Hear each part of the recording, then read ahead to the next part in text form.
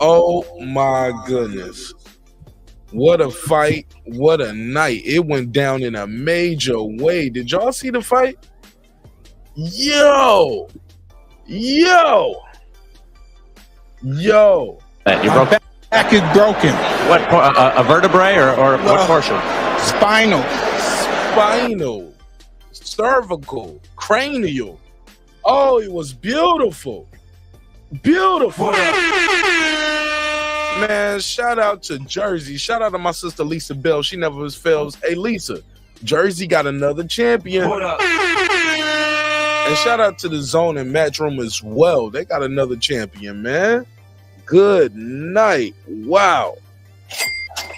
Man, what a night. What a fight. Man, you talking about somebody who needed a knockout to win and got a knockout in the last 10 seconds. He said it too. He was like, man, I'm going to stop him. I'm going to stop him now. It was looking rough at sometimes. And I know some people going to say, Martinez, it was a bad stoppage. I know. That's why I'm going to open the phone lines. We're going to have a conversation. Y'all know I got to run the intro, though. I got to get the room populated, pass out the link, share the link, because I know y'all ain't going to share the link. So I'm going to do it. And, man, we got to talk about it. We got to also talk about my guy, Brian Norman Jr. He was on this card. I think I'm going to get Brian Norman Sr. to pull up on this episode, so stay tuned for that. He's going to tell me what he thought about the fight and the stoppage.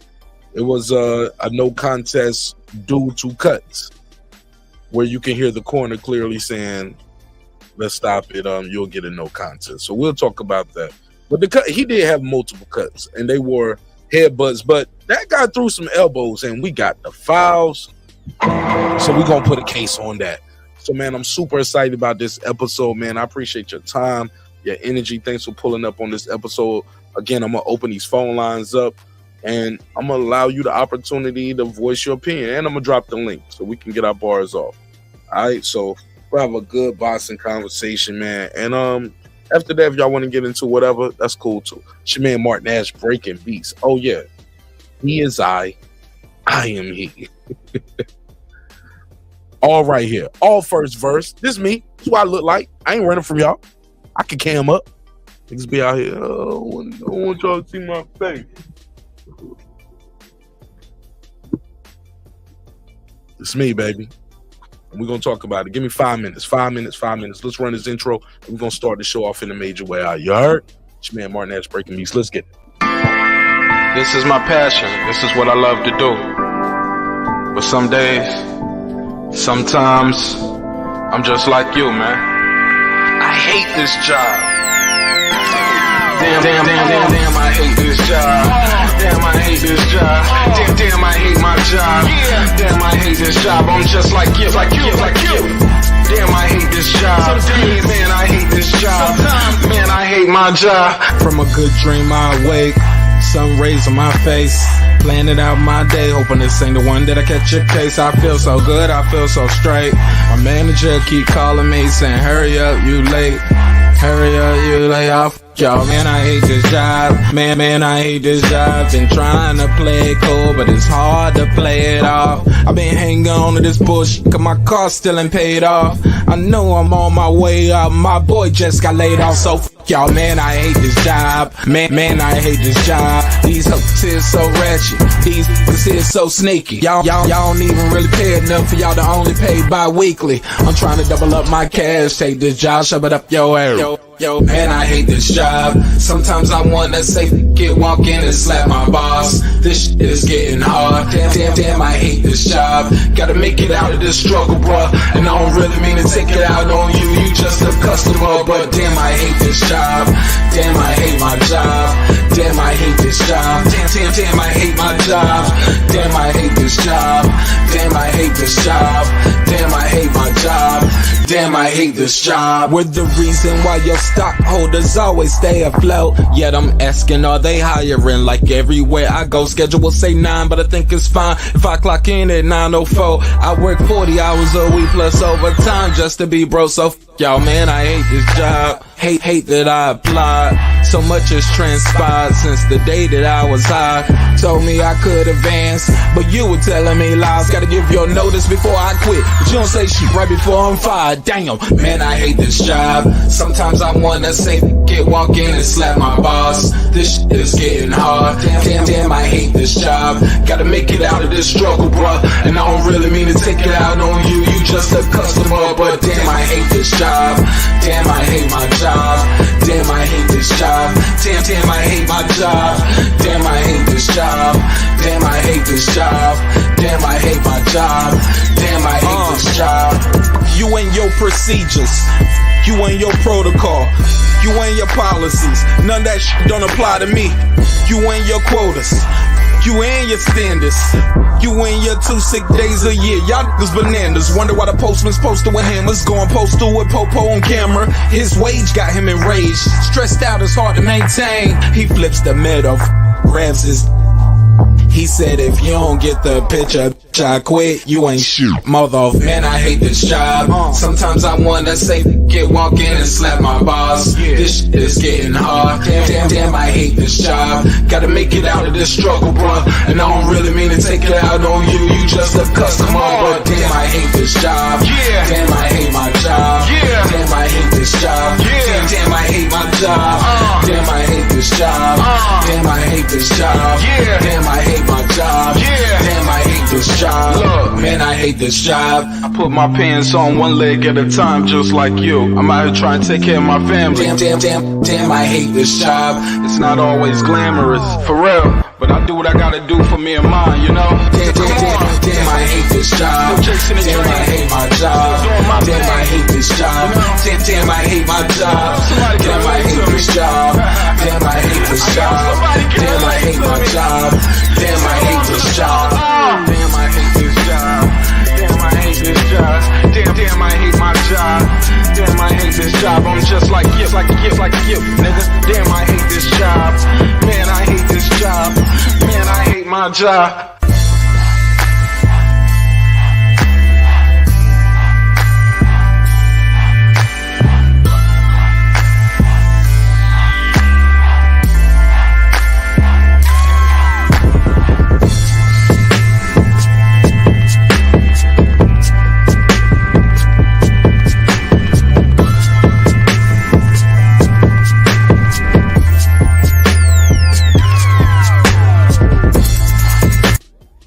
The views and opinions expressed in this program are those of the speakers, commentators, experts, and or the host. They do not explicitly nor necessarily reflect nor represent the channel's policy or the views held by the channel or broadcaster. The broadcaster or its channel cannot be held accountable for all or any views expressed during the program. Basically, if I didn't say it, don't come for me. You come for the person who said it. And please don't sue me for somebody else's words. With that said, let's start the show, motherfucker.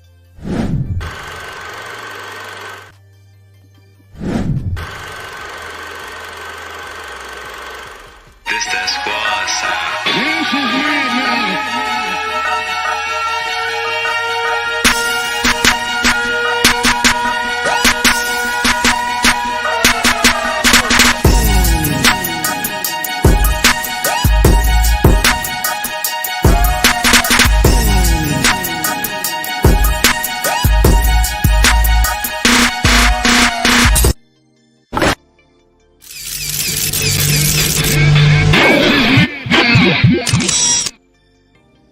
What's good, neighborhood? You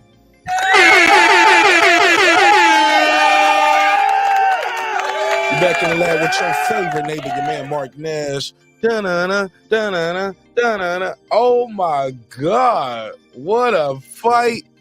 What a night. Ladies and gentlemen, man, I'm going to go on record. If you haven't heard any other content creators say this yet, allow me to be the first. Let me throw this in the bucket for Fight of the Year. Put a case on it, baby. Fight of the Year candidate already. Never heard of it. Yo mama, nigga. This was a hell of a fight. Oh my God. Man, I paid for pay-per-views and then and attended events, I wasn't this thoroughly entertained. Oh my God, I was thoroughly entertained. This was amazing. Yo, shout out to my boy Raymond Ford. Oh man, if you haven't heard of Raymond Ford, and you out with that never heard of it juice, oh man. You never heard of it. You're gonna hear of him now. This man is a world champion. Shout out to New Jersey. Jersey, you heard me? Oh man, people gonna be talking about this one. Now let me address the elephant in the room.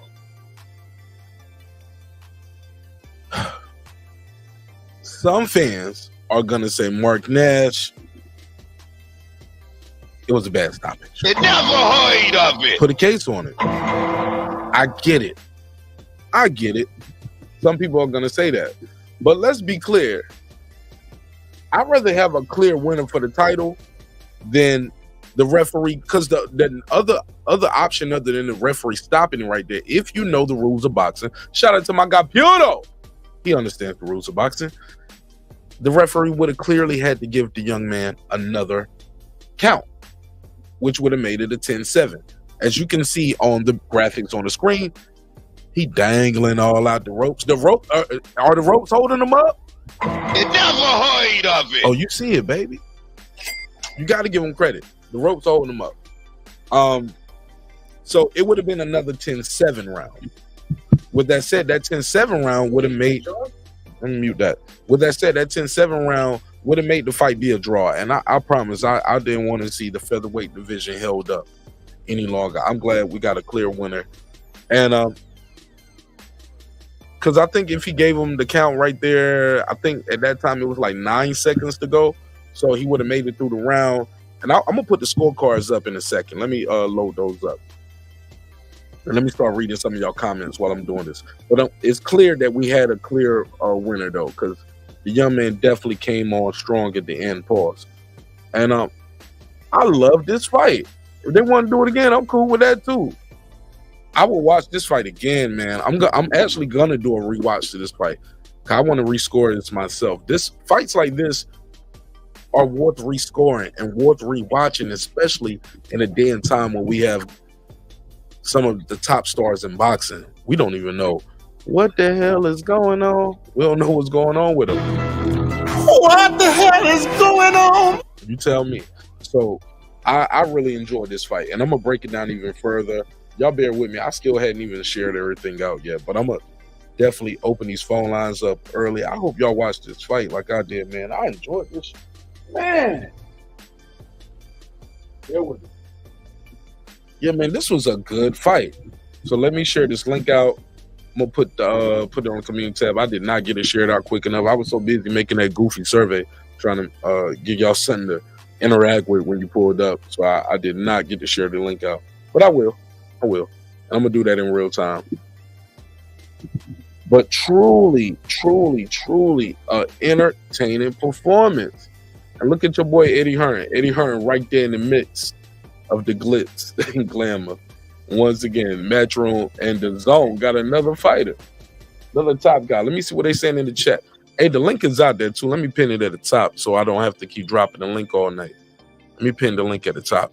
Shout out to my guy Chubby, though. I talked to Chubby like a couple of days ago. He asked me, was I gonna do a live? I said, are you gonna be there? He said, yeah. I said, well, I'm gonna do the live then. Shit. Whenever two or more are gathered, God is in the room. So I got the link pinned at the top, so you can call and voice your opinion. I got a funny little survey. Did you hit the like button? Somebody said, yeah, it's free and easy to support. Some people like to share it, but I put it up there just for fun. Fuck your like button. I knew some of y'all would get a kick out of that. But also, some people just hate when people tell you all night, man, hit the likes, hit the likes. I promise. The survey is there, so I don't have to ask you to click the like button, all right? And if you click the dislike button, that's cool too. So the link is out there. Let me read what they're saying in the chat. And also, let me put this on my community wall so people will know we live. With that said, let me go to the first guest on this episode. Shout out to my guy, Chubby. Papa Chubby, what up? Hey, Mark, man. Thanks for having me on, bro. Man, what a fight, right? Man, I love this fight, man. This was a hell of an event. What you think? I mean, I was I feel like it definitely got overshadowed this week, this card, with all the Canelo gossip and the Ryan and Haney stuff. Yeah, And, but you know, expected because those are the stars of some of the stars of the sport. But man, this guy right here and both of these guys, man, could be some of the new stars, man. Shout out to Raymond Ford, man. He pulled that shit off, right there in the last 10 seconds of round 12. I mean, this fight had everything you want from boxing. You know, like this is the fights I live for, man.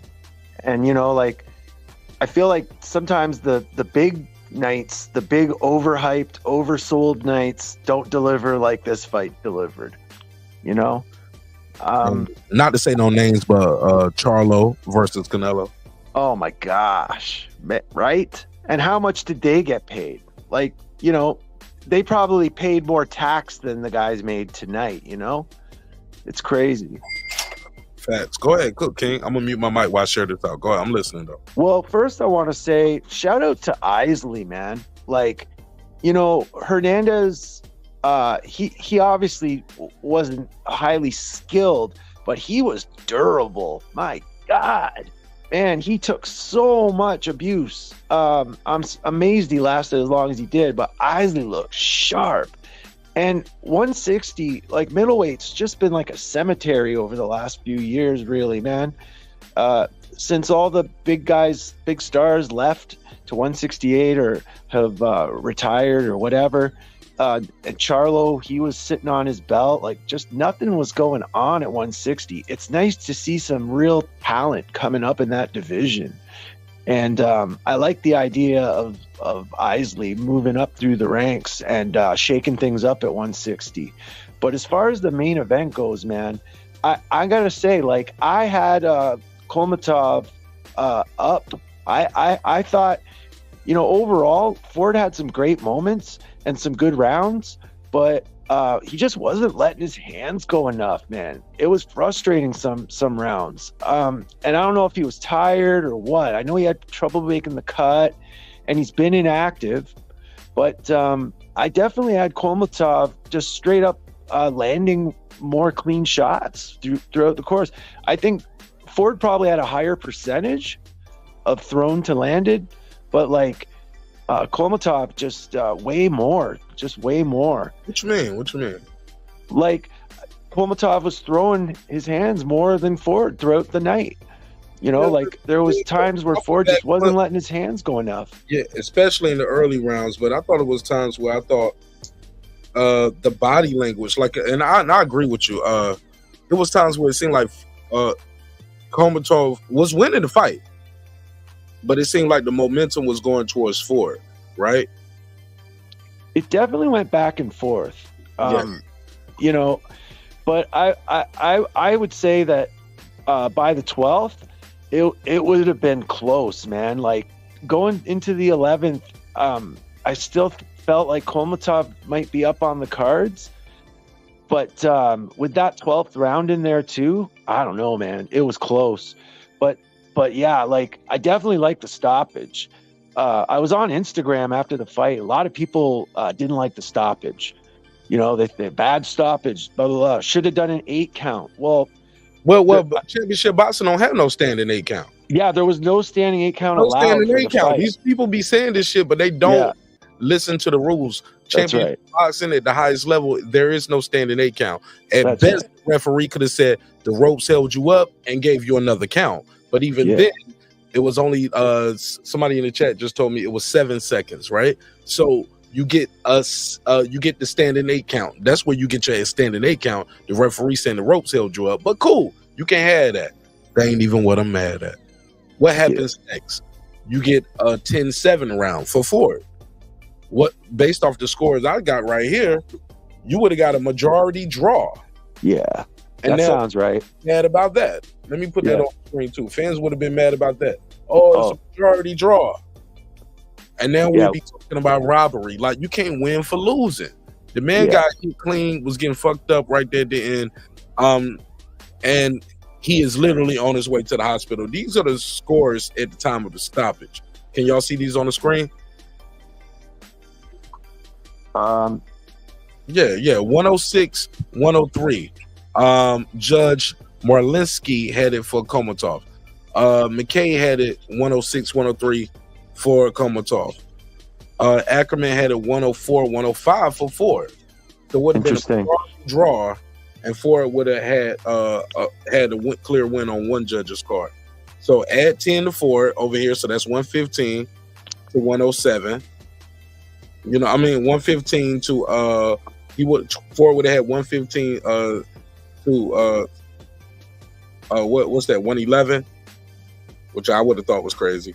Over here he would have had 113 to 113 because he would have got 7, and over here you would have had 113 to 113 again. So you would have had 113, 113 on 2 cards. Yeah. If you gave and that's if you gave homie the benefit of the doubt, because I ain't gonna lie, part of me, especially if I was a guy in the crowd for Kholmatov, I would have been mad at the ref for stopping. I'd be like, no, give him the count. Give him the count. He worked so hard to get here. So if I was a guy, and keep in mind, Kholmatov was the favorite too. He was the favorite. So a lot of people are upset because they didn't get their bread. By a small margin, though, Mark. Yeah. I mean, anyone. Nonetheless, though, that a loss on the betting books, it's a loss. I don't care. No doubt. Yeah, no, for sure. But like, one thing I want to say about Ford is, I mean, I got to be honest. When I was a Ford, I was supporting Ford early in his career. I saw him early on in his career, and then, I watched that Perez fight. I watched that Vasquez fight, and he kind of lost me a bit. Like, he was looking protected, right? And tonight he looked different in there, man. He looked really poised, and he looked just like he had an element of patience to him. And even though he was down, I really liked how he conducted himself in there tonight, man. I think he could have let his hands go more, but other than that, I gotta say, like, he won me back as a fan tonight, absolutely. And the end result, I'm down with it big time. Anyone that's mad, you're right, it's crazy. Like, they would have been mad. People are just gonna be mad no matter what, right? But that's pretty much all I got to say, Mark. I mean, it was a great night, and I would love to see them run it back. Like, hopefully Kholmatov can challenge for the belt if Ford stays. But I mean, he's having trouble making that weight. He's probably going to vacate and move up. So Kholmatov might get another shot at it. Hold what you got 1 second. I mean,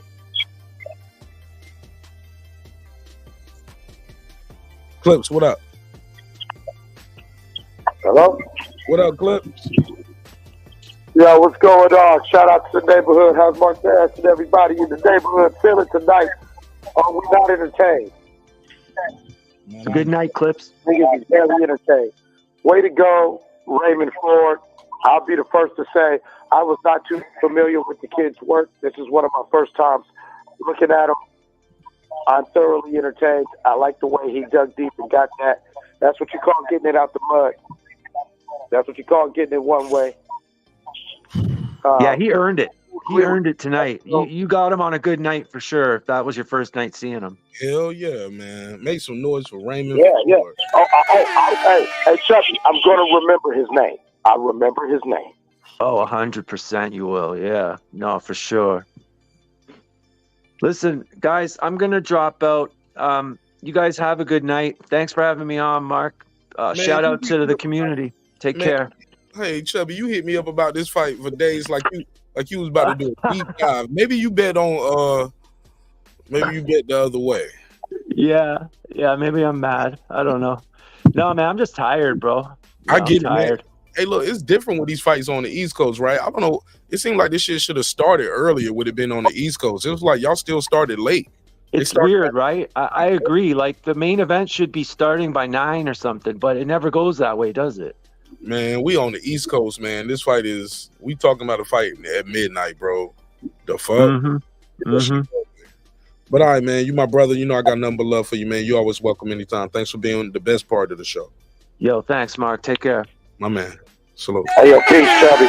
Talk to me, Clips. What you think? Man, I like that was what we want. That's what sport embodies. That was the best of boxing, the sport at its best.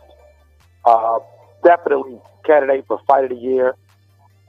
As you know, me and you, we were texting over the course of this fight. I'm sorry, I don't mean to disrespect. I'm sorry. Clips. You and I, not me and you. Yeah, you and I. Thank you, sir. You and I. Thank you, sir.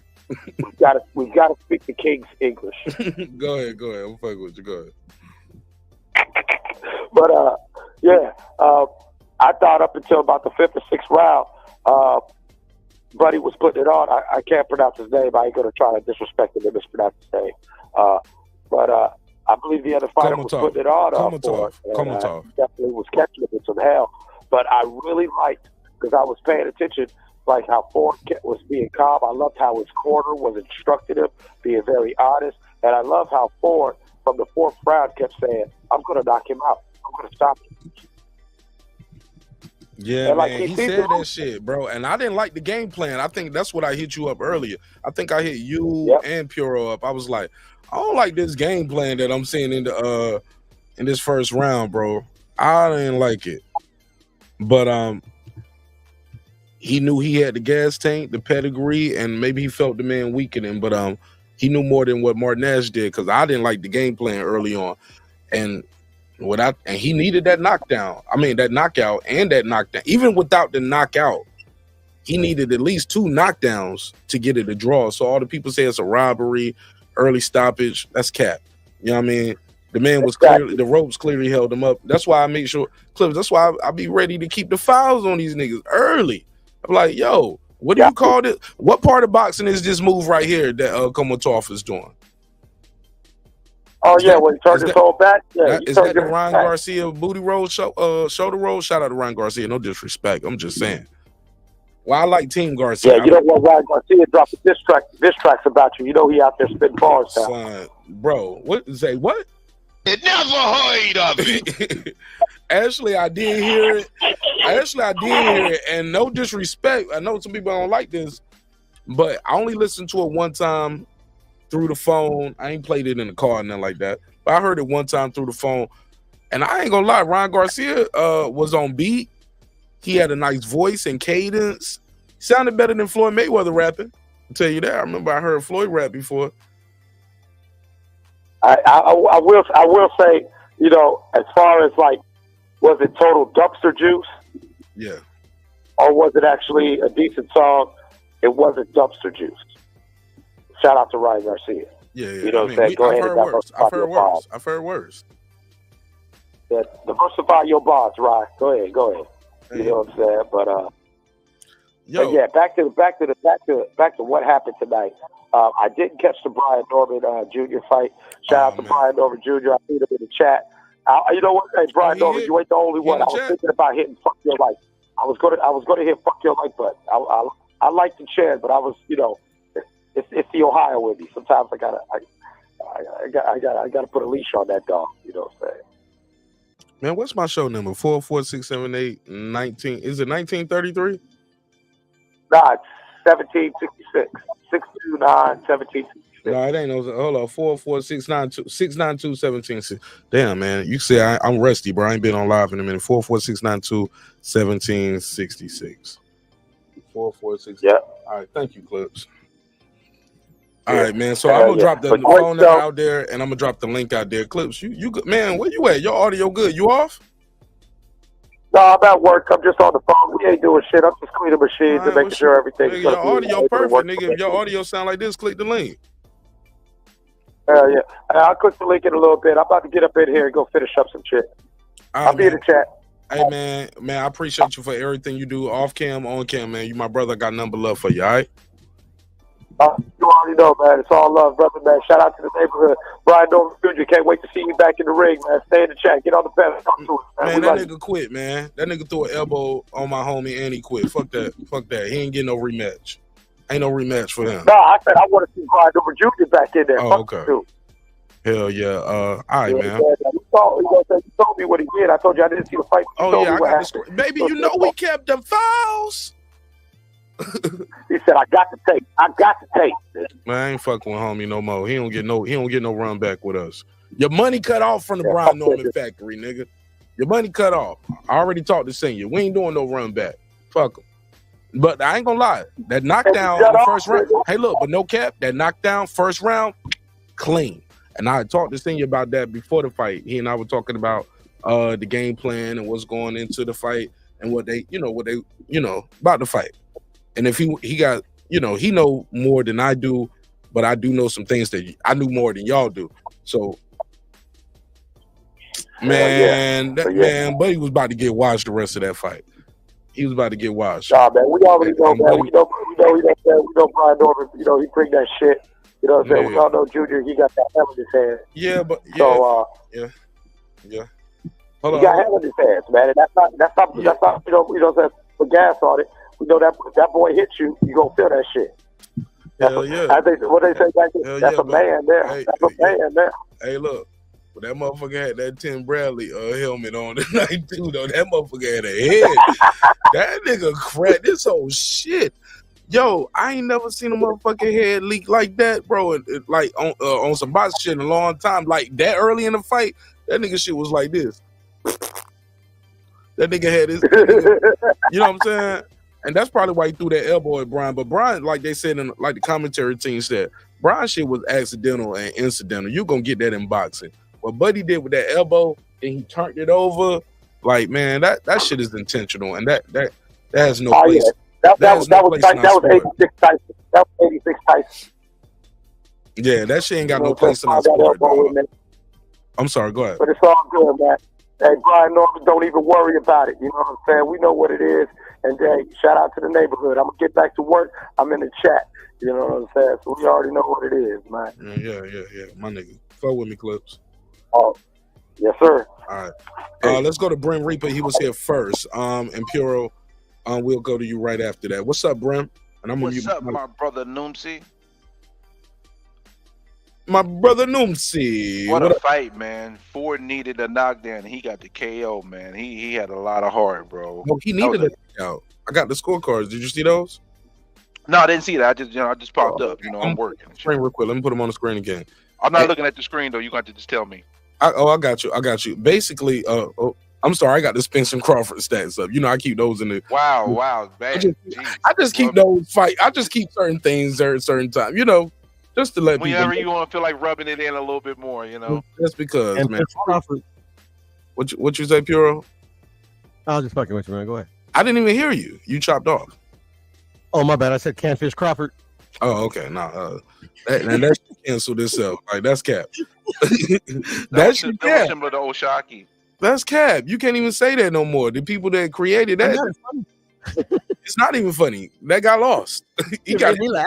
He made me laugh. But I hear you. Go ahead. Shout out to my good brother Ben Israel, wherever he at. Ben Israel, it's still all love. Ben Israel, I think he the first one that ever came up with that, and he didn't never get his credit for it. But it means nothing if the guy got his ass whooped. But that's neither here nor there. The scorecards on the screen.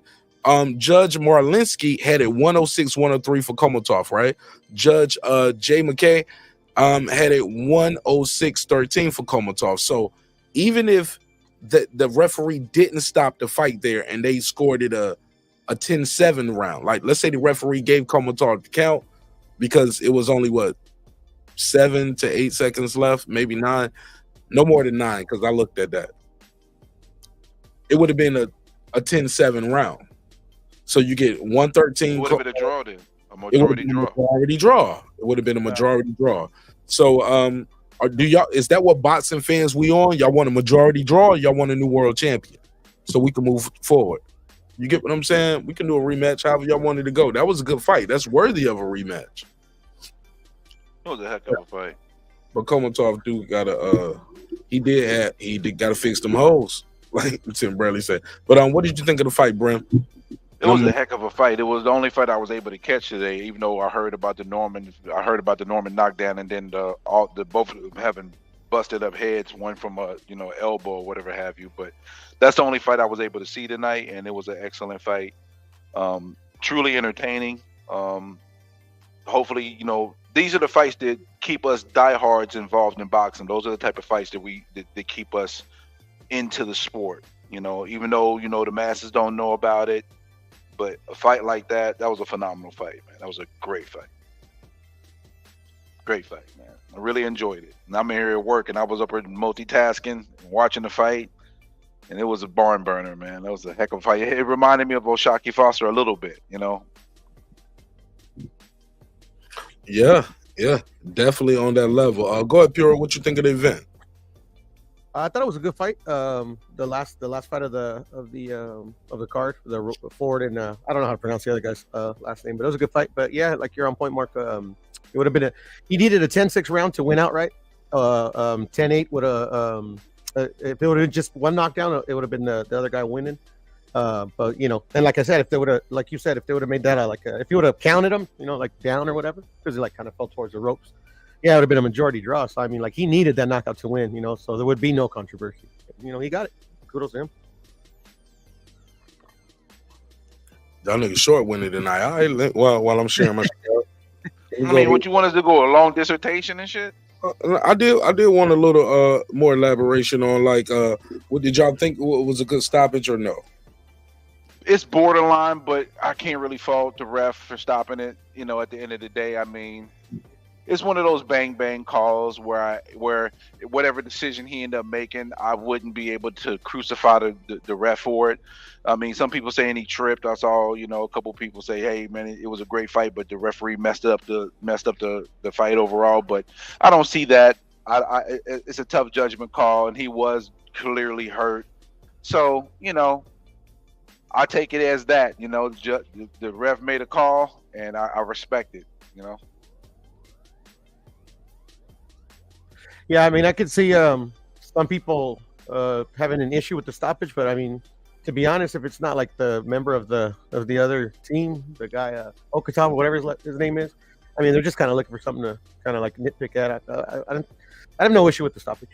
You want to know something crazy too? He tore his ACL in the fight. Oh, Ford? No. Oh, the other guy. Yeah. Kholmatov? Yeah. Hell no, he was moving like that with a torn ACL. That's crazy. Yeah. Oh, we definitely need a rematch. He fought like that. What round? Did they say what round? Well, he came in. It was hurt. He was hurt in the third round. They said he tore it. It was already messed up going into the fight, but he tore it in the third round. Oh wow,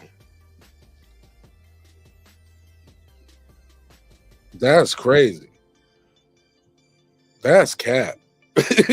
Ford said he moving up, but it's absolutely a rematch worthy. Yeah, I'm sorry. Did you say cap?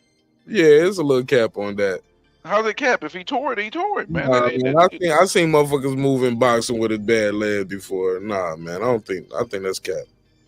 Sometimes adrenaline can have you doing things that you don't normally not able to do. Now you're 1,000% right. I agree with you on that. But the movement was very fluid. It wasn't limpy. Even with the adrenaline, you still kind of limpy a little bit. I heard your post, sir. You on Facebook? Oh man, I post everywhere. I be sharing the shit out. Yeah, as you should. You know what I'm saying? I be letting niggas know what's up. You know what I'm saying? Your favorite neighbor. Hey, how about Jake Paul in his first round knockout? Let's give him. He fought tonight. Yeah, Amanda Serrano couldn't fight tonight because of her eye. They didn't clear her medically because of her eye. Well, she got a retina issue. I don't know what it is. Something was up with her eye. I don't know the details. I just know that she had to pull out the fight very last minute. Literally very last minute. Nigga. Literally last minute, hours before the fight. What happened in your eye? Nigga, what, you got some lashes stuck in there? I don't know, man. Jake Paul got a first round KO. What's the fight in Puerto Rico? Yeah. Yes. Y'all think MVP Baden switched us? What's up? I doubt it. Because that was her card. She was the main event. I don't think. Yeah. You know what? You're right. Look at me. Conspiracy theory, Mark. What you say? No, bro. Conspiracy. conspiracy. You done let Golden rub. I like. rub I'm on you. not, man, when should I do my next conspiracy theory episode? Y'all know I love a good conspiracy theory. Soon, just get Golden ready so he can give you about 8 or 10 of them. So Who? you need to have Golden Grams backhand king. I can't listen to Golden talk for 8 or 10 minutes, let alone 8 or 10 episodes. Wow. It's my man 50 grand. It's my man 50 grand. But I'll be like, yo, him and Terence Bailey. I love them niggas, but I'll be like, bro, you better get that shit out. You can't be Terence a Bailey long-winded as hell, boy. And long with it with a stutter, man. Fuck. My nigga though. It's my nigga, so I gotta be like, you remember Nino Brown when he had the Dutter Man? Remember the Dutter Man? He was like, I had 3 or 4 bad bitches.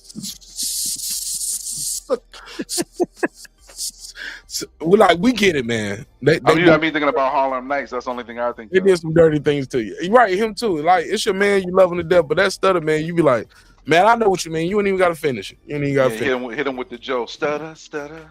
Nah, it's all love. All right, but and shout out to them, man, if they watching. I was just joking, y'all. I don't want niggas to get mad at me. We're just gonna be crossing the street to the other promotion.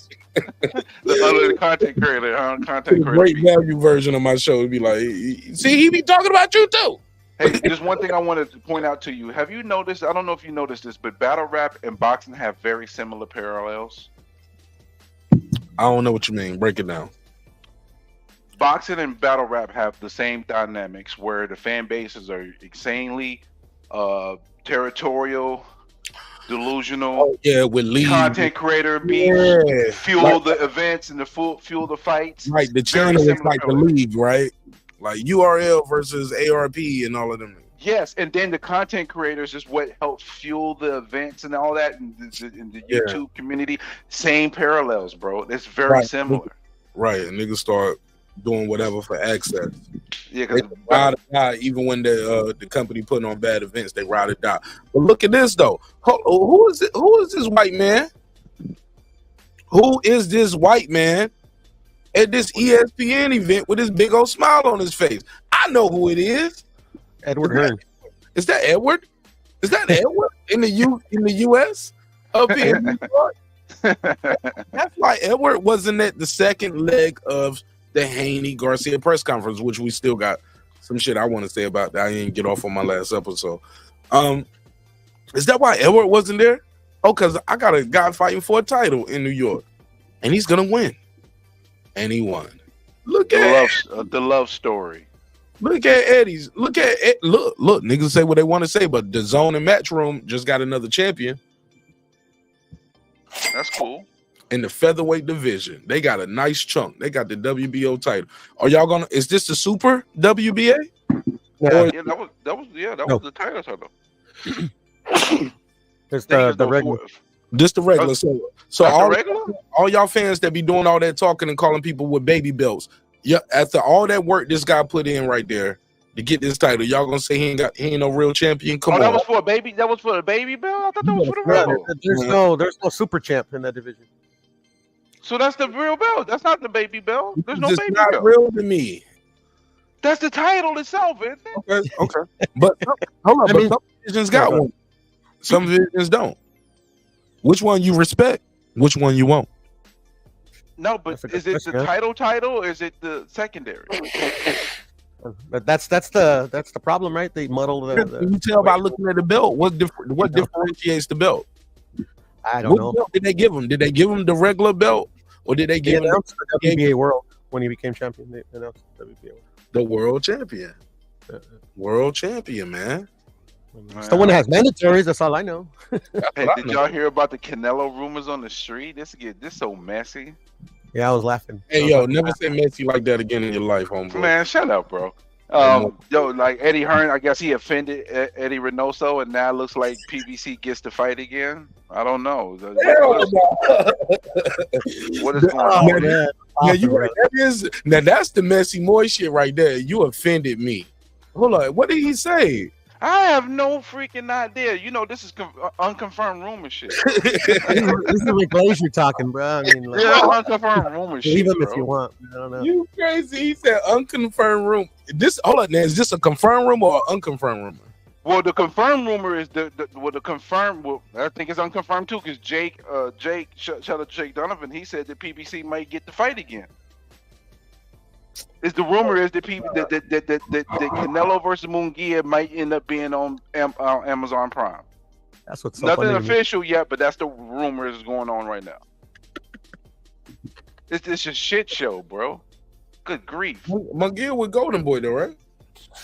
Yeah, no, that's- he's it's even more fun he's here. with Golden Boy, but Golden Boy is his secondary. That's his primary in the U.S. Mm-hmm. What you mean? Who's the I don't know. Like obviously we have to look at his contract, but to my knowledge, like U.S. handles like anytime. Honestly, we got to look at his contract. Like we about to open the books up tomorrow. I Like, know, and we can't. That's what I'm saying. You know, it's like Monday. who knows? You know, he has 2 promoters. I know that.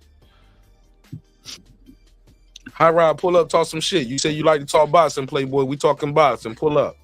Bro. Hey, we ain't talking no Israel, Palestine right now. We ain't talking no afro if it's his hair nappy or what. You know what I'm saying? We ain't talking none of that. We talking straight boxing. So High Rod, this is right on brand. Pull up, salute. Shout out my sister Lisa Bell. Let me do a couple announcements real quick. Shout out Lisa Bell. She said, I'm sick of this back and forth about Canelo and PBC in the zone. I'm For sick real, of but shit, he's the face of boxing. If he's not the quote unquote face of boxing, he's definitely the cash cow here in America, and he's from Mexico. You know what I'm saying? The Mexican is the cash cow here in America, and whether we like it or not, Canelo matters. I'm just saying. He matters. This plays out, you know. He matters. He's a big piece on the chessboard, whether you like it or not. AJ matters with or without a title. He's a big piece on the chessboard. We ain't gotta like Tyson Fury. He matters. He got the WBC world title. Oh, hey, on another note, you know why Eddie Hearn was there? You know, Ford is his homegrown. He brought him from the beginning to this point. That's why he was there. When you have that means he groomed him all the way to this point. Yeah, I got to be there for that. I can't miss this one. Yeah, I got you to the point for a world title, and you won by knockout, and you needed a knockout. I can hear Eddie in the corner. That's what made me screen grab the scorecards, because while his corner was cleaning them up, he said, "Man, you was down by 2 on 2 of the. You was down by 2 rounds or more, or something like that." But basically, I heard him say that. But it was other shit going on. I was like, "Word? Let me get these scorecards." And sure enough, he was down. And he needed that win, man. He needed a knockout. Lisa Bell, I gave you a couple big shout outs earlier. Shout out to New Jersey. Y'all got another champion. TKB said Lisa Bell's never heard of the before. He said never heard of the before laugh out loud. Okay. Pound for count. He's like anything else? She said they paid her opponent a full purse. What? Talking about Serrano. That's cool, actually. You know. Yeah, I never heard of that neither. Your opponent full purse. You know, sometimes when they go away like this, nobody gets paid anything. You know, some of these fighters get paid really little. Little to nothing. What is wrong with Serrano's eye that she had to pull out the day of the fight? Because they do medical before the day of. What happened? Mm-hmm. Somebody said MVP posted a letter saying she injured her eye yesterday, but the commission said she wasn't allowed to fight with her eye in that condition. Jake is refunding tickets. Really? Oh, that's been a freak accident though. It couldn't have been like training or anything. Who trains like one day before? Doing what? Like a mosquito flew in your eye? Like what the hell happened? How you injure your eye the day before a fight? Because the day before the fight, motherfuckers resting and chilling, eating, rehydrating. Jake Paul, man. Jake Paul need to take it easy, bro. Okay, Lisa Bell said her cornea was exposed to a chemical after she got her hair done. Oh, fire that hairdresser. Bitch, can you do some cornrows with like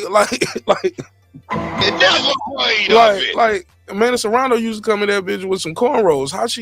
What chemicals they putting in the cornrows in Puerto Rico? Only HLD can fix this. HLD, I need you to come to the table. I need one of my Boricuas to pull up and tell me what's going on in Puerto Rico. Where we getting chemicals in our eyes doing cornrows? Because all she got was cornrows. Or am I tripping? Phone lines are open. 446-927-1766. 404-692-1766. Call in, voice your opinion. I'll put you right in the mix. Or you can click the link that I got pinned all the way at the top of the chat. And you can just beam in and you can voice your opinions that way. Shout out to TKB, my G. What up, fam? Hot Rod, he said, Auntie and I cashed in on a horse. And I love today. And I live today. I love today at 5'11". No, 5 to 1. 5 to 1. No, he won. Yeah, he won today at 5 to 1. Yeah, he won big. Man, that's crazy. That's badass. Shout out to the young boy. Young boy, High Ride out here making major plays. That's a good bet, dog. Clip said shout out New Jersey. TKB said after Triple G, ain't nobody, anybody who hits hard Canelo will not face unless dehydrated. I don't know about that. You know about that. Because he fought guys after Triple G that hit hard. But I got to do my research. You might be right. Puro, you are our Canelo expert. What you think? Not too much. I'm good. I can't even do nothing. I asked you though. It's okay. It ain't mission accomplished. I asked you. It's not mission accomplished. When I'm on a panel, everything leads back to Canelo. Nah, this ain't none of that. Jeez, I asked you. It's all love. Man. Yeah, I don't agree either. But I'll do my research. Yeah, I got to do my research, but I don't believe that. I think Bivol cracks hard, and yeah, he fought him. You know what I'm saying? That was the Mark Nash, bro. That shit was funny. I mean, shit, I'm being me. All right, go ahead, Brim. I'm about to call you Canelo. Brim, Puro. Phone lines are open. The link is out there. What else happened? Y'all want to get into this Brian Norman shit or what? Y'all ready for that? Brim, you said sure. Who didn't? Right. Brim said he didn't see it. Puro, you saw it. Yeah, I saw it. What's your assessment on my guy Brian Norman Jr.? And look, y'all know I'm team Brian Norman Jr. Y'all keep it raw as you want to. You can say whatever you want to. My last name is not Norman or Jr., so you can keep it as raw as you want to. Because I'm sure he or his father can beam in and speak for themselves. Yeah, man. I mean, it was a letdown, to be honest. I mean, I thought it was gonna end up shaping up like a pretty good fight because the guy, the Puerto Rican Boca Chica, he got a knockdown. And I mean, I guess I don't know. I didn't see the cards. One could assume that Boca Chica was up, so like his corner kind of deciding to like not continue in the fight. I mean, even though they said that the doctor stopped it, the corner didn't seem too keen for him to go back out there. So I mean, like you could assume you're winning a fight, and you kind of like let it go to a no contest. I don't know. It's just kind of a letdown. I really I mean. That's his decision to continue or not or whatever. But I mean, I don't know. It was just a letdown. I mean, it is what it is.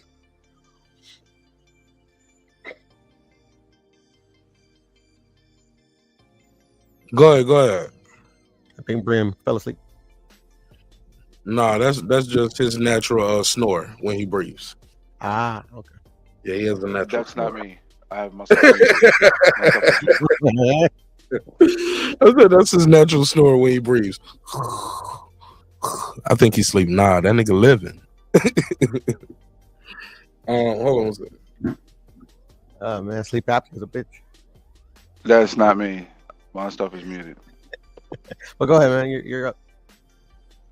He said he missed the fight. That's why I had to ask you because he didn't see Brian. I see. Yeah. I mean, that's about as much as I saw. I mean, it was like 2 rounds, and we were able to see 2 or 3. Not much to talk about. Just a big letdown. But I will say this: I do wish they run it back. But there was a lot of headbutts there. But I mean, doesn't mean that the second fight's gonna happen like that. I don't know. I wouldn't mind seeing a rematch.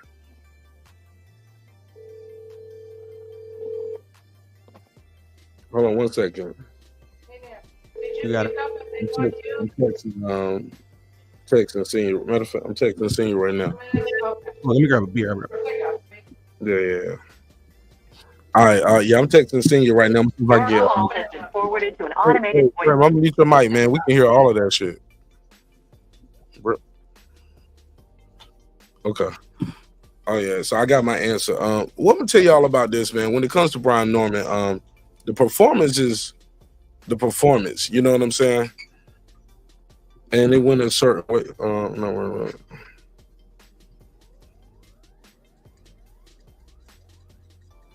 Hold on.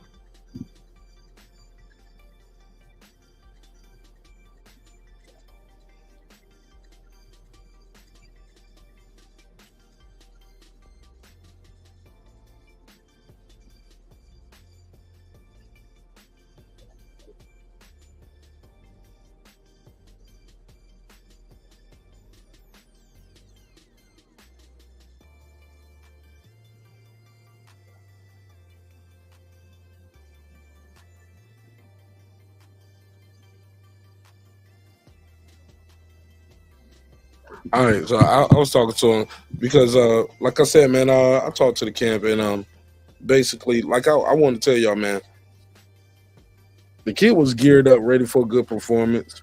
I think that knockdown, though, I think he's gonna learn from that knockdown because he dropped his hand, he lunged in, and he paid for it with a straight shot. But you're gonna get shit like that happen. It's boxing. But I think he got himself together. At first, when he held his arm up, I was like, damn, is he stiff? What was that? But then I realized he was like, nah, I'm good. He was just holding his hand up saying, yo, I'm good, I'm straight. And he stood up and the bell rung. And the next 2 rounds, he went back to doing what he was doing and it didn't happen no more. And old boy had to resort to an elbow, a clear, deliberate, illegal elbow. Fo, you got the flow. This is my guy, Brian Norman Sr., trainer, father of Brian Norman Jr. What's up, big dog? What's up? I heard you earlier, but I ain't really hear you just last little bit. So it's probably like I've been off like 15, 20 minutes, so I don't know where we at. But I figured I'd call in. What's up with you, man? Man, we discussing y'all event, man. What you think? Yeah, can you hear me? Yeah, I hear you now. What's up? Yeah, first of all, how's B? I know the phone must keep going in and out. Okay, let me switch my cable. Hold on. All right. Switch cable. Put the phone line together, nigga. Up here trying to have a high quality show, and you ain't even got no good phone lines. Fix your phone line. How did he sound to y'all on the panel? Y'all can hear him clear? Yeah, pretty clear. Clear. Okay. All right, clear. You hear me? Yeah, I can hear you now. Brian Norman Sr., you hear welcome. Me? Yeah, I can hear you. Can you hear me? Okay, my bad. Yeah, I got you. All right, Brian Norman Sr., welcome home. Welcome home to your home away from home. All right, man. Rough night at the office, but you guys still are undefeated. Oh, yeah. 25 no problem, man. 25 and no. Talk to us. I mean, it happened. Yeah. It happened. It happens. You know what I'm saying? Shit, he came out doing his thing, doing what he was supposed to do. Boca Chica liked to fight. I think he had him on the back foot, on his heels, you know what I'm saying, pushing him back and working and, touching him up like he needed to. Shit, and of course, you know what I'm saying, mistakes happen or whatever. He got caught coming in and shit, it happens. He's never been dropped in his life. That's the crazy shit. No. He's never been dropped in a fight. That's cap, because I dropped him. I dropped him twice. Okay, other than when you dropped him, he's never been. You know what? Not even this far. We're talking about he's never been dropped in an amateur fight or a professional fight. He sparred Tank Davis. Tank Davis didn't drop him. Goddamn well. I'm just saying, people don't know. There was blood and it wasn't healed. So he's doing that. He sparred Bud Crawford. Bud Crawford didn't drop him. Bud did not drop. No, sir. No. Got caught with a straight punch tonight. Got caught clean, flush on the button, hand down. Yeah. Hand down, man down. Absolutely. You know what I'm saying? It teach you, it humbles you. You feel what I'm saying? It teach you, hey, bro, you can't go into making them kind of mistakes. That's what it is, and that's how it is. So, like, you know what I'm saying? Like I said, ain't no excuses, ain't no nothing. Shit, it happened. It's not about what happens to you, it's about how you handle it. How do you I didn't mean to cut you off. Go ahead. I'm sorry. I was just saying it's shocking to me. I never I said I didn't mean to cut you off, but it's still shocking to me. I never knew he was never dropped in sparring, amateur, pro, nothing. No, he's never been dropped Ever. Wow. My bad if I was going in and out. Yeah. No, he's that's his first time. That's his first time. Actually, that's my first time seeing him physically.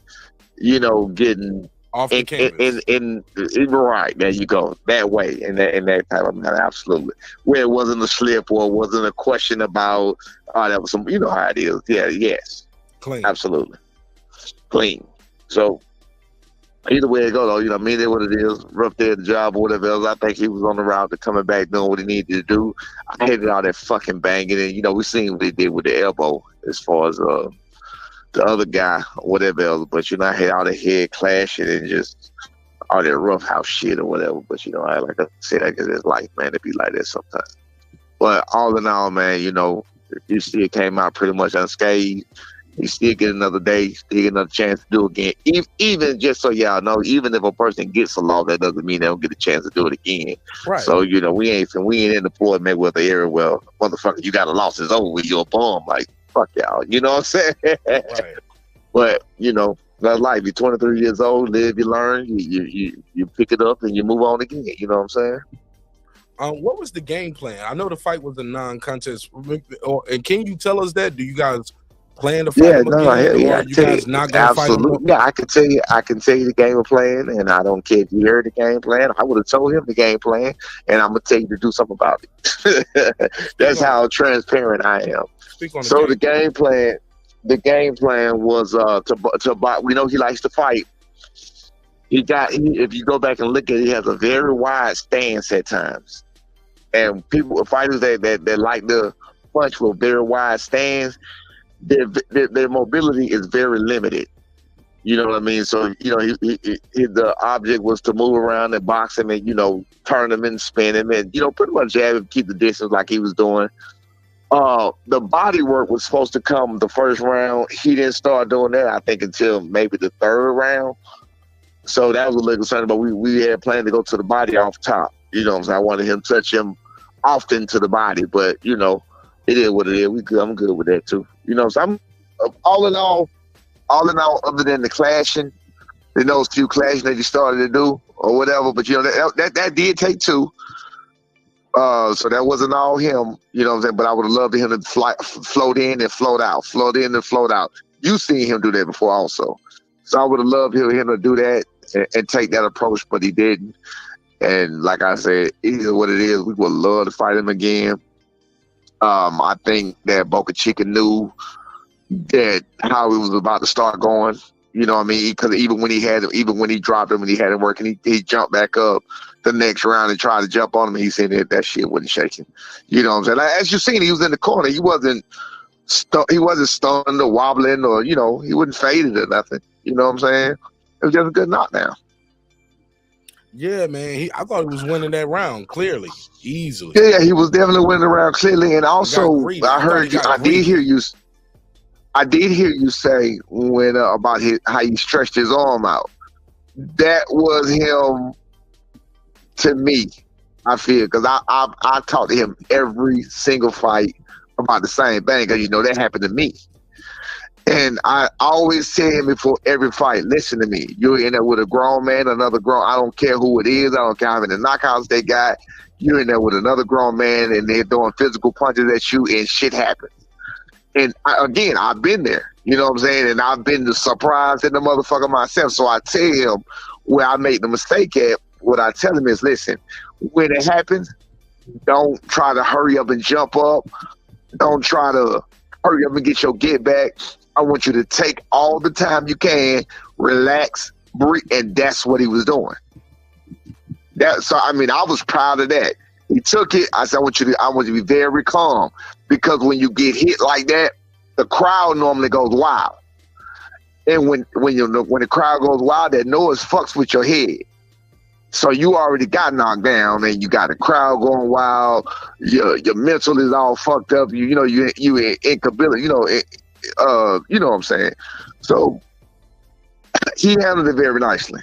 He handled it very nicely to me. You know what I'm saying? He took his time. That's why he got up, closed his eyes. He was relaxing because I told him to breathe and just, take all the time you can. If you got to take an 8 count, take that whole 8. Breathe in, breathe out, and relax. Let me do this quick super chat. Hold on 1 second, Mark. No, I'm live. I don't hold on. No, my bad, dog. Anyway, I ain't got I'm joking. I'm joking. While I'm holding on, let me read this super chat. No, I'm here, but go ahead. Raphael 32 with the $5 super chat. Thanks for supporting the show in a major way. He said Ford is moving up to 130. He beats Joe Cordina, loses to Oshaki Foster, fight of the year. So far, I agree with that part. And he said barn burner. He said trainer guided him to victory. Let me give him the $5 drop, man. Let's give him the $5 drop.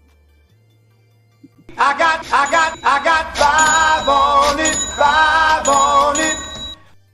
on it. When you saw your son get dropped for the first time, you never seen this, amateur or pro. He's been your son your whole life and his whole life. His whole life, right? Yeah, right. When did he start boxing? What age did you start bringing? 7. So he's one of these boxing kids that we hear about, the Ryans, the Taints, the Floyds. Like, these guys, they knew how to box before they knew how to do multiplication, and you get what I'm saying? They knew how to box before they knew how to do most things that other people know how to do regular, right? You know what I'm saying? He knew a left hook before he could spell supercalifragilisticexpialidocious. Right. What goes through your mind in that corner? As the father, as a trainer, as a mentor, at that time, surprisingly, at that time. Go ahead. At that time, surprisingly, I was just as calm as he was. I looked right at his face. When I saw him stick his arm out and I saw him close his eyes, I was at ease. Really? I really was. Yes, I really wasn't worried about it. What did you think that because arm up? That was them letting you know I'm good, or it was whoa shit. You know how you catch yourself, you know what I'm saying? Oh, wait a minute. When I saw his eyes close and I saw him sit there for a second and take it, and I saw how he walked to the ring and I knew exactly what he was doing. We talk about this. Okay, talk about that moment with us, because some people don't know about it. So explain how that works. Like, how do you prepare somebody for something like that that's never happened? And what I just told you, and I tell him to him every single fight. I will continue to tell him to him every single fight, which I know he already knows now because he did it.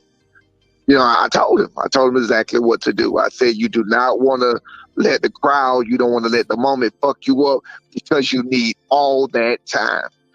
I said, if you go down, if you get hurt, if you get wobble, I said, if you're on your feet, if you can, pedal back, use your feet, you know what I'm saying, step around as much as you can until you can get your shit together. You know, if you got to work, if you don't have any legs to pedal around, try to walk it out. You know what I'm saying? But at the whole time trying to breathe to get your shit together. So we playing for it. Like I said, it happens. I've seen a lot of people hit the canvas. And it's about the way about the way they act when they go about doing it that bothers them. You got the ones, remember Zab Judah, the famous Zab Judah shit when he went down and he got up and fell right on his fucking face? He stood up. He stood up way too fast. He stood up too quick. And it wasn't even that he stood up so fast because he was trying to prove he wasn't even hurt and it wasn't a real, he was embarrassed. Yeah. And I tell him, no matter what, listen to me. You got to understand, once you're down, you're down. You're down. You got that 10-8. You got that. That's it. Yeah. You ain't got to prove shit. Oh, my God. That's great advice. That's fucking great. You ain't got to prove shit. You got to relax. You got to chill out. That's done. If they're counting your face, you ain't. I've yet to see a referee stop count and say, oh, yeah, you're right. It was a slip. Have you? Nah, once they count, they count. It ain't changing. Once they count, they count. You can't. Once they count, they're not changing their mind. And that's what made Zab none of so that. Bad. Zab jumped up and Yes. was like, the people can't hear what Zab said. It fell right on his fucking face. He fell down again. And at that point, I think that was Jay Nady. He gotta stop it. The rules say I gotta stop it now. Absolutely. You have no control So, of your functions.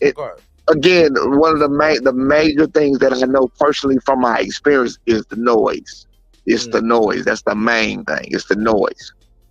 Nothing but the noise, man. Speak on that as being a pro fighter yourself, and because some of these father-son duos, and this ain't no yeah, they don't understand, right? Yeah, right. This ain't yeah, no, nah, this man, ain't no, the noise, man. Like, yeah, it's some great father-son duos, Hall of Fame father-son duos, but they never fought ever. You know what I'm saying? Or but I can tell you when that level. shit happens, and when that shit happens, depending on the size of the crowd, man, that shit is like it's like a whole nother episode going on in your head. The noise. It's like a rah, you know what I'm saying? You know, the crowd is cheering and roaring and you can't get your shit together. You don't know what the fuck just happened. You know what I'm saying? You never been in this place before. Like, it's crazy. You know what I'm saying? So that's why I told him that. So he experienced it, you know, just like anything else. Once you experience something, that's water under the bridge. So the next time it happens, you have an idea what you need to do or what you need to try to do. You know what I'm saying? Like, even sometimes if you get hurt and you see the person about to take, if you need to take a knee, you know, even if you need to take a knee, it ain't no shame in that. You know what I'm saying? I'm going to get back up. I'm going to whoop your ass. Just give me a minute. That's how I feel about it. Give me 1 second. I'm going to whoop your ass. Give me 1 second. And I mean, sometimes you got to do that. Like I said, I've always been very transparent about everything I do, the good and the bad. You know, I come right on this show and I tell you the good and the bad. Every episode. Every episode. I ain't gotta lie about shit, because I'm not ashamed. A person who has to lie about something is a person that's ashamed of what they go through and ashamed of what their life, and there ain't nothing I'm ashamed of in my life. Right, especially your son. Especially my son. So he goes down round one after winning round one. Clearly, he goes back to the corner, and I hear you say, "You laugh. You laugh." Yeah, I did. I got you on camera. You laugh, and you said, I laugh. "You said, hey man, he got your timing down on that one. But you got to get his timing. Talk to us about that." No. What it was I was literally. He timed you. He timed you, but that's why I was laughing. Like, that was so fucking funny, because I was just looking at what he was doing, and I knew the round was about to be over with. He was open for the exact same shot. If you go back and you watch his fucking left hand, he was so late. His opponent, he was so lazy with that left hand. His head was right there. I was going to take him to throw the identical punch. That shit was like, what the fuck? You know what I'm saying? Like, damn, I'm finna tell you the Sundays. That's why I said, look, I said, he timed you, but you need to be timing him. Yeah. Because my son, from what I saw, yes, he did come in with a low hand. But with my guy, he was standing right in my son's face doing it. My son was on his feet. He was back and forth. He was using his legs. You know what I'm saying? So he was back and forth. He wasn't necessarily always, just always in his face. Okay. Hello? Yeah. You here, senior? I can hear you. You still hear me? Yes, sir. You good? Yeah. My bad. You good, bro. All right, so I'm gonna play a quick little audio. This is you in the corner of this ESPN Top Rank. Also, you got my other homie there with you, Jacob Stitch Duran. I think you and Stitch might be competing. You might have passed Stitch as our most view. No, Nito and Rachel still our most view guess. But right after Stitch, though, you right there tied with Stitch. But this is what you say in the corner. You, Stitch, Rachel, y'all, and Hank Lundy, y'all are most. But you know why y'all are all fan favorites though? And I keep trying to bring y'all back on the show because you guys are so candid, good, bad, flaws, and all. And I think that's why the fans gravitate to your personalities, persona. Let's hear what just happened live in real play. This is what you said.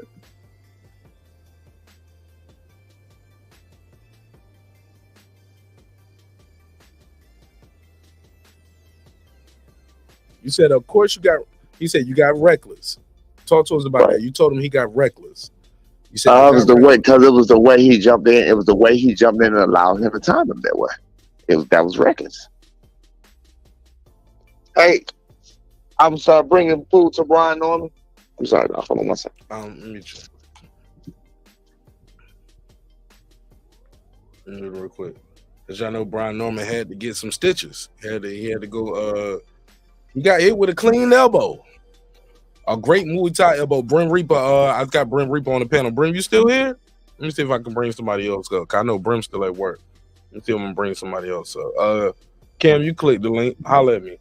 Anybody got any questions? I'm gonna open the phone line up too. Matter of fact, the phone lines are open. Let me put the number back on the screen. Anybody got any questions for my guy Brian Norman Jr. or Brian Norman Sr. in regards to the performance tonight? As you know, it was a no decision, no contest. Fight got stopped on cuts. The opponent had some headbutt issues from Brian Norman, but his headbutts came from fighting in boxing. It was not a Muay Thai. My guy threw a Muay Thai elbow. Oh yeah, that was some and bullshit. Then he turned it over. And soon as he did that on purpose. And bro. you can see it split. Even the commentary said, like, the commentary thought it was a short right. I mean, a short left. But in the replay, everybody was like, boo. Like, people don't like shit like that. I know it's a fight and we here to fight, but come on, fam. Like, clear, dirty shot, dirty. And Tim Bradley, who has not been friendly to you, Brian Norman Sr., he even said, this some bullshit. We got to stop this in boxing. I didn't used to see this that much, is what Joe Tessitore and the other commentary team was saying. They was like, man, we didn't see this a lot coming up. When it happened, it was very rare. It seems now guys are like, they throw the punch and they following through with the elbow. Like, if I don't get you with the short shot, turn your elbow up. You know what I'm saying? Right. And it's a dirty move. Which is why Brian Norman has to get stitches now, not do a punch. It's not like, because somebody coming in, you know, guys clashing heads, that's going to happen. But elbows, and this was a clear elbow, Tyson Fury style. What's your take on that, scene? I mean, never with you. I'm a little too even tired. I'm a little too tired to even worry about it, stress about it, man. I seen it. I seen the replay. Just like you, I didn't see the shot when it happened. I didn't even know he was cut, because it was away from me. His back was to me when it happened. So I definitely didn't see it until they replayed it on the screen. And when they replayed it on the screen, the fight was over with. So I'm standing in the ring looking at it on the screen. And they was replaying it. So I'm like, what the fuck? You know what I'm saying? So, like I said, man, it was just a whole bunch of emotions, man. I was just too tired to even press on that particular point right there. I wasn't even worried about it. Hold on one second. You know, I got to sneeze. I'm listening. Hold on.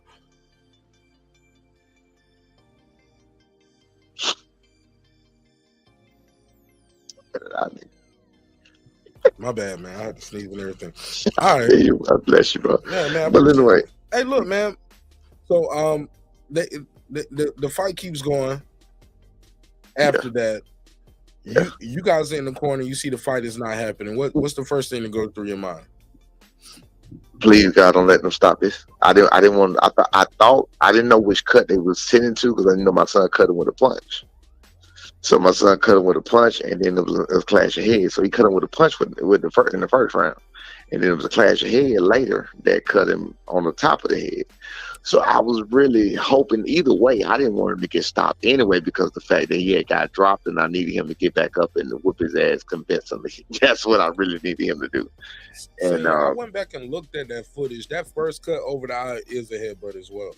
Oh, it is? The head. Okay, well, I didn't know. I thought it was from a punch. His mouth was bloody from a punch, like early on. I saw the blood in his mouth. So he had blood in his mouth from a punch, but I haven't had a chance to watch anything other than those few snippets that you sent me, man. I ain't seen nothing. Yeah, I went back and looked at them. I'll chop the whole event up, and I'll send you a clean cut of it, so you can see it while you out doing what you're doing. But I ain't gonna hold you up no more, man. If you can send me the whole fight, because I ain't even seen the whole fight yet. I'm gonna send it to you. In a second. Yeah, man. I appreciate it. I dub it on the other computer over here while I'm live.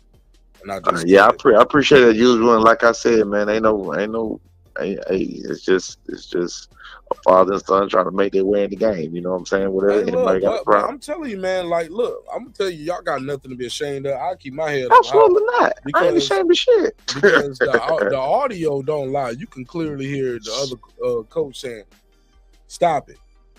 Stop it. Right. You know what I'm saying? He knew the rules of boxing. He was smart to know that. And even the commentary team said, hey, look, if we keep going, especially with these two cuts, he gonna keep bleeding. He gonna be getting fucked up. And no matter what he do, that blood gonna be running, then punches gonna be flying, and it's gonna look bad for him. It's gonna get real bad for him in here with these punches. And he's gonna look like a bloody mess, and it's gonna be hard. I don't care what you're doing in there. You better knock him out, because other than that, you're gonna be getting tagged on and blood gonna be squirting everywhere. You about to lose this. You about to lose this fight, dog. But anyway, like I said, I'm just happy. My bad, dog. Give me 2 seconds. I apologize. No, you good. You good. Let's see what they're saying in the chisel. Brandon House, he said Bud threw that same elbow on Spence right. Yo, Bud threw an elbow on that bitch too. I ain't even go. Brandon House, you ain't lying. Bro, I done watched that fight so many times, and I was like, yo, when I saw Bud throw that elbow on that bitch, that shit came through like that too. Like, I apologize, sir. Yeah. Nah, my man said in the chat, he said Bud threw that same elbow at Spence before the stoppage. And when I watched that fight, like I said, I done watched it like 80 times. That punch went through, he missed the chin, and he arced that punch. Yeah, but rough. And I'm gonna let you know, motherfuckers be arcing them punches behind the ear, behind the head too. Man, this is the fight business, man. Like that shit dirty game. It's dirty, dog. Like, we want to hit you in your liver. We want to break your ribs. We want to send your nose bone to your fucking brain. I want to, yes, I want to do that to you. Yes. I know you got a bad shoulder. I'm going to punch you in your arm. Absolutely. Make you drop your hand down something so I can, No, it's no love here. Hey, look, if you watch boxing, sometimes you'll see some people, man, they step on your foot. Like, look, like they know you in there. They'll tap your knee with their knee. Like all kind of shit. Hit you on your hips. Yeah, I was just about to say the hip. They hit you on the hip on purpose. And you got 5 minutes to continue. But listen, even if you take them 5 minutes to continue, guess what? Your hip still got hit. Yeah, but anybody who ever boxed will tell you this too. You playing a dangerous game there too. Because you fuck your hand up hitting somebody on their hip too. Absolutely. You gonna fuck your hand up hitting niggas on their hips, dog. So you playing a dangerous game. You better have some good reps. You know what I'm saying? Right. But you definitely stop that motherfucker from moving, hit him in his hips a couple times.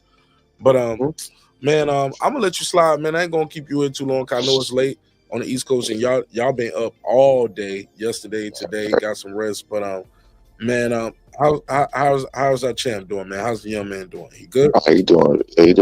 Everything is, I mean, his spirit's still up. He feel how he feel, but he good. Everything good.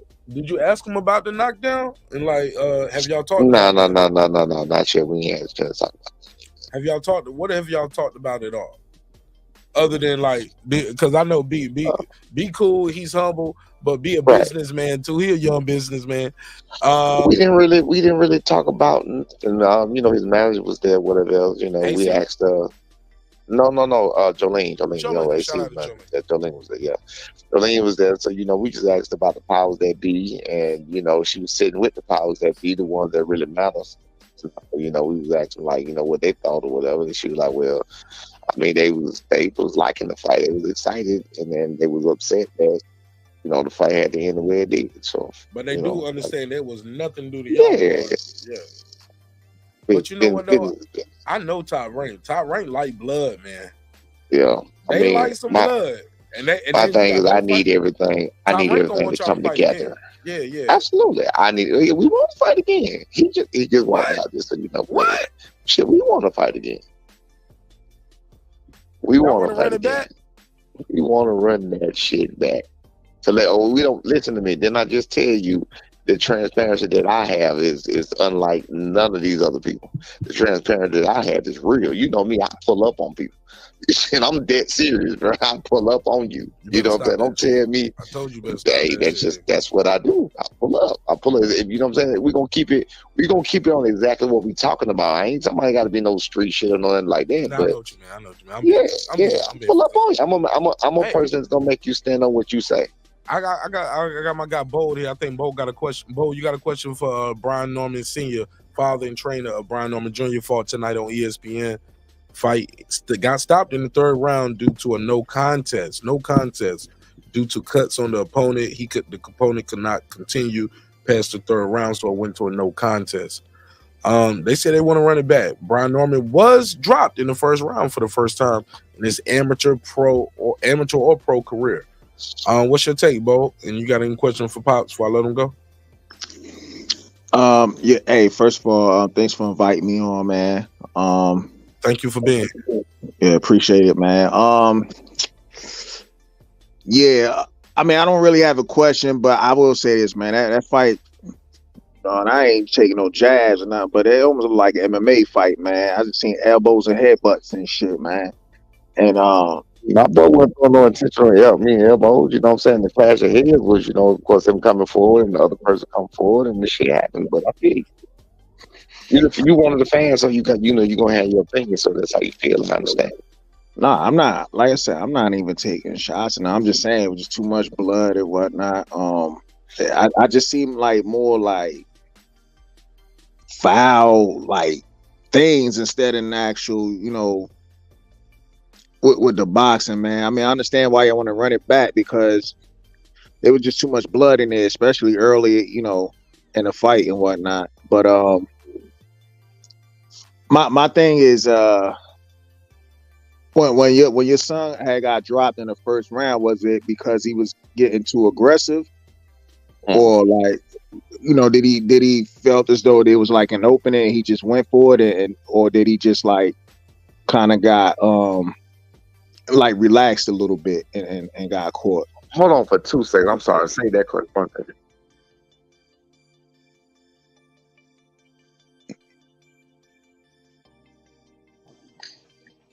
I'm waiting for him to come back. Brandon House, what up, my guy? What's going on? Can you hear me? I apologize. I heard the question. Yeah, I hear you, Brandon. Brandon, mute your mic real quick and let him answer Bo's question, and I'll let him come right to you. Go ahead, Bo.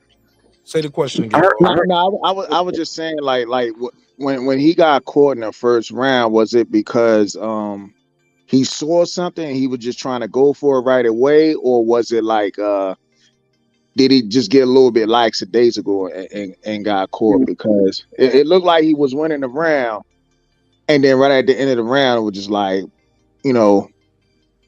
like he got caught. So I just want to get your take on it. They're doing it now. All right. That round, I think I'm gonna give credit to the opponent on that. I'm gonna give the credit to the opponent with having a good eye and realizing what he was doing and realizing, and timing him well. So I'm not even going. Of course, I'm gonna put it on my son for dropping his hand and keeping his hand low by coming in and not setting up the right hand he was trying to throw, not following that right hand with it, not having the jab, then following the right hand. That's what I mean by setting it up. But all props to the opponent on that one. That was just good. That was just wonderful timing by the opponent. That's all that was. Like if you look at the preview, it was very, very good timing by the opponent. And like I said, a rookie mistake by my son by not leading with something and trying to set him up with something. He just came in with that one right hand. Oh, okay. I got you. Appreciate it, man.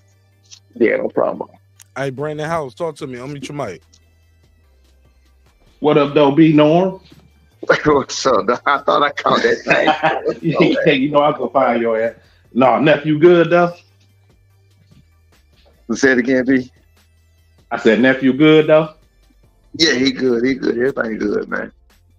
Yeah, shit happens. I already know how it is. Then him coming off the 2-hand injuries, and then the last little hiccup fighting. He's still young though. None of that matter. We don't even care about none. That's what I was gonna say. Keep pushing. You know what I'm saying? That ain't shit. Shit happens. Absolutely. Yeah, I'm up on Janelle though. He he's from Detroit. I know him through Orlando, Tyner, and all them. So yeah, I seen him a lot around here. Well, yeah, I was just checking in. Salute, Mark. Nah, hold on, Brian. Hold on. B had dropped off. There you go. Go ahead, B. You back. Oh yeah, no, I was just saying salute.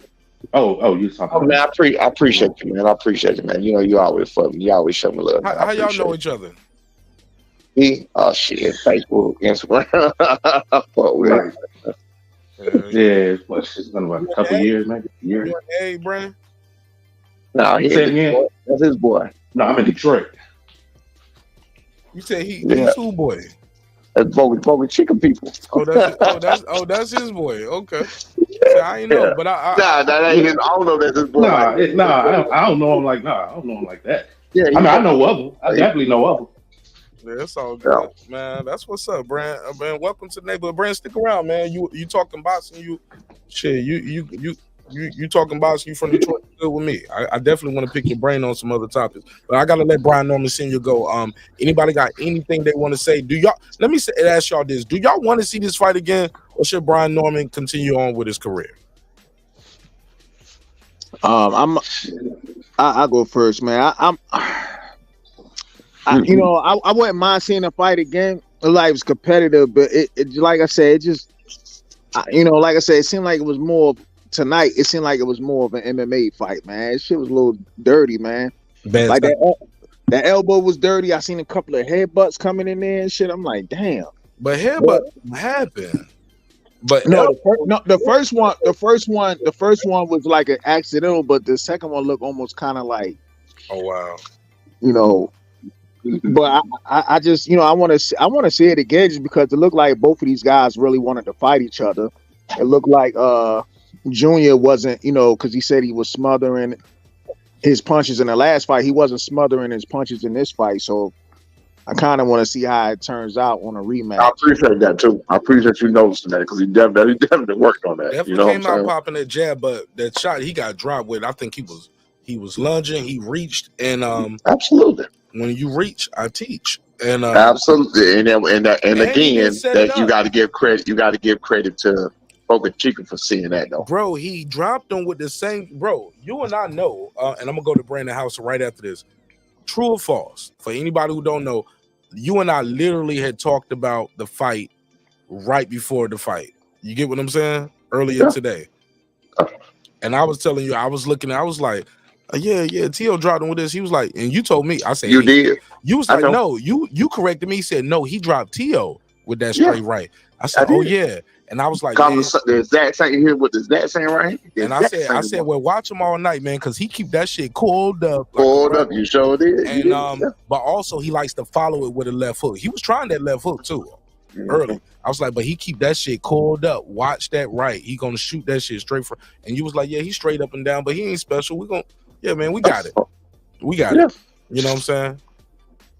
No excuse. You're right. You know what I'm saying? Yeah, just talk. Yeah, man, ain't none of that, man. We just here to keep it going, man. Learn, be great, or be better at it for the next time. You know what I'm saying? As long as God willing, we'll get another opportunity to do it again. That's against him or whoever else, and just try to get better and on to the next. That's it. And I want to say this too. I still don't think the world has seen the best Brian Norman Jr. yet. I mean, you're saying that because you done seen it. Yeah, man. I've seen this kid do some amazing shit in real life. And that's what I'm trying to, and that's what the fuck I'm trying to get on this damn. And even what I saw tonight wasn't even 100% Brian Norman Jr. I think the world still only saw about 75% at best. 75% of Brian Norman at best. You know what I'm saying? Even in that before the bell run, but that's not my business to disclose. If you guys ever want to tell some of these stories behind the scenes on the camera, you know what I'm saying? I know because you guys be like, no excuses, but I know. You get what I'm saying? So whenever y'all want to tell those stories, man, you got a home here at Breaking Beats with Martin Nash, all right? I ain't no story, but I appreciate you, big dog, man. I appreciate everybody. Appreciate all the love, man. Ain't no stories. Nah, man. Like I just know this motherfucker's amazing, man. I appreciate you. I appreciate B House. I appreciate all y'all. Appreciate all the love, all the positive people, all the haters. I appreciate everybody. I appreciate y'all. You know what I'm saying? Right. For sure. Just understand this. I'm not sitting here making no excuses. My son ain't nowhere making no excuses. We just here to fight. We just here to, you know what I'm saying, try to do what we do. You feel what I'm saying? And look, y'all was doing good too, man. Even after getting dropped in the first round. Y'all was winning the whole first round, got caught with a flash. Hey, man, father-son duo. We can laugh it out. We can play it out. You saw him. You saw me. He was good. You feel what I'm saying? Yeah, he won't. You see, I'm laughing to him. It was a candid moment for me and him. Yeah.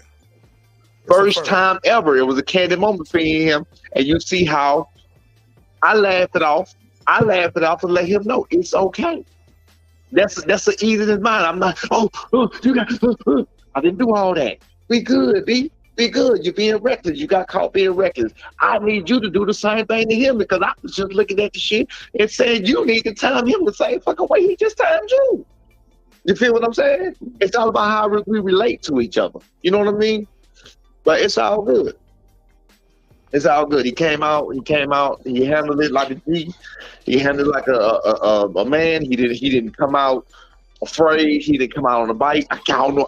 But Chica came out ready to go. Like I guess like he was finna get the fuck on, or like he was finna be running or some shit. But he didn't go nowhere. He stood right there. Yeah, it seemed more like a flash knockdown. How it happened and how he got up, and then right off the stool he was back at it. You know what I'm saying? You get motherfuckers like Devin Haney. You get motherfuckers like Devin Haney who get hit. He didn't even get dropped, but he held the ass for a whole fucking round right after that. Right. He didn't miss one beat. No, he didn't miss no beat. You know, all of that, man. I'm just telling you, I knew he was okay. That's why the laugh was there. There was ease in my mind because of how he handled it. I had been talking about him, so that is my biggest worry. It was more like it was unbelievable. Like when he was down, he was like, "Oh shit! Like did this shit just happen?" It was more like that, you know. Yes, sir. And that's my biggest worry, and he was able to overcome my biggest worry.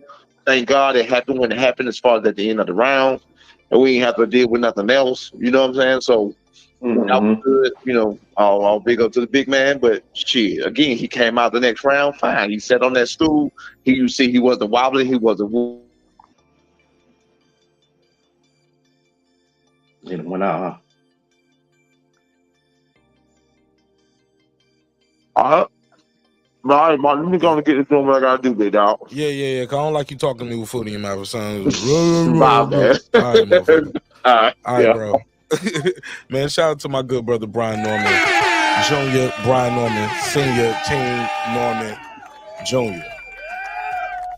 Wow, man. Yeah. Hey, man. Mark, I'm about to. How long you gonna be? I'm about to hop off. Give me about 15 minutes. I'm gonna chime back in. Bro, yeah. I was about to ask you a question right now. I was going straight to you. I mean, what's up, real quick? What's going on? Man, look? I gotta ask you 2 questions. You got time for 2 or 1? You go ahead. Haney Garcia question, or you want a Canelo question? Either or. I mean, whatever's, you know. You pick the poison, man. It's your first time here, and I want to be fair to you. Haney Garcia, go ahead. Do you think Ryan Garcia's dad was being racist when he said that nappy headed shit? Let me start there. That's a quick, easy one. I mean, it could have came off that way. I mean, I knew what he meant. You know what I'm saying? But I don't think he would have volunteered that shit if Bill would have never talked about his fucking hair. You know what I'm saying? Hell yeah. He wasn't just gonna come out on that type of shit. So you started it. So nigga, he you know what I'm saying? Motherfucker, you gotta take you gotta fight fire with fire. Shit. Right. That's exactly what he did. So monkey, right? He said you got nappy hair like Don King. Like he even gave a reference. He didn't say you got nappy hair like a gorilla or a monkey. I get it. Haney Garcia, Ryan Garcia said, I smoke. He's like, hey, I don't do coke, but I do drink. Haney said, you smoke crack, don't you? He said, no, I don't smoke crack. I don't do coke. I just drink and smoke weed. At the press conference for the fight, while they got Arnold Barbosa sitting right there saying, hey, look, I'm here training just in case one of these guys pull out. Somebody fighting on April the 20th.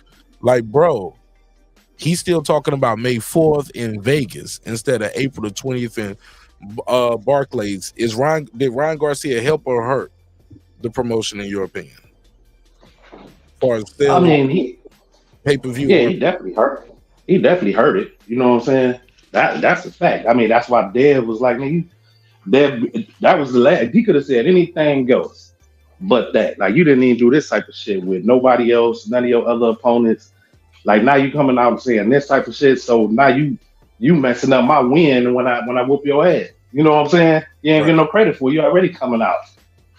So that's how I looked at it. Niggas gonna be like, I never thought of the duality. You never complained about the venue or the date, and you never complained about talked about smoking weed and drinking during the fight. Like, yeah, because I was scared to buy. I ain't gonna lie. I was like $350 it was like $354 for like a nosebleed, dog. But I was still saying, yo, I don't know if I'm gonna have a ticket or a press pass for this or not. But I still want to be there. $354, shit. But I was like, bro, I Barclays arm to swipe that American Express on the internet. I was like,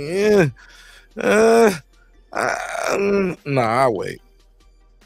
That was at the Barclays? Yes, at the Barclays. So the tickets, bro, like nosebleed was like $354, and this was the pre-sale. Yeah, they tripping. It was $354. Then I'm gonna go right to Rachel Donaire after that. After this, and Bo. Hey, Rachel. Then you know, yeah, it's all up. Then you know the plane ticket round trip from Atlanta to New York, that shit was gonna be about $4 something. You know what I'm saying? Yeah. $4, $5 something. You know what I'm saying? And that's right here on the East Coast, but it's New York. Yeah.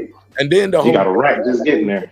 Bro, I was like, let me find me a whack ass hotel within walking distance so I don't have to Uber. Can I find me a hotel within 0.6 of a mile?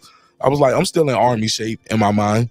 I can walk a half a mile to the venue and back. Like I'm not buying no $80 Uber in New York to go a half a mile. You know what I'm saying? On fight night. But man, after Ryan started doing all that shit, I shut all that down. I said, nigga, I ain't even about to spend the $350 yet. Let me stop here. Yeah, he down there. He down. He know he got to punch his shins though. He know that left hook. You know Devin kind of chingy, so I don't believe that. Okay, okay. Now you can leave him. I mean, I don't think he gonna win it though. That's a damn show. I don't think Devin's chinny, but you said you got 15 minutes. You need to do whatever you do. I would love to challenge you on that. All right, I'm gonna hop back on. All right, go man. ahead. My fault. It's all love. Never tell me you're gonna hop back on in your life though. Pause. All right, man. There you go. Silly dog. Right, man. You can join again later, sir. All right. Good night, man. If not, thank you for pulling up, and it was a true pleasure to have you here. Pause. All right, get the fuck up out of here. Brian Norman Sr. is back. What up, fam? No. I thought you was off. When I went to your thing and said you're live ended, I was gonna holler you on something else. No. Oh no, you saw my live ended probably on Instagram, right? I did, yeah. Yeah. Okay. They only give me about an hour. I gotta read. All right, I'm gonna go back and listen on YouTube. Then don't worry about it. My man. Rachel Donaire with the flair. Hey, what's up? What's up, homegirl? Interesting night. Interesting week, I guess. Talk to me. What's on your mind? Well, I mean, I heard you guys talking about a couple different things, but I mean, if you were ending on I ain't ending. Ryan. No. I mean, like, well, I want to address what I didn't see who that guy was that was talking that just jumped off. But he was talking about like Ryan and stuff. B House. He's on Facebook. Oh, got you. Came to Facebook. But shout out to everybody who's watching on Facebook. Click the YouTube link or either call in. I'll put the phone number on the screen if you're watching on Facebook, Twitter, or Instagram. Go ahead, Rach. I'm sorry. No, yeah, I think as far as the Ryan goes, Nonito and I, talked about it. I think the ring sides were like 26 or 2,800 pre-sale. And we're thinking about it, and I'm like, who is the undercard? Am I really going to pay $5,000 for tickets, flights, hotels, and then not know if the card's stacked? Am I willing to pay that much money for one? Come sit with me in the $350 seats. About that. So anyway, Rachel, I don't ever sit in them seats. I buy that to get in the building. I'll be right there beside y'all. Me and Kyle. Shout out to my boy. We be right there on the first, second, third row. We find a way. We always find a way. Caught along this guy stealing seats. Man, I know somebody down there who got a seat for me. They be like, oh shit, you here? Nigga, we got some comp seats right here for you, man. Shit, such and such ain't coming anyway. Or they be like, hey, look, I seen that seat empty all night. You see right there.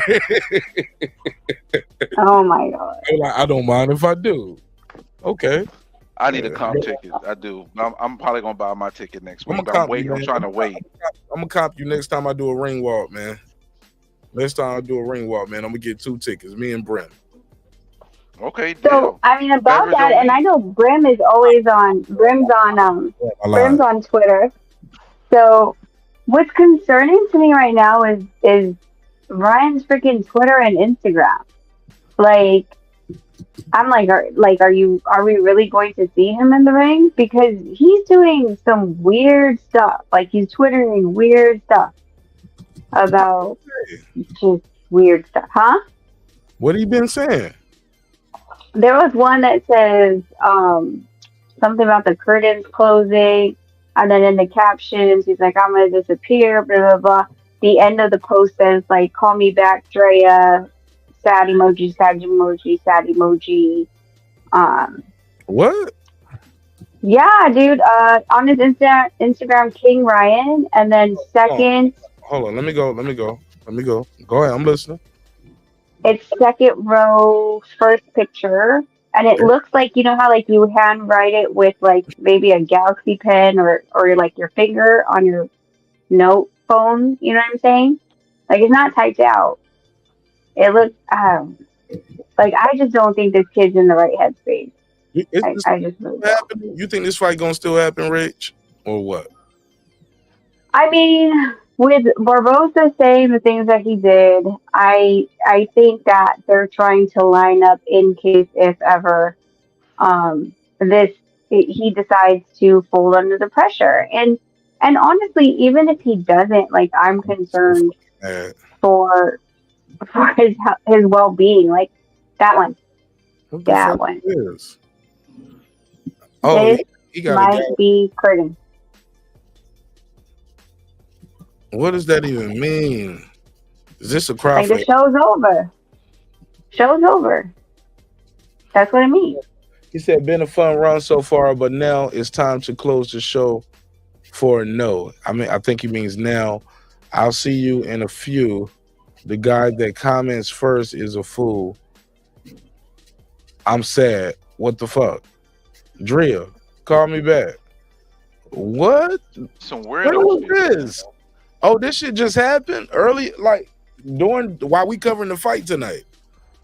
Yeah, I think so. See, that's why I didn't buy the ticket, because I was like, they too prepared to not give niggas back their money. Because you know the rule is, if we cancel in Barclays will give you your money back if the event is canceled.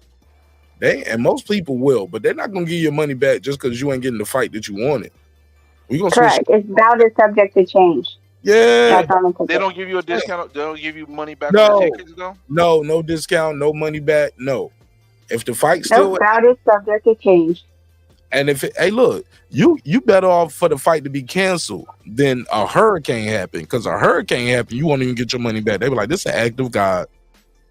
Sorry. Now he talking about fighting fucking Jake Paul. Like, Ryan, focus on your fight and shut your ass up.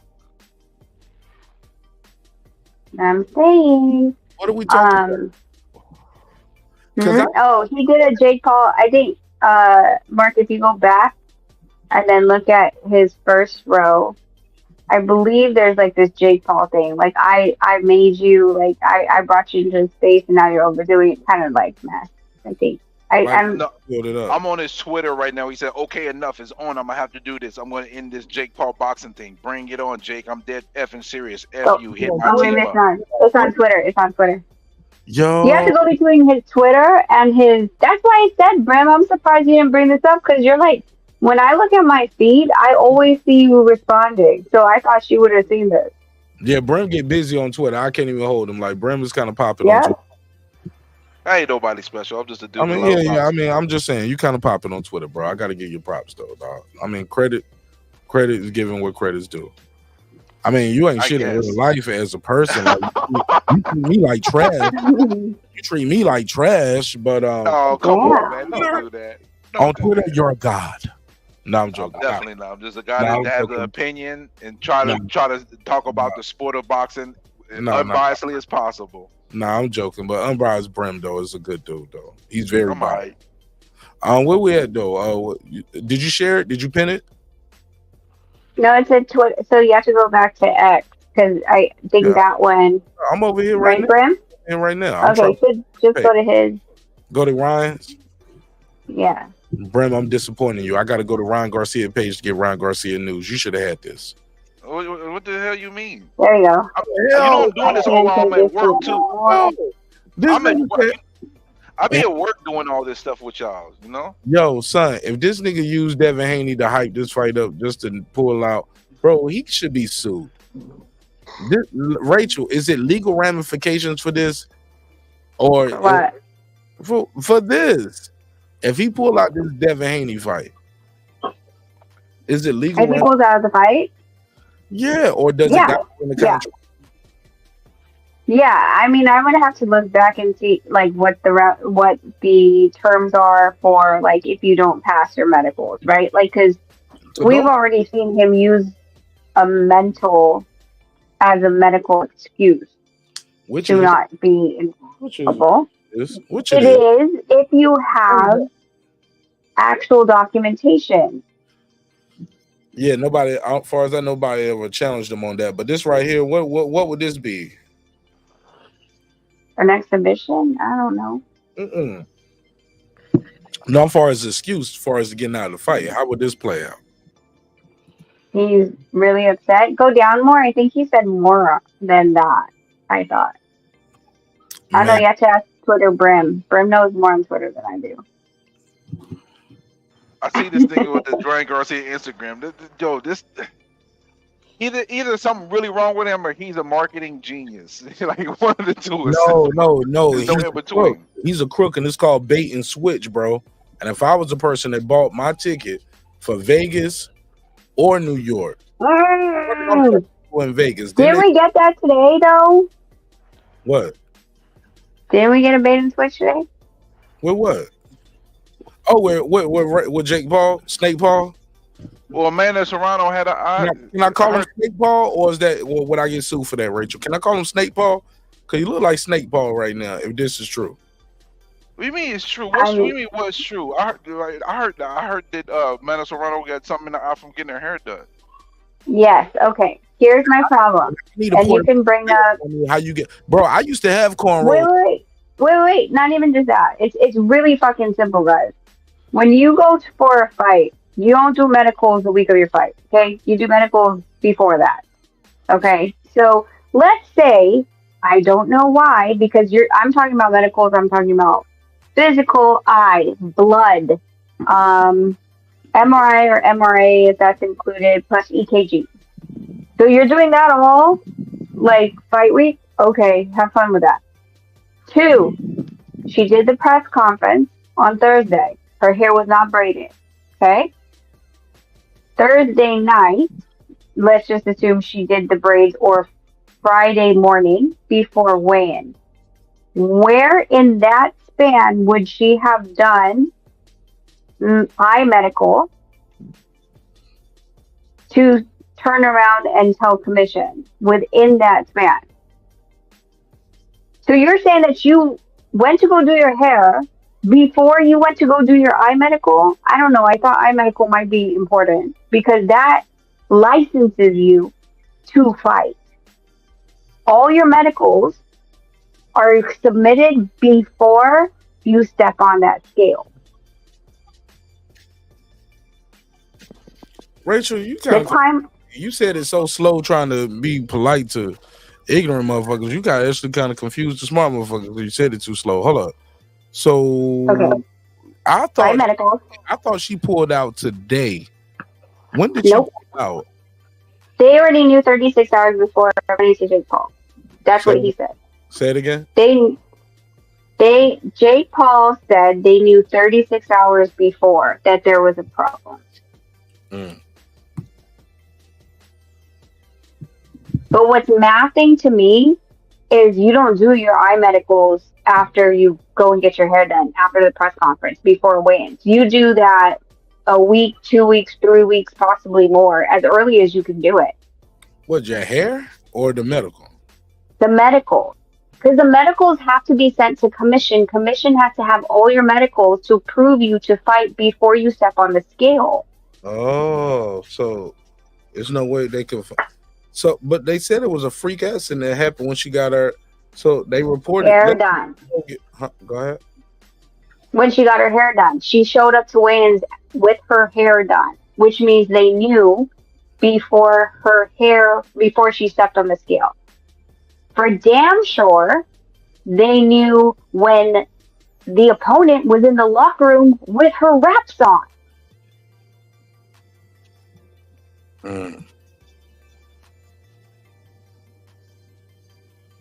So, and that's when they pulled out, when the opponent was like, they pulled out like the right before the fight, right before the ring walks. Yeah, pretty much before she gloved up, before the opponent gloved up. Bait and switch. I'm with you on this. Fucking.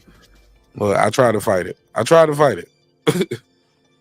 Because I just believe Amanda Serrano so much as a fighter, and she has so much integrity and this, that, and the third. But shit, man, I just can never undervalue the price of $1. I seen motherfuckers run around J. Paul and do shit that I never thought they would do. You get what I'm saying?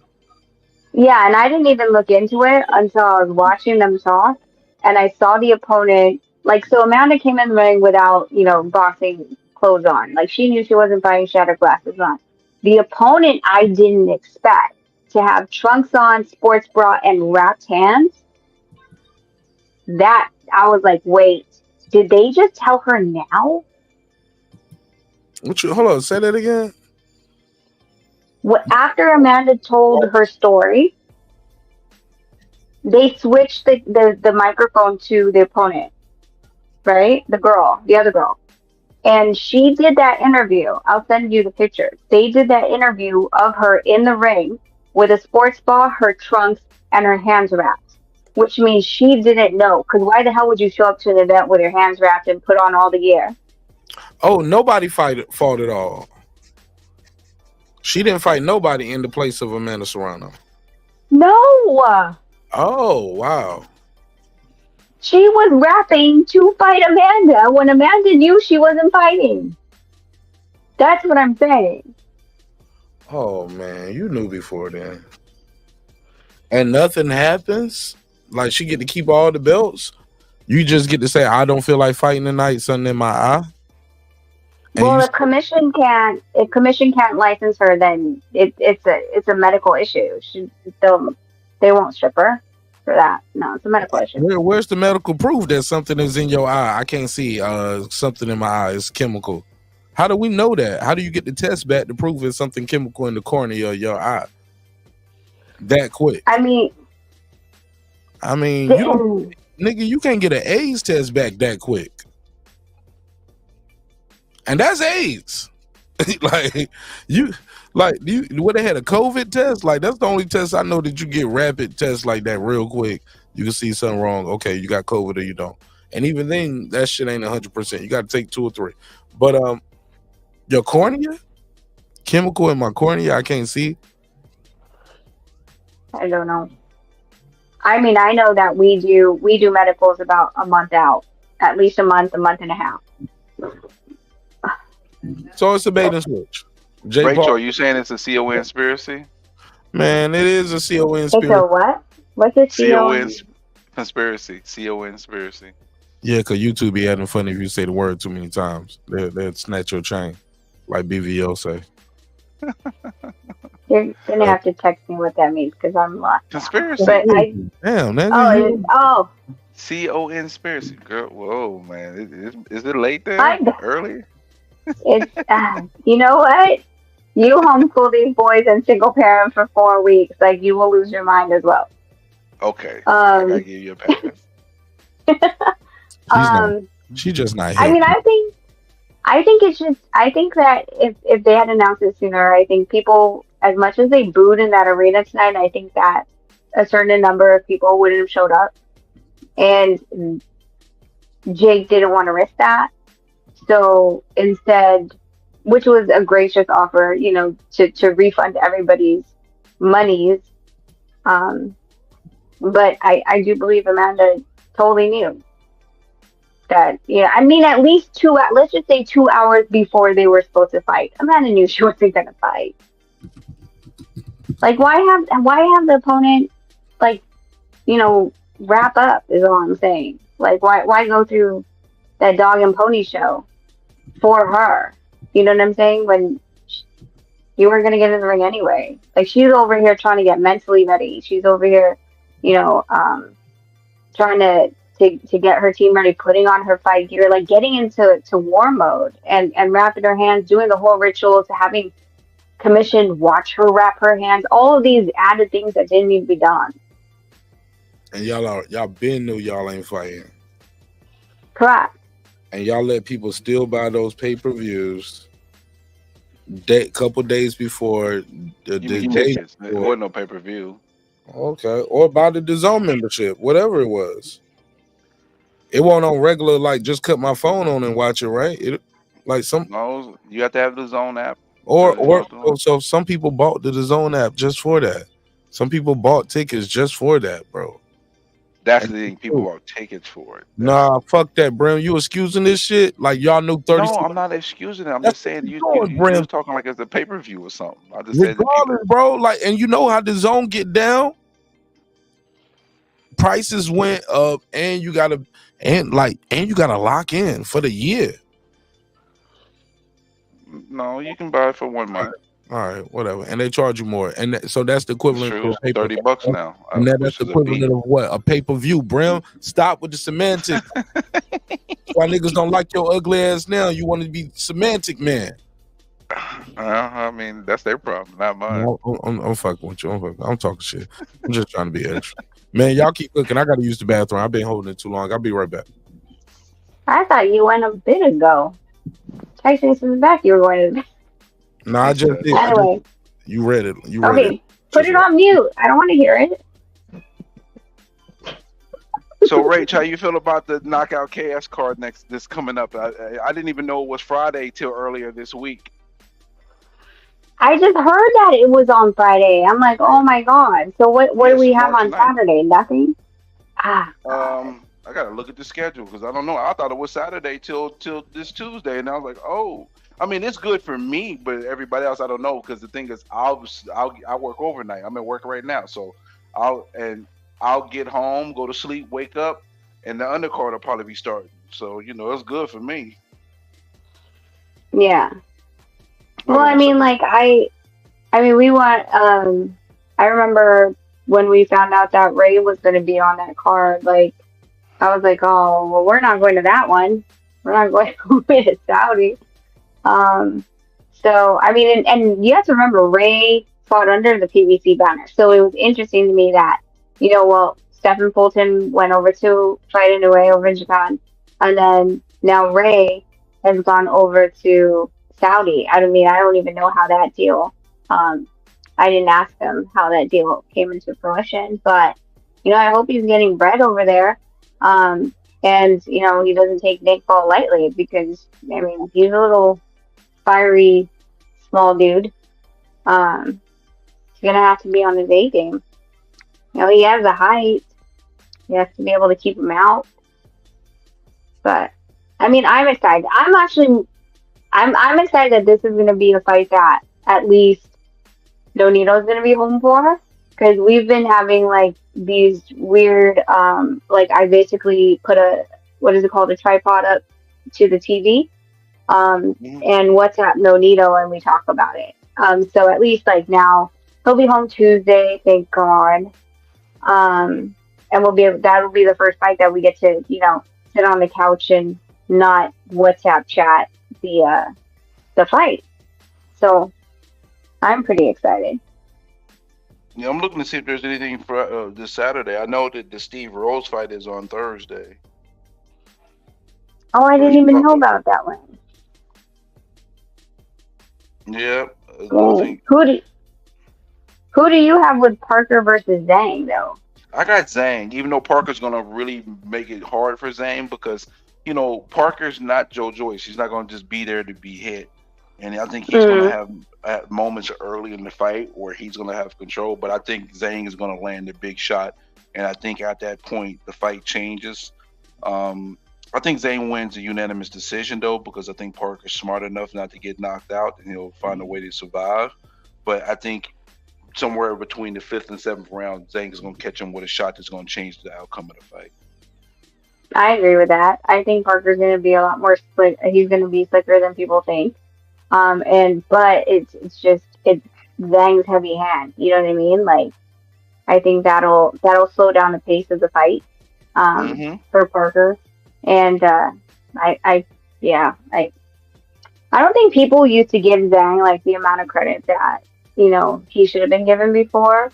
But I mean, that's just that I credit that to not being able to see a lot of overseas fighters, because a lot of the other fighters from different countries, if they don't jump on a DAZN card, if they don't jump on an ESPN card, they're not seen. So they're kind of like out of our radar, right? Unless you're really trying to search for talent that's outside of our pool, right?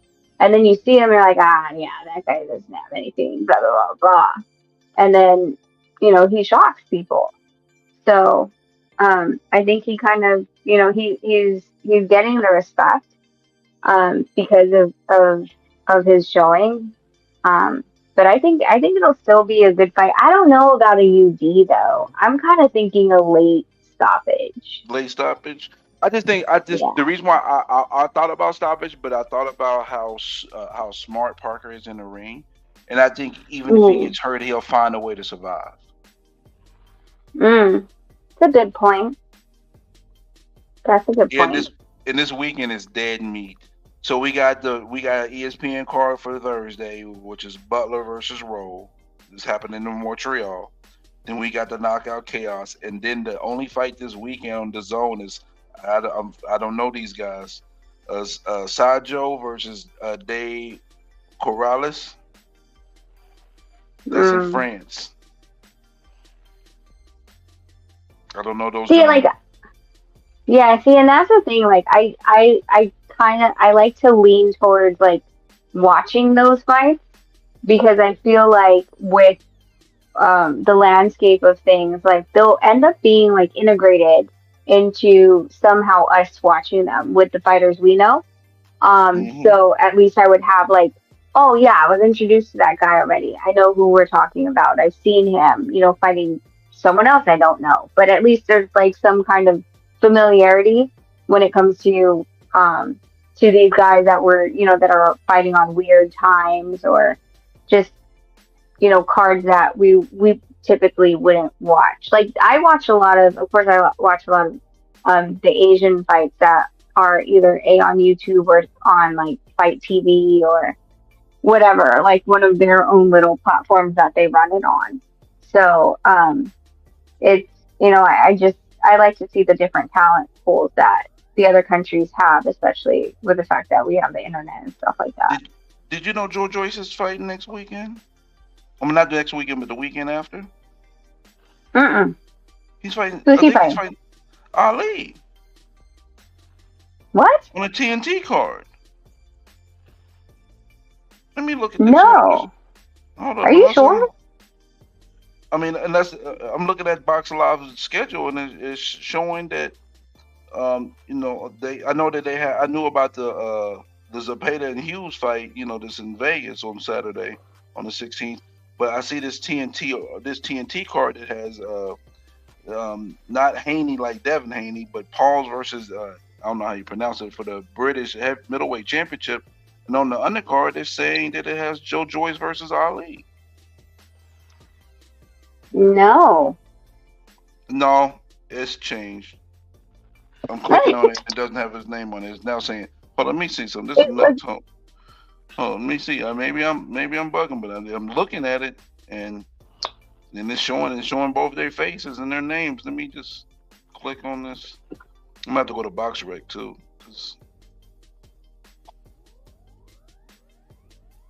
Yeah, it says Joyce versus Ali. 10-round contest heavyweight. I did not know that.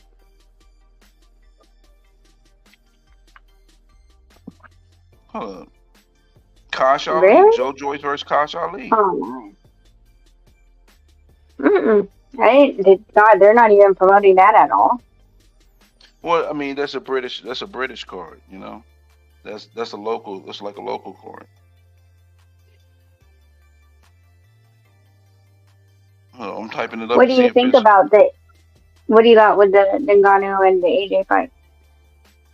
I got AJ because I think AJ is going to really just utilize his jab and be able to keep Ngannou at distance.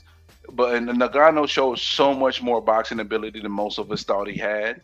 But there's tape on him now, and yes, he does have power. He's tough as nails. But I think you're going to see the separation of class and boxing ability in that fight because now there is, no element of surprise on Nagano. I think AJ, if he just disciplined and keeps his jab going, I think it might end up being a boring fight on the low. Some people say knockout. The knockout cast. I played the little 8-bit game they had, which was fun. But I just think what's going to end up happening is that at one point I thought they might both hurt each other, but the more and more I look at it, I just see AJ keeping him on the end of his stick, utilizing his jab. And the first 5 rounds, he's going to get a clear separation, and I just see a clear UD for him. I mean, I know he might try to go for a knockout, especially if he gets him in position, but I don't know if he can knock out Ngannou because Ngannou's granted, but Ngannou could land a shot. But when I look back at that Tyson Fury fight, when he hit Fury was off balance. It wasn't a shot that like just had him all hurt and completely wobbled. That was more of a balance shot. So I just see it being a UD for Joshua, just a clear boxing clinic. Yeah, I can agree as long as he keeps his head like straight and focused, right? Because we've seen like AJ when he doesn't have focus and he goes kind of balls to the wall. I'm sorry, we have other people on the panel like me. Do we? Who's on the panel? Yeah, Who else is on bro. the panel? Speak up. Whoever's on the panel, speak. I was just letting y'all dominate the mic. Nah, No, man, we you didn't jump in and know. get in where you fit in, bro. Actually, watch you guys talk. I'll be right back. I'm just listening. Nah, I did want to piggyback on the other guy that left earlier and shit. He's talking about Devin Haney is chinny, and I think people got to stop saying that. And I ain't saying just with Devin. Like they said that shit about Bud. They said that shit about a lot of people is chinny, right? But because you get rocked, I mean, it happens. Just because even if somebody got knocked out cold one time, doesn't mean they really chinny. Because there's people that got knocked out one time in their whole career, and it doesn't mean they fucking chinny. They ain't never got knocked out again. And then you got people claiming somebody got an iron chin like they never been rocked before. Like people say Canelo got an iron chin, but if we're gonna apply that same logic we used on Devin Haney, Canelo was rocked too. By Cotto's journeyman brother. Yeah, Jose, yeah. But nobody will never say Canelo's chinny. They say he got an iron chin. But the motherfucker was rocked, just like Haney was. You know what I'm saying? So I don't understand where people be coming up with this who's chinny, who's not chinny. Extreme reach.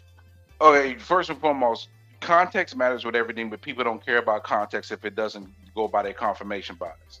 And if I say this to people, they'll be like, "Oh, you a Haney fan?" And the thing is, I'm not even a Haney fan like that. I just respect his boxing acumen and how he's trying to move for his career.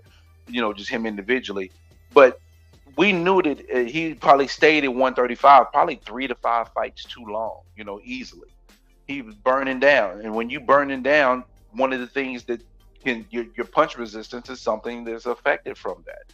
So that fight is what, 5 fights ago now, almost now. So I didn't watch Haney go get hit with clean shots from Loma, go completely dominate Kimbosis, move up to 140 and show me that he is a stronger man. His footwork and his positioning and his stance and all that is improving. He's growing into his full man body and the capabilities as a boxer. And he hurt Regis multiple times. And I'm going to sit here and talk about Devin Haney's chinny because he got hurt in one fight at 135 4 to 5 years ago. Spare me. I'm not hearing that bullcrap.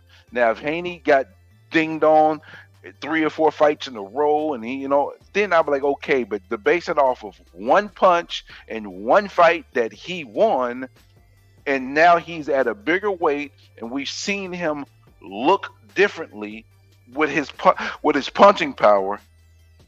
And take clean shots from Lomachenko. I'm not buying it. That people who say that are people who are Tank fans or people who hate Devin Haney. They're not objective. They're being subjective. There's people that's just like somebody saying that. That's like somebody saying to us that Tank has no boxing ability. That's subjective as hell, because I know Tank got really good boxing ability. He's very deceptive, very sneaky, very slick with the way that he counterattacks his people when he fights. He sets people up for it. He lets them get comfortable throwing shots so he can land his.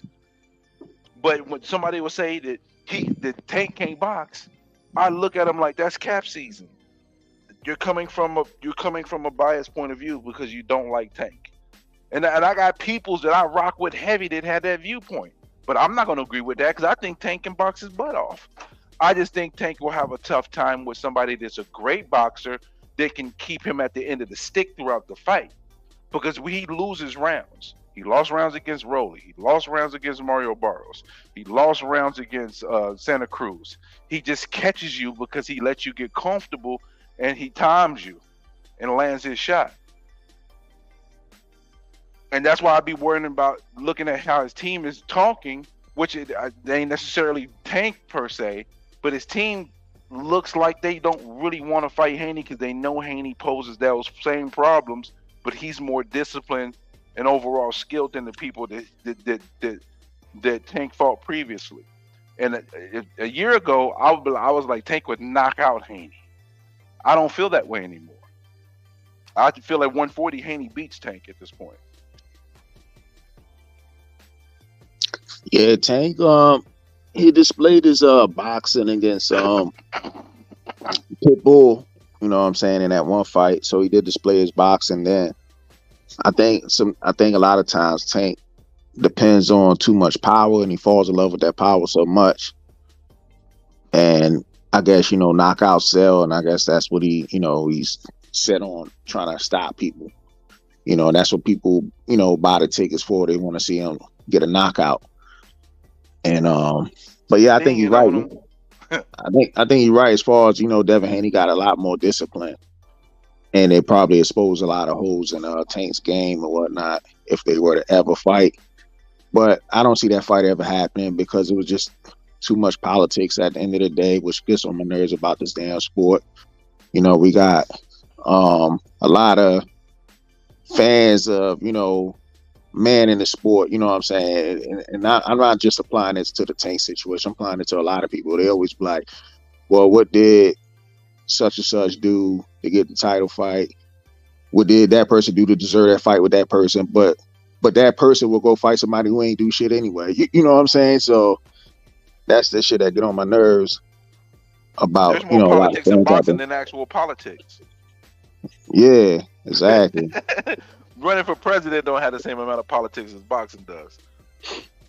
What up, fellas? I didn't even know Mark let me get back on the panel. I thought I was backstage. You had to build it. What up, fellas? Yeah. What up? Same old, man. Outside of the knockout chaos card we got Friday, we kind of got a dead week. We got a dead weekend. It's knockout chaos, and the thing is, I think that those fights started 3:00 our time on Friday, which is good for me. I don't know about the average person, but for me, I'll get home from work at 6:30, and I can go to sleep, wake up just in time. So for me, it's Gucci. But Saturday, next Saturday is dead meat. There's nothing really next Saturday. I was gonna say, hold on, Joshua fight this week, right? It's Friday. Oh, okay.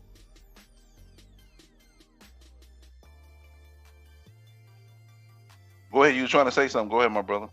Oh, my bad. No, I was trying to say I was watching the weigh-in of the Serrano and Mankey and shit. She never took off her shades, Serrano. So I mean, I don't know if hearing all the conspiracy theories has got me thinking, and looking too much into it. But I thought that was weird. Yeah. I looked at her eyes during the face-off. I mean, they look okay to me, but I'm no ophthalmologist. I don't know, man. It sucks, for the fans. Yeah. Rachel said something that was pretty interesting about that. I'm not gonna go into that, but hey, I don't know.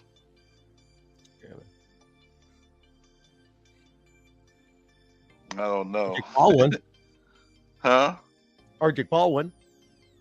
Yeah, first round KO. I mean, what a surprise. I mean, people give him a lot of slack, but I respect his efforts. But I'm ready for him to go ahead and take the next step and fight, even more accomplished fighters, because he could have easily stayed. He could have easily stayed as an influencer boxer, and it's like he's trying to actually have a real boxing career, So. I mean, I think I'm gonna be honest with this situation. I think even some of these cab drivers is just like taking a dive against this dude, man. Like, I think a lot of people saying that.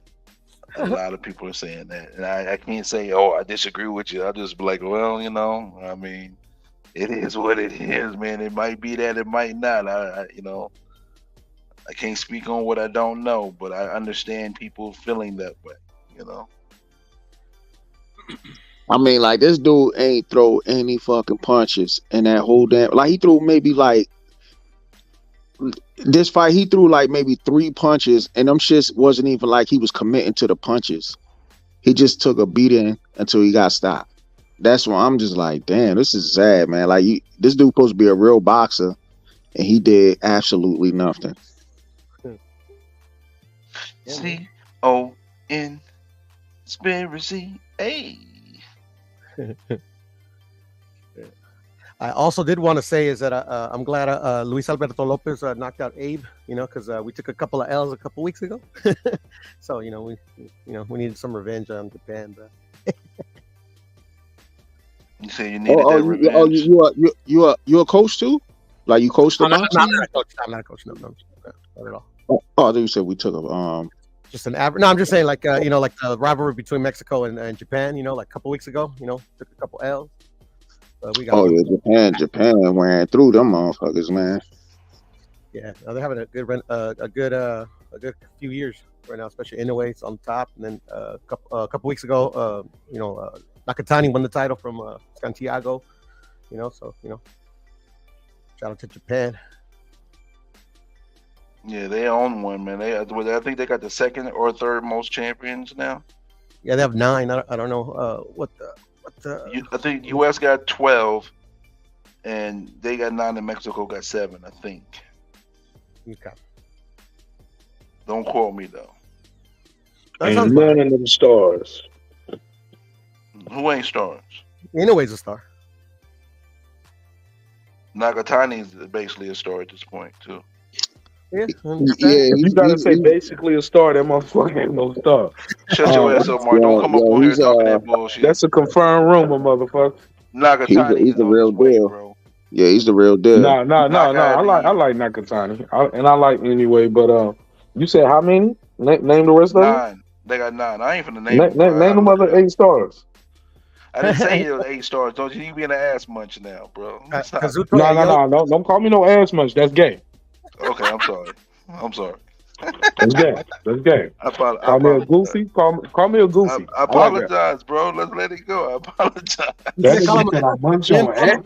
Like he said that shit naturally too. Like that's his natural go-to. That is not a natural go-to. Now you being extra for no reason. And I know you're a supervisor at your job. Man, can you imagine coming into work late and that nigga Brim say,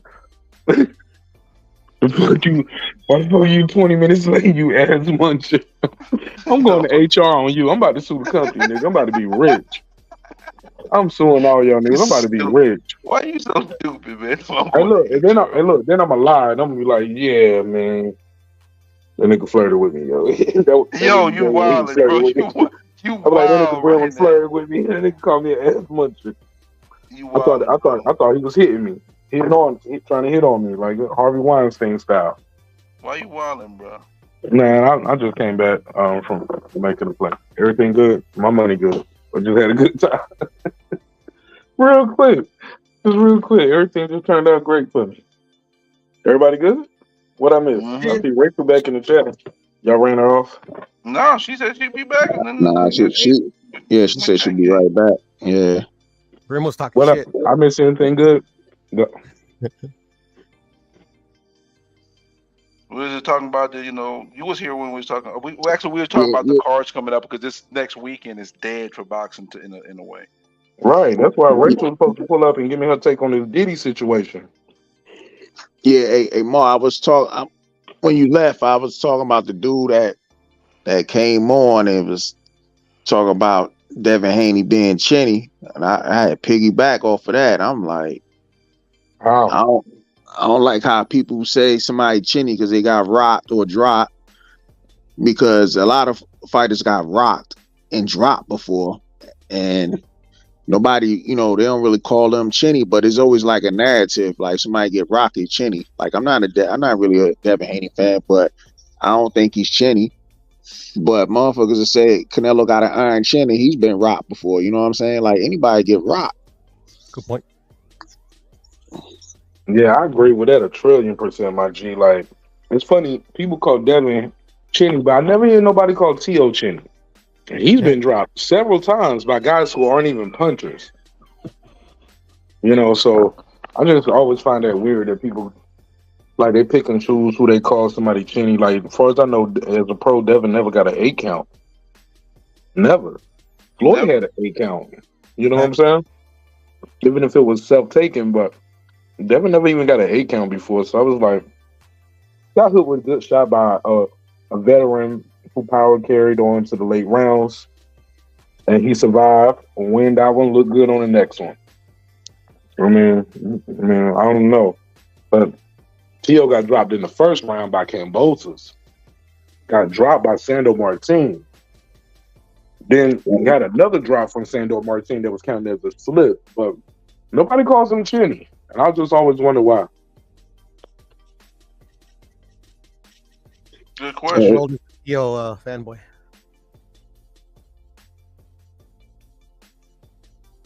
Why is hating human nature? In the planet. Brent bursting out in song. It's gonna be a good show tonight. You got Brent bursting out in song. It's gonna be a good one. Rach, what's up, man? What's up with you and your boy Diddy?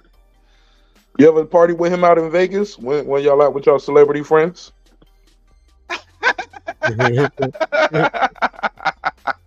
It's like, take that.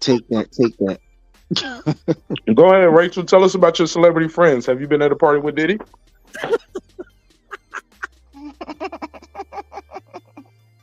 Woo, let's stay away. Shit, that's it.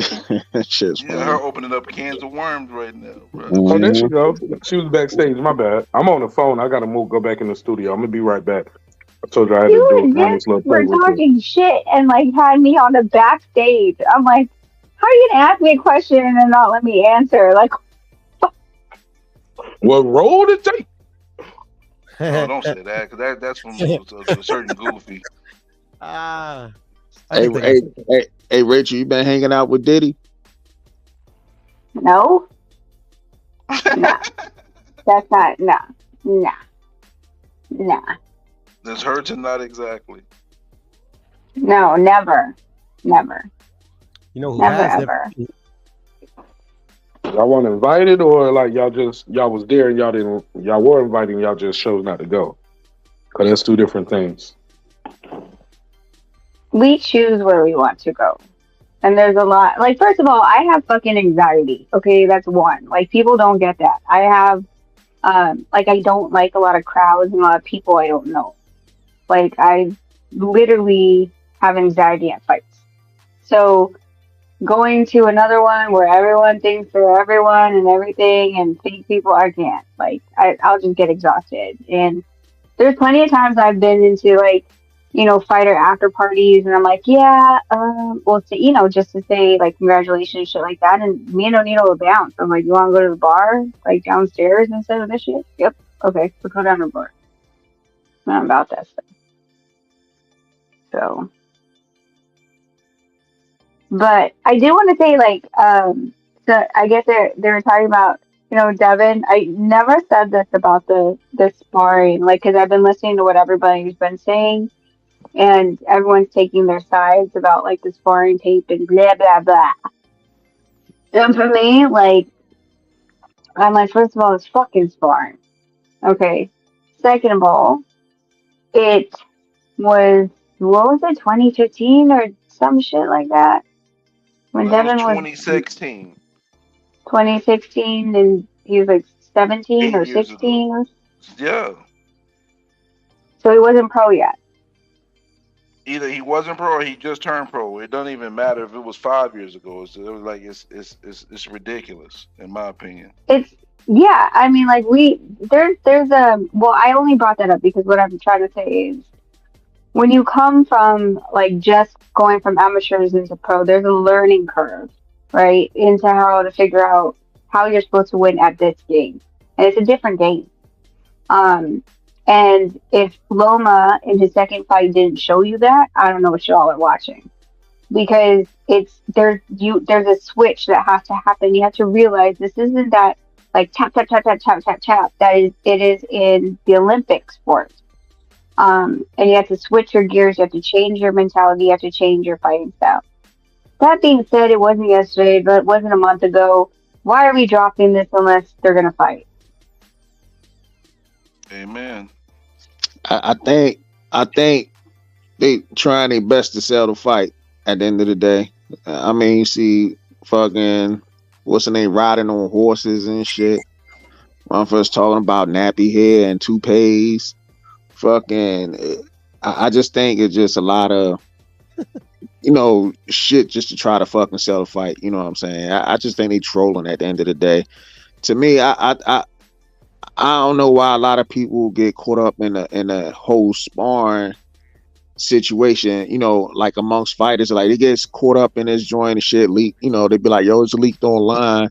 What's the name? Beat the brakes off him and spawn. It's like, what does that got to do with the real fight? You know what I'm saying? It has nothing to do with the real fight whatsoever, but people always tend to do that for some reason. Yeah, I mean, I could understand, like, okay, and of course I wasn't there, I don't know the rules, everyone say it was doghouse rules, blah, blah, blah, blah, blah, blah.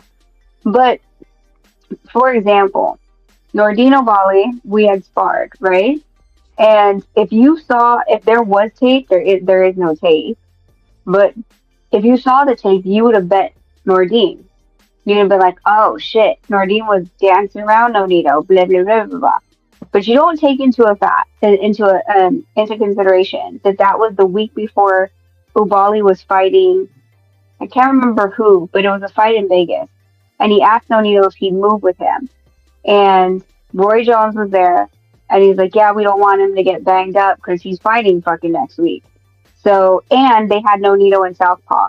So we're like, nah, we'll work with him. Nonito's the best at that. He's not going to freaking, he's not going to be an asshole and like get you medicaled out of the fight next week. Like, we'll work with him, right? So if you looked at that sparring, it would look like you're like, oh shit, when Ubali fights Nonito, 100% Ubali's going to cream Nonito. And that didn't happen. So I just think it's silly. I think people are taking this like a little bit too much of the extreme. I don't like weak footage. I hate that shit. That's why we make it a rule in camp for like, yeah, no cameras at all.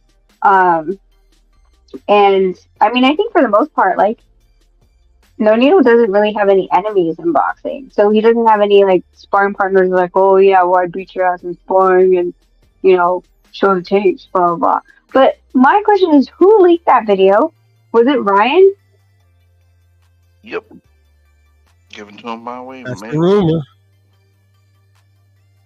No, that's not the rumor. Ryan put it Yeah, on. Ryan admitted to losing it.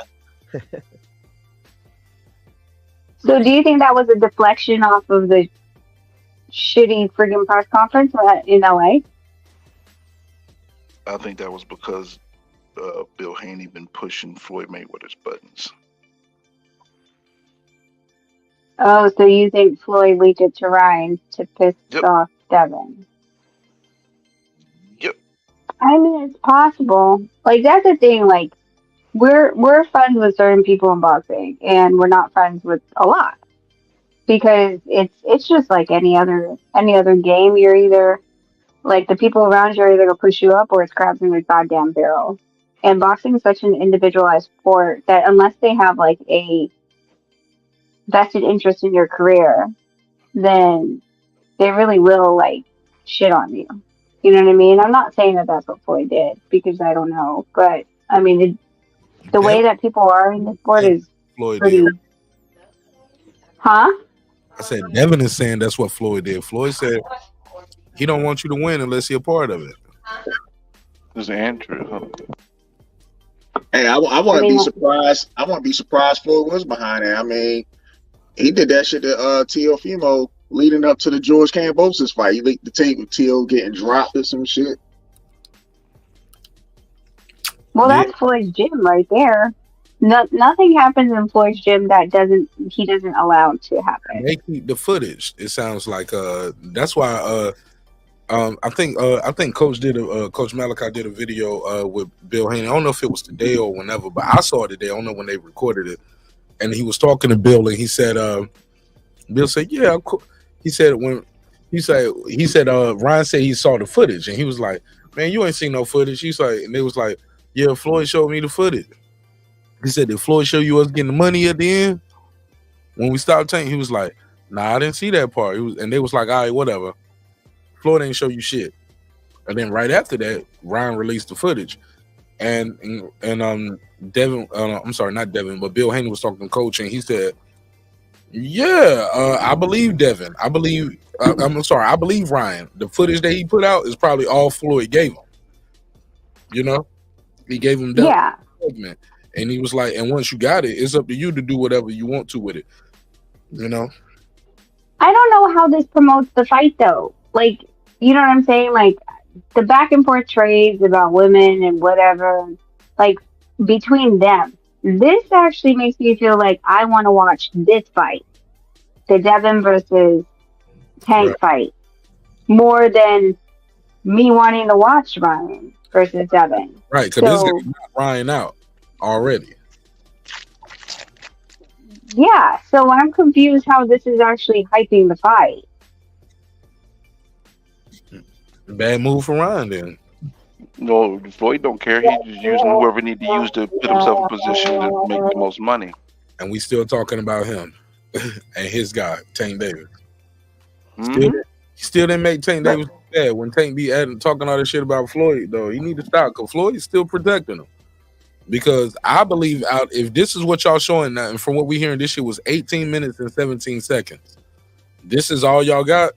This is 1 minute and 42 seconds, and this highly redacted in itself. I'm starting to believe this is what he said it was. Tank went in there, guns blazing, got his shit off, and right after that, it was all she wrote. He ain't had no gas tank. Adrian Broner was like he had been drinking and took some shots. Floyd was like he was out of shape. All of those are excuses for why that kid was sitting on the ring apron smiling with his braces and his dad was counting that 20 racks. And Tank I Davis mean, was in sight on that Ellie setback footage. You know what I'm saying? well, based on what you're saying though, is that really hard to believe? And the reason I'm saying that is we've all Pretty easy watched to believe. Tank. Yeah, that's what I'm saying. Like we watched Tank in fights where he's losing on the card, right? So if Devin's touching him up for 18 minutes and whatever the hell calculation you did, and this is Tank's highlights of whatever he did in a minute 40, then is, like I said, is it hard to believe that Devin was touching him for 18 minutes? Because we've seen him get touched and lose on the cards only to come back and just knock the guy out, right? Yeah. Also, y'all saw the video they showed Tank getting touched up on by somebody. And somebody had the nerve put in the title, it was a man you take on. That shit was hilarious as hell. I was like, get out Oh, of they here. didn't do anything? Nah, Wait. it was a small match with Tank and somebody else. And Tank was on the receiving end. But somebody put the title of that was a Emmanuel Tago tagging him up. But it clearly wasn't Emmanuel Tagoe. It was somebody else. I don't know who it was. Oh, yeah. Watch all these sparring videos start coming up. I mean, like, this is like the amount of people in this gym you'd never see at ours unless it's a media workout, and you wouldn't see sparring at a media workout anyway. But no, Nito likes everything controlled. He doesn't like a lot of people. Um, but this is Floyd's gym. Like, I remember Nonito went to Floyd's a couple times, and he was like, you're fighting over the bag space, you're fighting over ring space, you're fighting over like space, like just to shadow box." So he's like, "Nah, that's too busy. I can't." And these people came in here for this too, though. In this situation, everybody stopped everything they was doing to see these two. This was an event. Yeah. Tank was, and people knew who Devin was supposed to be at that time. This was a big deal. Where's Allen Iverson when you need him? Practice. We talking about practice, Puro? Go ahead, Puro. That's what I'm saying, bro.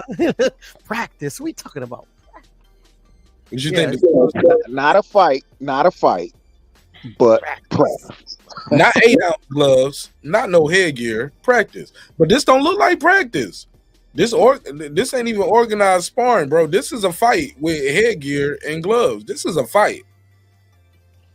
And it's a fight with no breaks. Like, you ain't getting no 3 minutes in between. Your real fight ain't gonna be this hard. This doghouse rule. That doghouse rule shit is something. That shit crazy, nigga. That's some gladiator shit. Y'all ever did some doghouse rule type shit, or you like, hell no, man? That's we're not trying to kill each other, or what? Or you like, nah, fuck it, yeah, we don't did some try to kill them type rounds. I mean, just replace my the crowd with my uncles and cousins, boxing gloves. For barbecue. The Santeria. Santeria. I don't know about all that, but I said the wrong word. What's the one where when the Mexican kids had their parties and quinceañera? Yeah, quinceañera. Everybody get drunk and party and have a good time. That's what that is. That's every weekend. Like when I was growing. I mean, kind of still is every weekend, but it used to be every weekend. Yeah, Santeria is something totally different. Sorry to my people from that culture. I used the wrong word.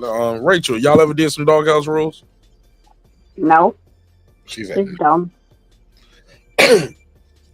What does it prove? I mean, might as well just do. I mean, even when they do, when boss is like, "Oh well, we spar for 5 minutes." I'm like, why? You're never gonna fight this way. Someone say if you can fight for 5 minutes, you can do it for 3 better.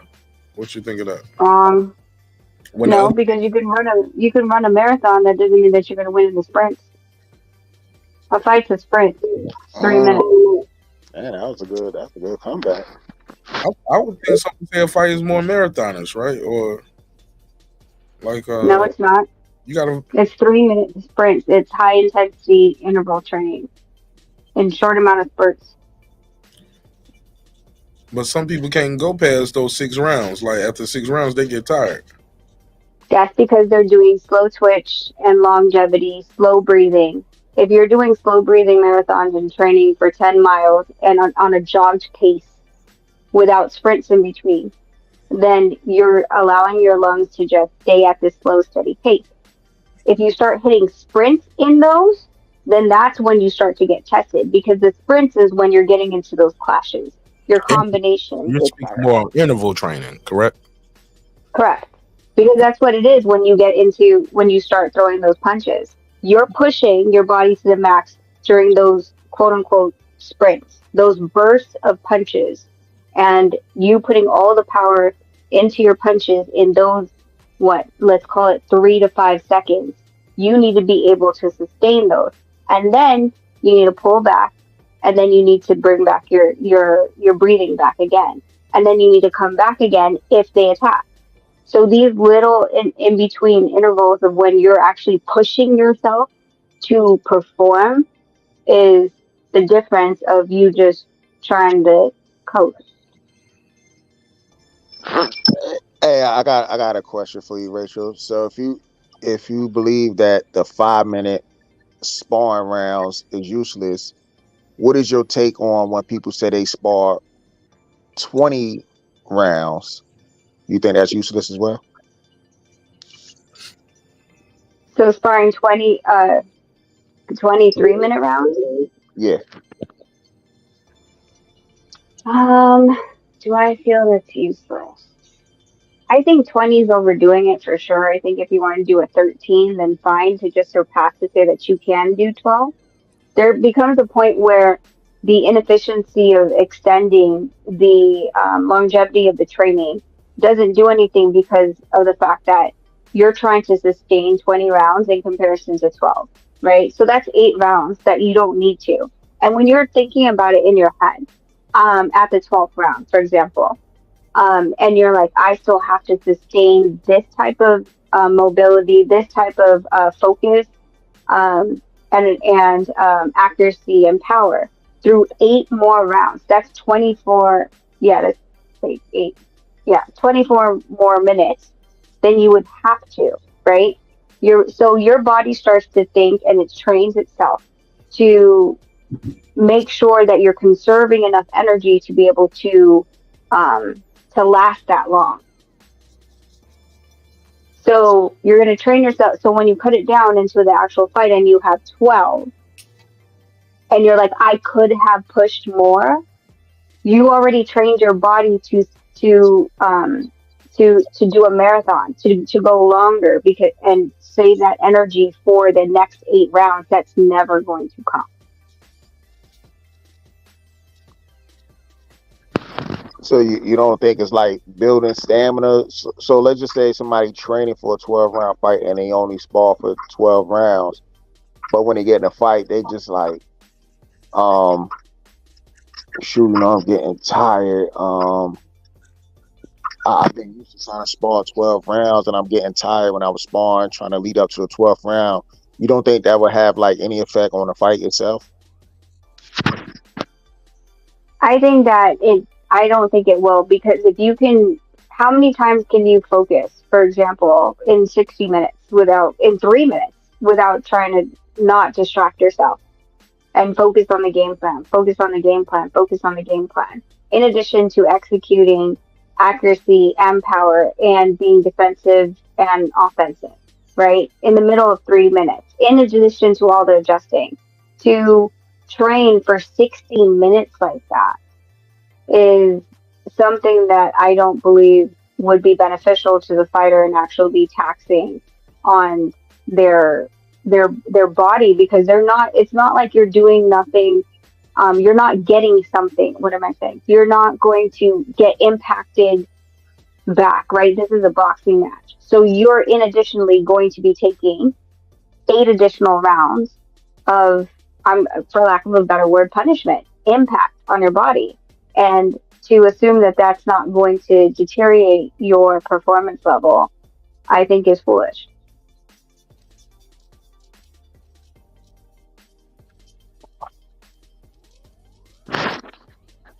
I get where you're coming from because I'm just looking at like all like different types of sports, right? So I guess some of the elite players, let's just say in basketball, some of the elite players they'll be there before practice and they stay after practice. So it's kind of like, in a sense, they kind of overdoing it, but to them, it's like that's what give them a little bit more of an edge when it's game time and stuff like that. So I just thought maybe like something in boxing, some people might train for more rounds or more minutes, maybe try to give them some type of an edge when it comes to the night of the fight.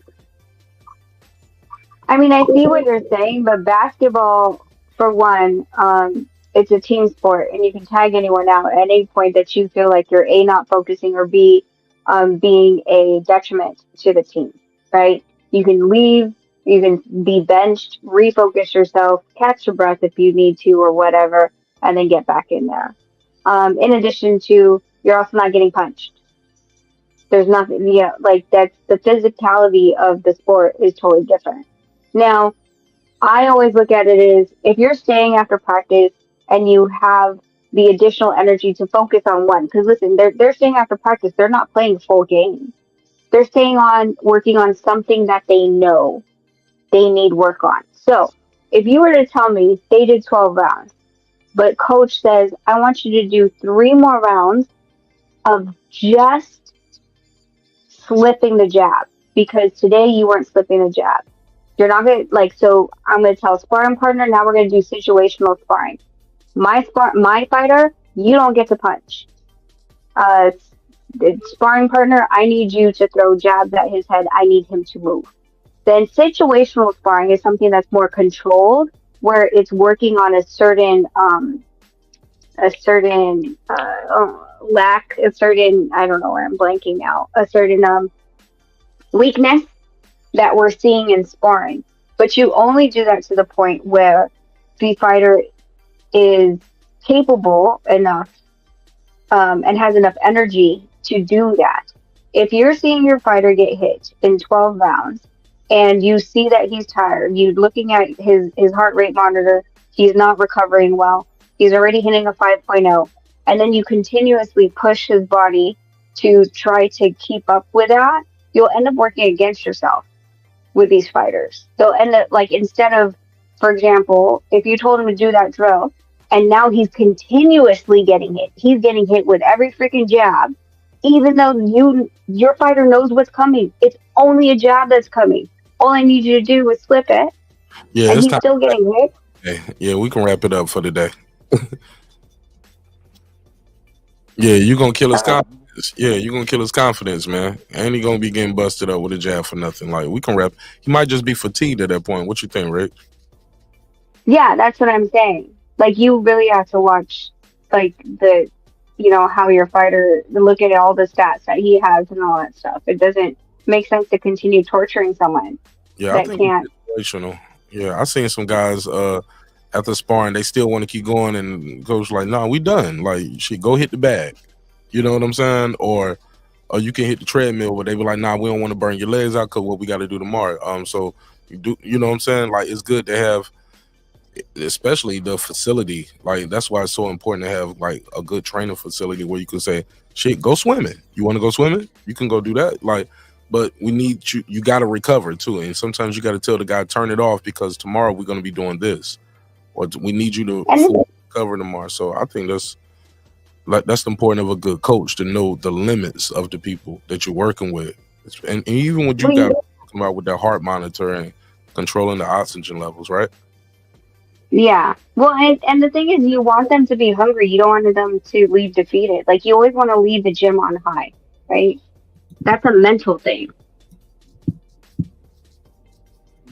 My guy J Dub, what up, Jay? Jay, what up? Unmute your mic. J Dub, unmute your mic. J Dub, you're live on air. We're about to kick you out of here. He might have fell asleep. I just added him on.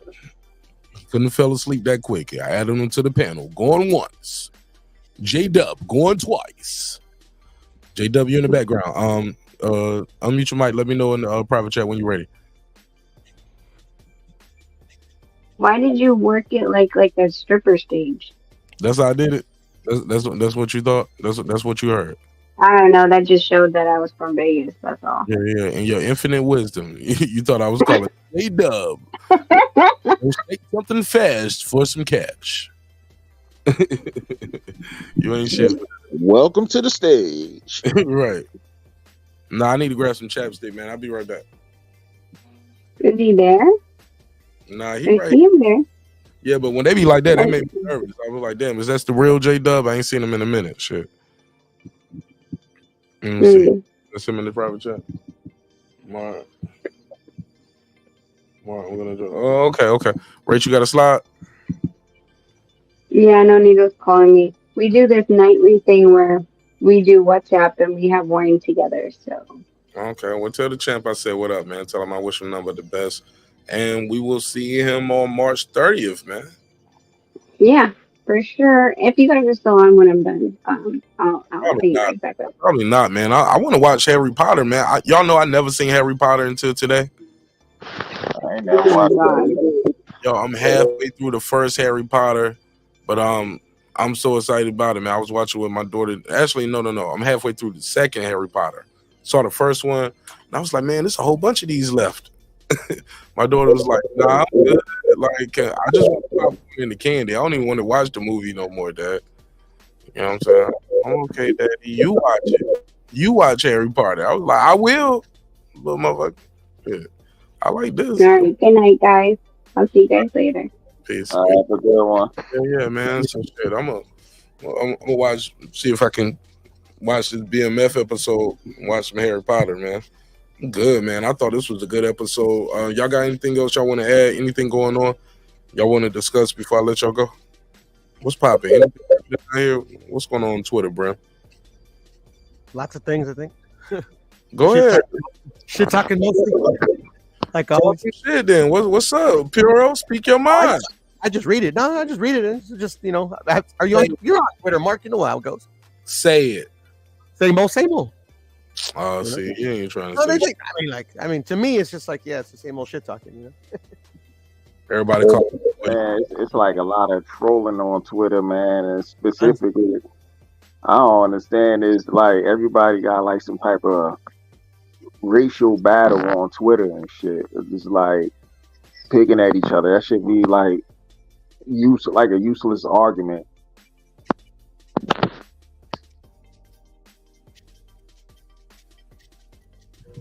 Nah, a little racial humor is cool. Is it racial humor, or is it just straight up racial battle and like I'm superior to your race type shit? It's like both, because you see it from like all sides and shit. Motherfuckers would be like putting fucking like I don't know who page it was.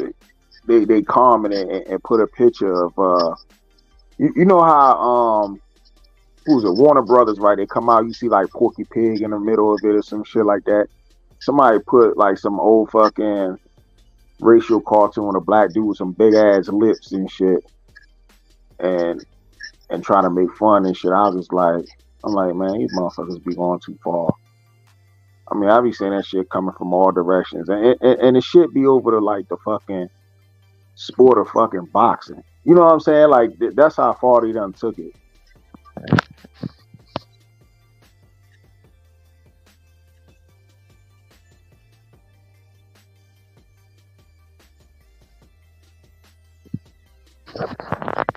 Yo. What's up? Shit got mighty quiet. Right? Crickets. Yeah, I was going to say something real quick, you know, before Mark shuts it down, man. I think it's plainly obvious that the Ryan and Devin shit is all fucking promotion, bro. I mean, like... The fight ain't happening? What you mean? No, I think the fight's happening. There's no doubt in my mind, but like, it's just all promotion. It's like, I mean, like, this is what like this new crop does, bro. They do a lot of like cringy shit. You know, like when Ryan said that he drank and he smoked weed, I'm like, bruh, I know fucking weed smokers, but Ryan ain't no weed smoker, bruh. It might be he ain't got to be rolling blunts, but yeah, he in Vegas. That nigga could be hitting the vape pen or doing THC gummies. No. Man, I know some people that intake marijuana. And they don't even know how to roll a blunt, bro. They do not know how to roll a blunt. He ain't no burnout. So what? I said I know burnouts. He's no. I didn't say he a burnout though. But that's how they're making it portray. No. He fucking. But you don't think he? You didn't see the picture of him? I don't think he smoked at all. Oh. I mean, I don't know. I think it's all trolling for marketing. Like I was saying earlier, I think they trying their best to sell a fight and shit. Yeah. And just everything is getting posted, you know, like the leaking of the sparring, fucking Ryan jumping on fucking Eddie Reynoso, celebrating fucking Devin Haney with Diddy and shit. Like, I think they just trying their best to sell the fight. But Bo, are they selling the fight when one of the principals involved is saying things that make you think he's not even going to be there? He's like, I still think the fight should be in Vegas. I still think it should be May 4th. It's like, yeah, I don't do crack. I don't do coke. I just drink and smoke weed. All praise to Jesus Christ. I was like, hey. Leave sweet baby Jesus out of this. Started with Jesus, mentioned some weed, some drinks, cut some motherfuckers out. Then he end with, I want to thank God for my award. I was like, he is a rapper. Yeah, I think to be honest, I think Ryan Garcia is a marketing genius. To be honest with you, he'll say shit, it's just cringy as hell. He'll do shit that's cringy as hell, and somehow the shit fucking get views because this motherfucker got a huge following, and people gonna eat that shit up. This make you think he ain't about. Let me share this one. When he put shit like this out on Twitter, and it said, "Did I click like on this by accident?" Unlike that, Martin has to dislike King. This. What do you say? This might be curtains. With this look suicidal type writing. I'm exaggerating with that, but yeah, you can tell he wrote it with his fingers. This might be curtains. Then after that, he posts this thing right here. Y'all seeing this, right? As I'm sharing the screen. This might be curtains, and from this might be curtains, we go to the I can't take this shit no more. He's sharing a picture of him fighting Jake Paul. Now, let me ask y'all this before I let y'all go. If Ryan Garcia pulls out the Haney fight, I know some boxing fans be like, "Oh, that's whack, da da da." But the overall bigger fight, if him fighting Jake Paul next instead of Haney, shit, that's a big fight. But I'm thinking at what weight? Because Jake Paul is a fucking cruiserweight. Right. What, Ryan gonna fight him at what, 160? At best? At best? Like, what are we doing here? Hey man, these up and comers. How does this help him sell the Haney fight? Man, I think because oh my bad. Go ahead. I was just saying, what's the over and under of him making it to the ring wall? Anybody want to take any bets with me that this fight with Haney and Garcia even gonna happen on the 20th? If anybody got a dub on it, I got a dub that happened. I got a dub it happened to. But I got 10. How about 10? Friendly 10. A friendly 10. I got 10 that happens. Well, yeah, I was to say. I tell you what, if it don't happen, this is gonna fuck with his reputation big time. Because remember, he already did this years ago when he was talking about he's gonna fight Pacquiao, and then next thing you know, this motherfucker said, this ain't the same though. This is signed, 2 press conferences.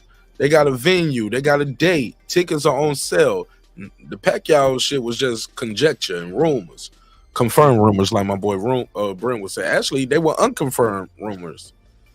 Like, actually, Ryan checked Gibbons because of that. Yeah. So, but this is different. This fight is more official than that. That's what I'm saying. It's going to hurt him even more because he already had that reputation before. I was gonna say it's a big point that I wanted to make is it takes 2 to tango, because like Devin should get a share of the blame as well, because like Ryan, what did Ryan do to earn a shot at Devin's title? Like, I mean, popularity. He's so Tank Davis. He beat him 3 times in the amateurs. Mm-hmm. I don't. I think it's popularity at the end of the day. Stepped aside for it and took the bread. And also, I think this is a straight money grab by both fighters, and I don't mind it. But at the end of the day, bro, I mean, like, if you believe some of the things true that like Ryan's unstable, this and the other, I mean, you knew that beforehand. So I mean, like, at the end of the day, I mean, it is what it is. Yeah, but I didn't care. I hang around unstable motherfuckers all the time. I got a YouTube channel. You know what I'm saying? That a fact. Shit, I mean, so I'm okay with that. Most of these boxers are unstable outside the ring. Their most comfortable place is in that gym and in that ring, you know. So it's when they the most comfortable. So I think I was making that point on my live yesterday that like people think that like boxers are like Floyd or Canelo, that they're like super disciplined and you know they don't really drink and stuff like that. But that's not the rule. That's the exception. Like boxers, especially in the 80s and stuff like that, man. boxers are like the most unstable. Like people Man, that's sniffing 8-ball and going there and whoop somebody. exactly, bro. Hit that Sherm and shit. Fucking fight. Damn, Pure, you sound like you having flashbacks. Fuck, Mark. He said, "Well, I don't mind if I do. Go on, land the plane, drive, motherfucker."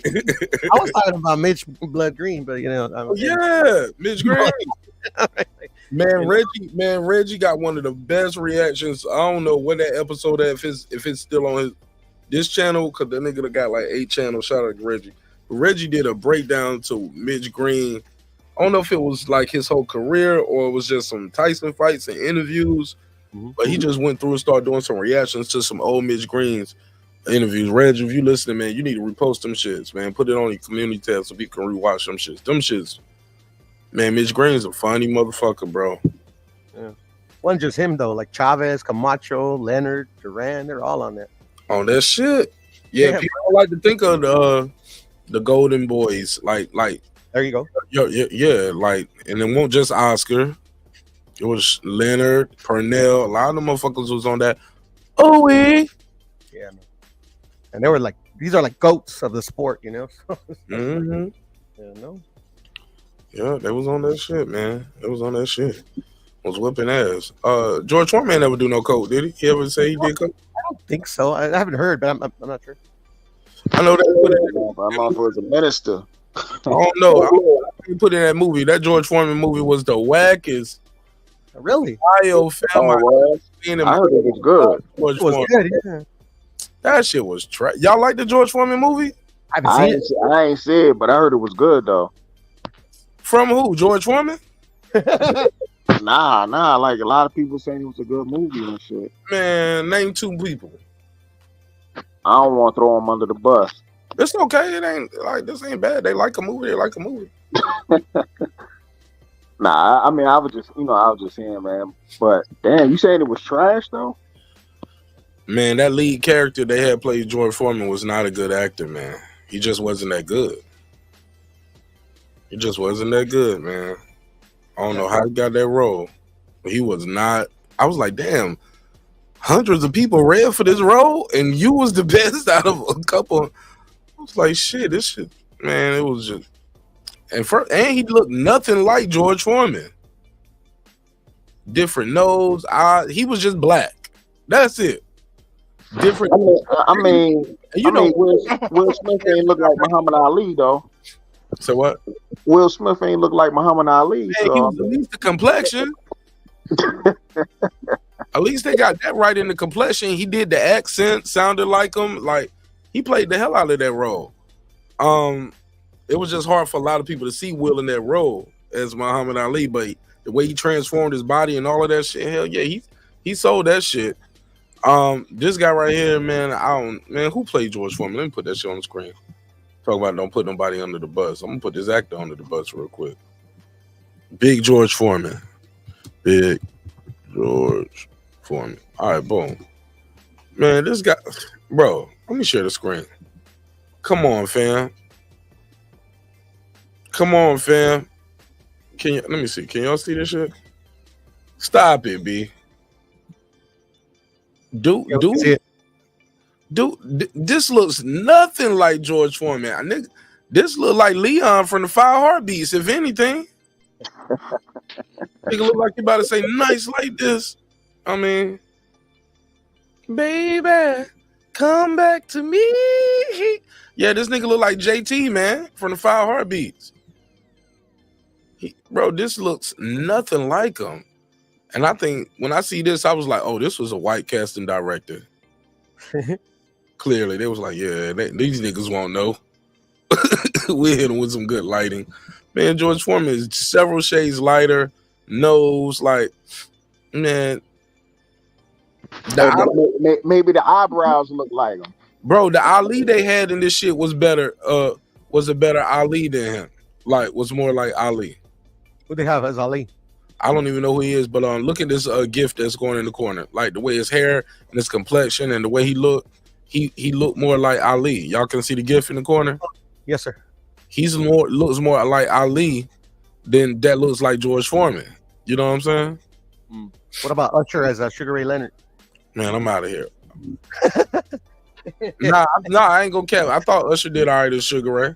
I thought he did. I thought he did. He looked. Hold on, I didn't see that one. Yeah.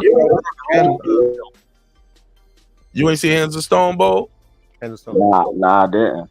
That shit was good. And then the guy who played Roberto Duran, man, he put on an Oscar-nominated performance to me. Yeah, I forget his name is good. Yeah, I might have to start writing these joints down so I can go watch them now. I gotta go figure it out too. I ain't never Rocky's even another thought good one. about Watch that. Rocky. Hands of Stone is a good movie, bro. That shit I is never a knew good about movie. that at all. You ain't never seen Hands of Stone, the Roberto Duran movie? J-Dub, I see you. No, Usher played Sugar Ray Leonard. Hell yeah. Heck no, I didn't see that. I would have been talked about that if I seen. What's up, Jay? What do you think, man? That was a pretty rough fight tonight, man. I feel like we're in the 1970s. Hey, was Usher dancing too? That was a 1970s type of fight, man. Well, that was pretty rough. That Ford, that Russian dude. Oh my God, those guys just stood in front of each other and just banged down. I love that shit. That was candidate fight of the year for me, Jay. You got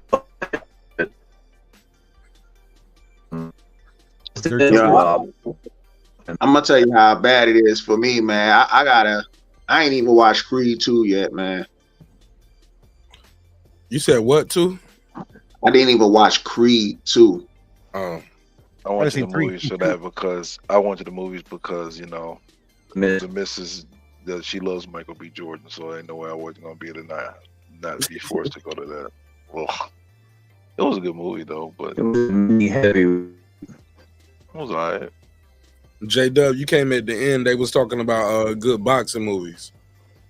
J-Dub said, I just got here. I want to talk about the fight. That you want to talk about that ESPN card that we was talking about. J-Dub had fallen asleep. Actually, I think I would stop a little later, and I thought that J-Dub, you on Robotron. Whoa. Let me try to fix them. Keep talking. Yeah, I know. That motherfucker got auto-tune, boy. My man, auto-tune, bro.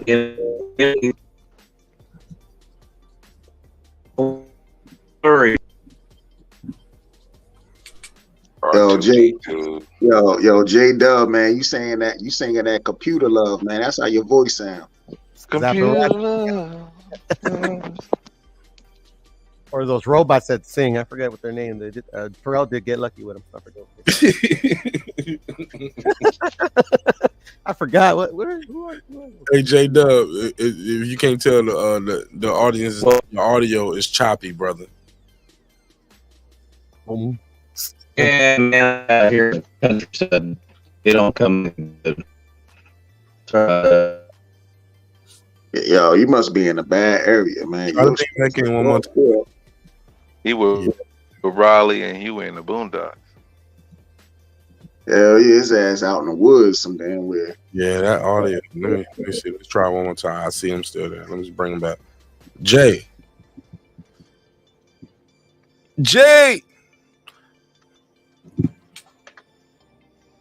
So I'm looking towards the door. Come back. That's gonna be my new thing. If somebody got bad audio, since people don't like me complaining about the audio, I'm gonna just start doing like this. I'm gonna just start looking towards the door, like y'all know what's about to happen, right? You see, I didn't say nothing about it, right? Right. I'm gonna let y'all say it. Cause when I say it, I'm the bad guy. Hey, better yet, Ma, you should just go ahead and sample some fucking auto tunes and shit when they shit sound fucked up. Man, I better leave these niggas alone. These niggas be out. Niggas be out here talking about. I gave them $50 just so I could talk. No, you didn't. You lying. Talk about. I gave him $50 to talk on his panel that night. My audio was bad. He kicked me off. You lying. Actually, what you should do is you need to get a clip from the song "Computer Love." Give you back your $50. You lying ass nigga. Stop lying. Get a clip from "Computer Love," and when they have people go bad, you play the beginning. We'll go and it'll go boom. Boom. That's what you need to do. Get a clip of that. Get a clip of the beginning where it go and then boom. Hey, Brent, what if I start talking to him how to? Hey, I'm gonna let you start singing. What if I start talking to him how they sound to me like? Hello, this is how you sound right now. That's good, but I'm telling you, Remember, you got sample clear. We can sample for less than 4 seconds. So if you get the very That's not beginning true. of the That is computer not love, true. That is a false rumor, sir. One of the biggest lies ever told. I can sue you for 5 notes. You ever heard of the Twilight? Dun, dun, dun, dun, dun, dun, dun, dun. Yeah, you can't use them 5 notes in that sequence. They will sue your ass. no, I'll chop that shit up and rearrange it. Yeah, you better rearrange it. But other than that, somebody said, "Stop being petty." 40 million. Oh, $40? No, he said $40. $40 for what? I think he was talking about that. Yeah, I heard somebody say they gave me $50 to talk on the show, and I kicked them off because their audio was bad. Never heard of it in my life, dog. But if that's true, my email is marknash27@gmail. Send me a screenshot showing me that $50. I don't care if it was 2-3 years ago, bro. I would give you that money back because I never heard of you, dog, doing no shit like that. Yeah, that was the band. Sorry, and I think you're lying. And I think the world need to know you lying. Like, so stop telling that lie that I kicked you off the show because your audio was bad after you had donated $50. Show the receipt. I'll give you back your money. It ain't no beef. And then we can never issue you. Hey, J-Dub said he too far out. Oh, man. J-Dub, call the show line then. Call the number real quick. I'll take a call from you real quick. 44692-1766. 44692-1766. I'll take your call and then I can end it from there. He live. Right. Y'all niggas worship him, bro. Like, niggas talk about I gave him $50 so I can talk and he kicked me off because my audio is bad. So now I'm a robbing at an event. Nigga, I wish you would. He lied. Y'all niggas worship him. But that's neither here nor there. But yeah, I'll give you back your money, dog. Like you said, I did that to you. I don't recall that, and that ain't no problem with you like that. But I'll give you back your money, dog. I don't recall that, but you got to show me that receipt because I went through all my cash apps and I do not see a $50 cash app from you ever. You know what I'm saying? So that's what he say though. It is. Hey Mark, you can just send it to me, bro. Just take my word for it. I want that nigga to show me that receipt. No, send it to me. It's Sesamil, SESAMILL. Send the 50 to me. I'm gonna put it to good use. I'm gonna get some loud. Did you say sexy meal like sexy red? No, Sesamil, SESAMILL. Don't try to play me, bro. That nigga said, send it to sexy meal. Don't play me. Don't play me, nigga. Don't do it. Don't do it. Don't do it, doggy. At least you taking a joke. Or at least you can take the joke, man. It's all love, bro. Sexy meal. Come on, bro. I'm trying to talk about nigga. You almost made me cough on this shit. That was some sexy meal. That nigga said cinnamon meal. That nigga got a stripper name for his life. That nigga Brim got an OnlyFans. No, that's gangsta-licious. Like if you talk Shit about like sexy that. meal. Right, Sex a meal. Sex a meal. Nigga, that ain't no better. Like yes, it is. It's like weed, bro. But it's my initials, and a meal is the effort I put into everything I do. $1 million effort. Sex a meal. Sin semilla. What you say? With your bad audio? Yeah, I was just fucking you with my little modulator. But, you tried to Martin Nash me on my show. Oh, you tried to use you had a P42 space modulator? I use this thing called Voice Meter, so it has like little features of it. Nah, you good, man. You good. Go ahead, J-Dub. Talk to me. Oh, can you hear me? Yes, sir. So far, so good. Yeah, I got it right beside the booster here. But I thought one thing I had complaint like usual. I think that Bradley is a hype job guy. When I have to almost like just go listen to the Mexican side of the top rank just so I don't have to listen to him tell me who's winning when two people are punching each other. He completely ignores the other person punching the other guy and doesn't even say a damn word. I am completely so tired of him one-sided commentary. Is anybody else with me on this? Yeah, I would be with you if I watched it with the audio, but I always watch it on mute. And I saw a lot of people comment how trash Bradley was today. When he got one person on his mind, that's all. That's the way it's going. He's like, oh my God, he could be getting punched in the face and missing all his punches. And he'd be saying the other guy is punching the other guy. I mean, it's just, come on, just call the fight the way it is. I don't want to hear you telling how some guy's doing great. I want to hear it. I just want to hear about the fight. Are you saying him and Chris Mannix in the trash commentary Hall of Fame? No, I think they're hype jobs. They're told to just push this guy to the top. And we know who's going to win, but when the guy gets punched in the gut and gets punched in the face, say he gets punched in the gut and say he gets punched in the face, but he will not even say it. I can't stand it. I mean, it just call the fight the way it is. You feel like it's swaying the audience, yeah. He seems like he's trying to sway the energy of the fight. He's trying to sway the general public, the mind intent of the general public. So even the general public is that dumb, unfortunately. So even if the guy loses on the card, you'll feel like the guy got robbed because of what Bradley been saying all night. I think he does it all. Every time I see him call a fight, he does it. No. I think he needs to just call the fight the way it is and quit trying to bend things the way he wants it to be. Right. I don't want to see it no more. I mean, I don't think he would even listen to anybody if he said told him, because he knows what the what the commission wants and what everybody wants to push this person forward. I mean, it's just call the damn fight. Jay, and the Jay, last fight was leading them to the water and making them do this. And is it the network? Is it the promotional company? Is it the commission? What do you think? Nobody even needs to tell you. They already know who they want to push.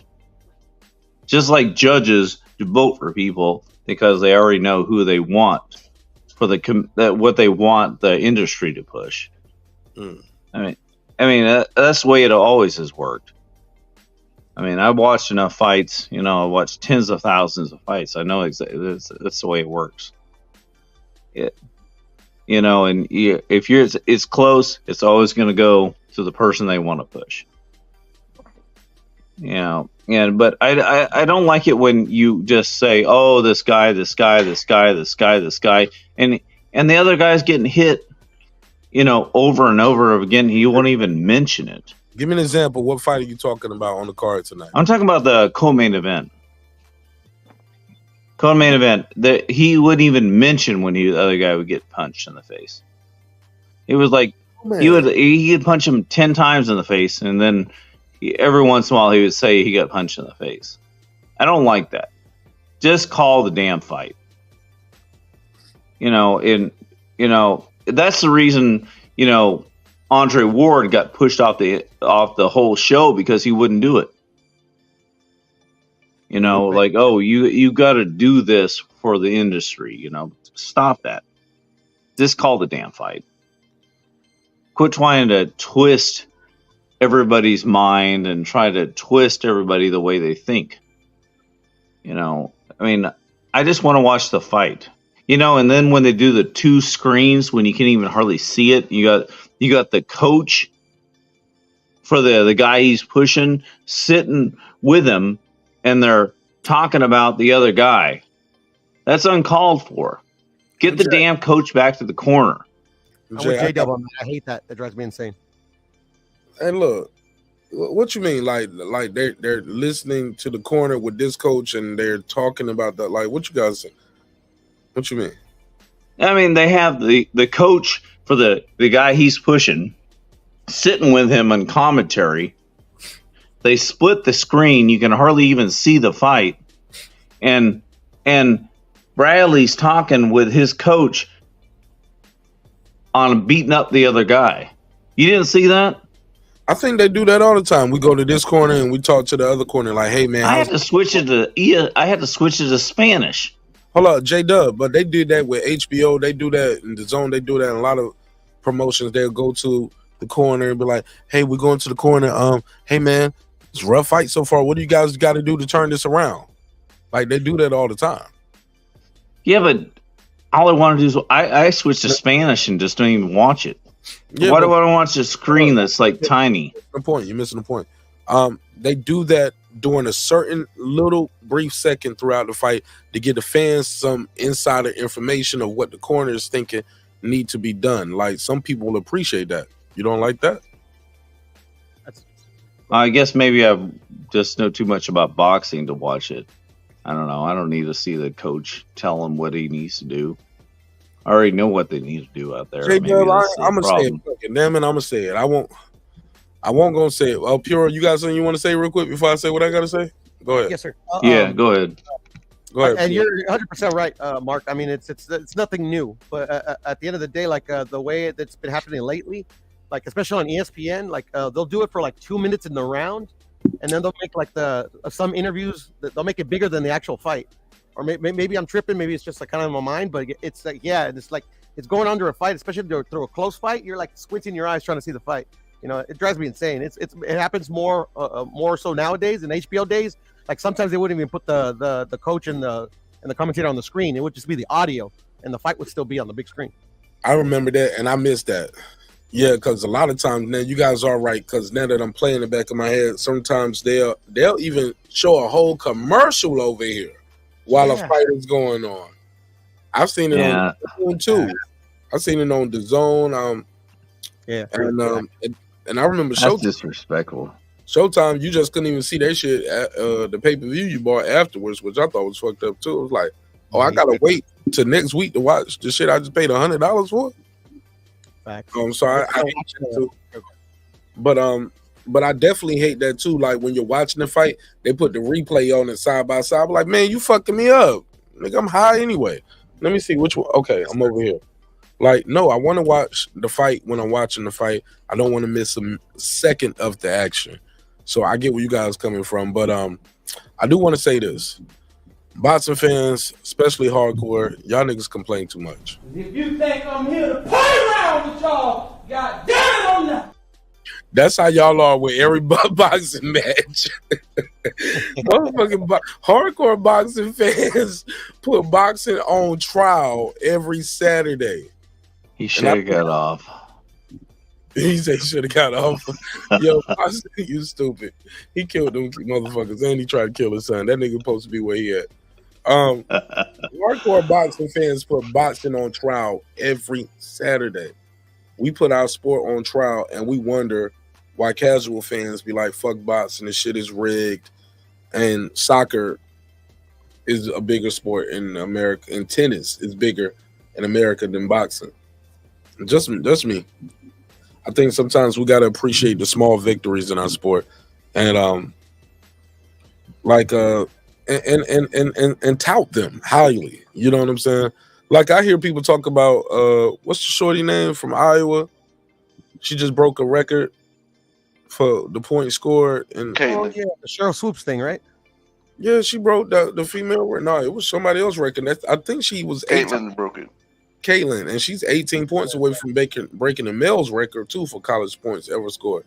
I don't even know I don't know if she did it, if the game happened yet or not. But last I heard, she was 18 points away from breaking. Like you see how they just. But at the end of the day, none of us don't be out there watching no female college basketball like that. Nah. But they push those accolades and those triumphs, and I just think like marketing. Hardcore, yeah, and the marketing and the promoting. And she's going to declare herself to the WNBA draft, be number one pick. But I just think in boxing, man, we complain a lot. You don't think that Bradley pushes one narrative? I don't give a fuck about his narrative. The fight was the fight, and it was a great fight. The fight was fire. I mean, come on. There's no way that was the best fight I've seen in a long time. Great fight. Absolutely awesome. And the punishment those two guys took, no, I mean, no normal man could take punishment those two guys took. Unreal. Man, you can box one day and we'll see what's up. I mean, I was impressed. No, I'm joking. I'm just Mark on gas out after 60 seconds. Man, what? Man, I ain't gonna make it to the ring walk, nigga. I'm pulling Ryan Garcia. Hey, look, y'all gonna look up. Y'all gonna see this on Instagram right here. Y'all gonna see this right here. This might be curtains. Yeah, I saw that. Yeah, y'all gonna see this on my IG. Might be curtains, homie. I ain't gonna make it to the ring walk. Did you see the link in the private chat, Mark? My bad, I cut you off. No, I didn't. Let me see. Yeah, I put it in the private chat. It's pretty funny. All right, here we go. Share this. My favorite people post this. Yeah, it's my guy, HLD. It's my bro. Let me click the like there. Let me see. I seen this. I saw this live. It's your boy Devin and Dream Haney. And I smoke weed, and so has the majority of this room.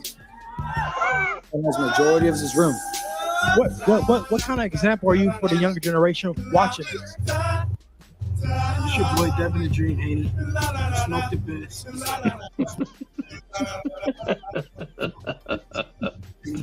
Hold up. I'm not gonna watch 35 more seconds of I smoke the berry. No, I think he gets to the when he finishes. Okay, let's go to Bill Haney. There's our example.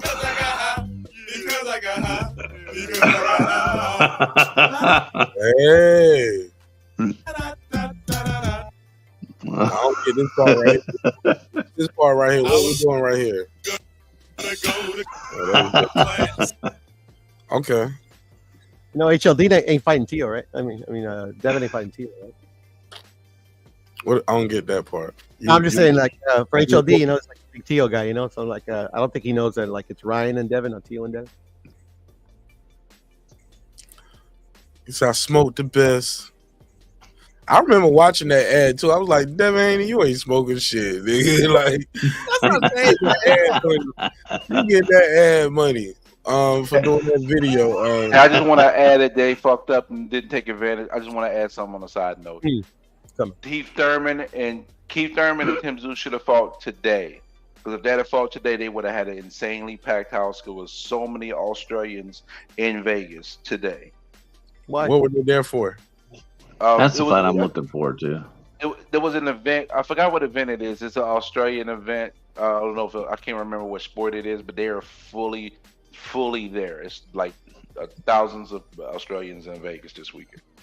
Probably Aussie rules football. They love that shit. And they would have been going there instead of seeing tszyu fight. No, they were going to know that's what tszyu and their team was trying to have the fight for this weekend when they initially was trying to set up the fight. Makes sense. Makes sense, but motherfuckers with the No, money. there's no but. You don't know nothing about Australian cultures. Don't be talking about who's showing up and who not. Cut it out, Mark. Now. You don't even know what I was about to say, but what? No, I just want to assume anyway. Oh, yeah. You got me. Hey, yeah, that's what I'm talking about, bro. But yeah, roast the host. It's okay. Yeah, you do me like that. I had to give it. Yeah, I like that shit. Hey, look, threw me off guard. I was like, you don't need. I was like, you got me. Roast the host. Hey, look, shout out to my homie Fight Doctor. I was just talking about you earlier today, man. When your name came up, and it was all positive, like conversation. Motherfucker was like, man, I missed the Fight Doctor being on the show. Him and Reggie's back and forth used to be funny. He used to cook Reggie on certain debates. I was like, Reggie would never admit to it, but yeah, it was a good conversation, man. But we miss you, man. Good to see you, bro. Hope all is well with you and your family. But yeah, man, I guess the people in charge at PBC and Prime said we ain't got no money for that on that date. Maybe they couldn't make it in time, based on the calendar and everything that was set up, It's a great fight. Man, I'm just a little looking forward to it. Is this PBC shit dead? It's slowly dying. As we know it, PBC, as we know it, is it dead? It's slowly dying, unfortunately. It looks like it's not in a good position. Don't say that, but don't talk about Bob like that. It looks like it's only. And listen. I gotta be careful because I be having people promotional company gang banging on me, bro. Pause. Whoa. I said gang banging, bro. Like pause. Whoa. Yo, bro. Some dope dealing. Some gang banging. Come on, man. You thinking of the sexual connotation. I'm thinking of the violent connotation. I don't know. I'm just being goofy, man. I'm just being goofy. Look, it's 4-1 on the East Coast, man, and I'm still. No, it's not. It's 3:30. 12 o'clock over here in Cali. was 334. See, that's how tired I'm at. I thought it was 354. The 3 started looking like 5s. Damn, you might just need glasses. I do. Like me. I do, but I don't want to wear them on the show no more. People think I'm soft, so I wear my glasses so I can read the comments. Really? I be ready to slap one of these motherfuckers in real life. Really? That's what this is about. Hey, bitch, this ain't no Urkel shit, nigga.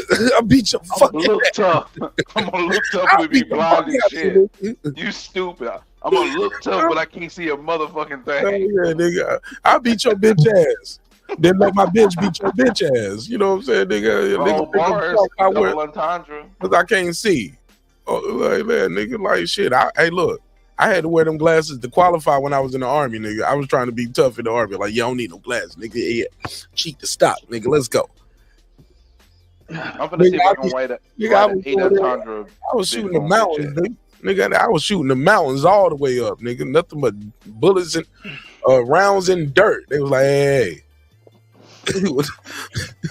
You wasting government resources over here, son. You need some glasses. Yeah, but yeah, man, but see, I forgot my point, man. See, I told you I'm tired. What was I about to say? What was I saying? I sound like Spence in that video. I'm tired. What's up? I'm tired. I want to see the rematch. Man, you want to see what? Man, leave that. Man, that's what you just say. I know it's not gonna happen, but I mean, I do. Man, I'm all set on that. Why I want Spence to be the continuous career. I want to see him continue his career. If he fight Buddy, I want to see him continue his life, my brother. Bro, it ain't that damn bad. I don't think. Oh yeah, old boy gonna fuck him up. Yeah, I think so as well. I just especially now he don't nothing coming back. You know what he could make.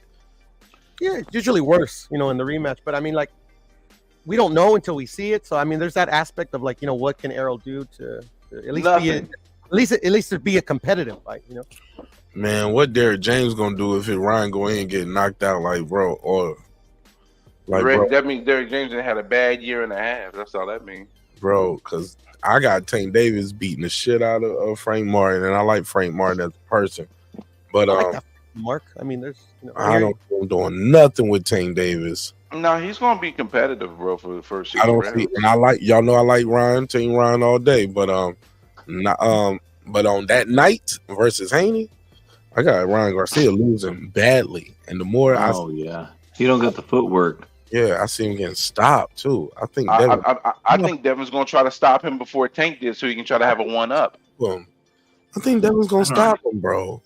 I think Devin's gonna try to stop him because he wants to have a 1-up on Tank. But I got $10 with Puro that he might not even make it to the ring, just for the record, so everybody remember. $10 with Puro saying, I got 10 that's gonna stop him, man. You got 10 that's gonna stop him? No, I got 20 that he doesn't stop Ryan.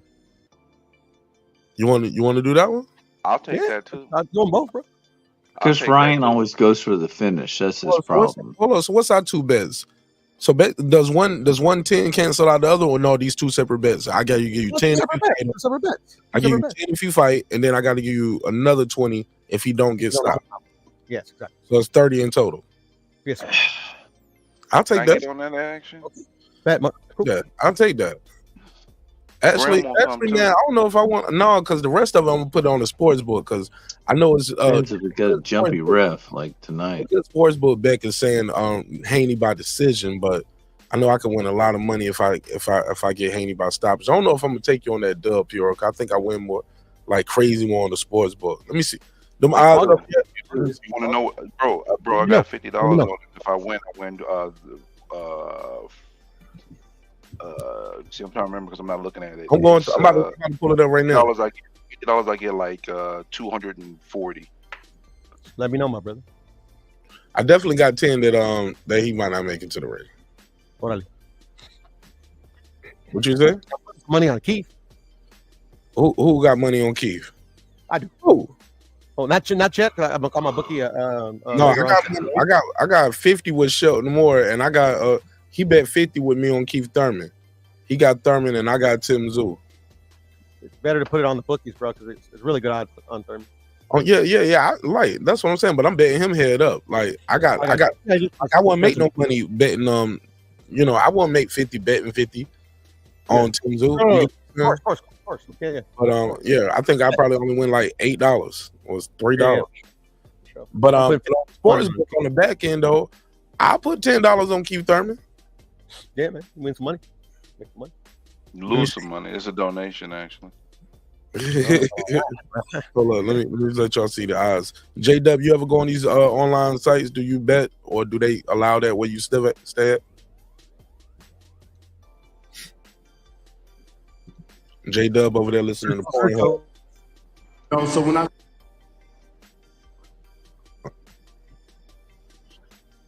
I haven't seen Shelton in a minute, man. Hope he's doing well. Who, Shelmore? Yeah, I'm gonna call him one of these days. I talk to Shelmore almost every day. He could. I remember you telling me, man. When me telling you said what up? No, I got his number. Okay, so you ain't worried about him then. Stop capping. Yeah, that's what I'm saying. It's like you mentioned. Don't fucking lie like you care about that nigga. You don't give a fuck about that nigga. Bro, I don't call anybody, bro. I'm not really the calling type. Yeah, so stop capping on live. I'm just saying, but he's a homie, bro. He's No, like I just gotta start being straight raw with everybody so people don't think I'm playing favorites. Niggas be crying behind the scenes and shit. You like you more than you like me. Really, they be crying about that type of stuff? Man, niggas cry about everything nowadays, bro. Bro, that's mad soft, bro. That's Like, buttermilk biscuits. You crack jokes on him, you don't crack no jokes on me.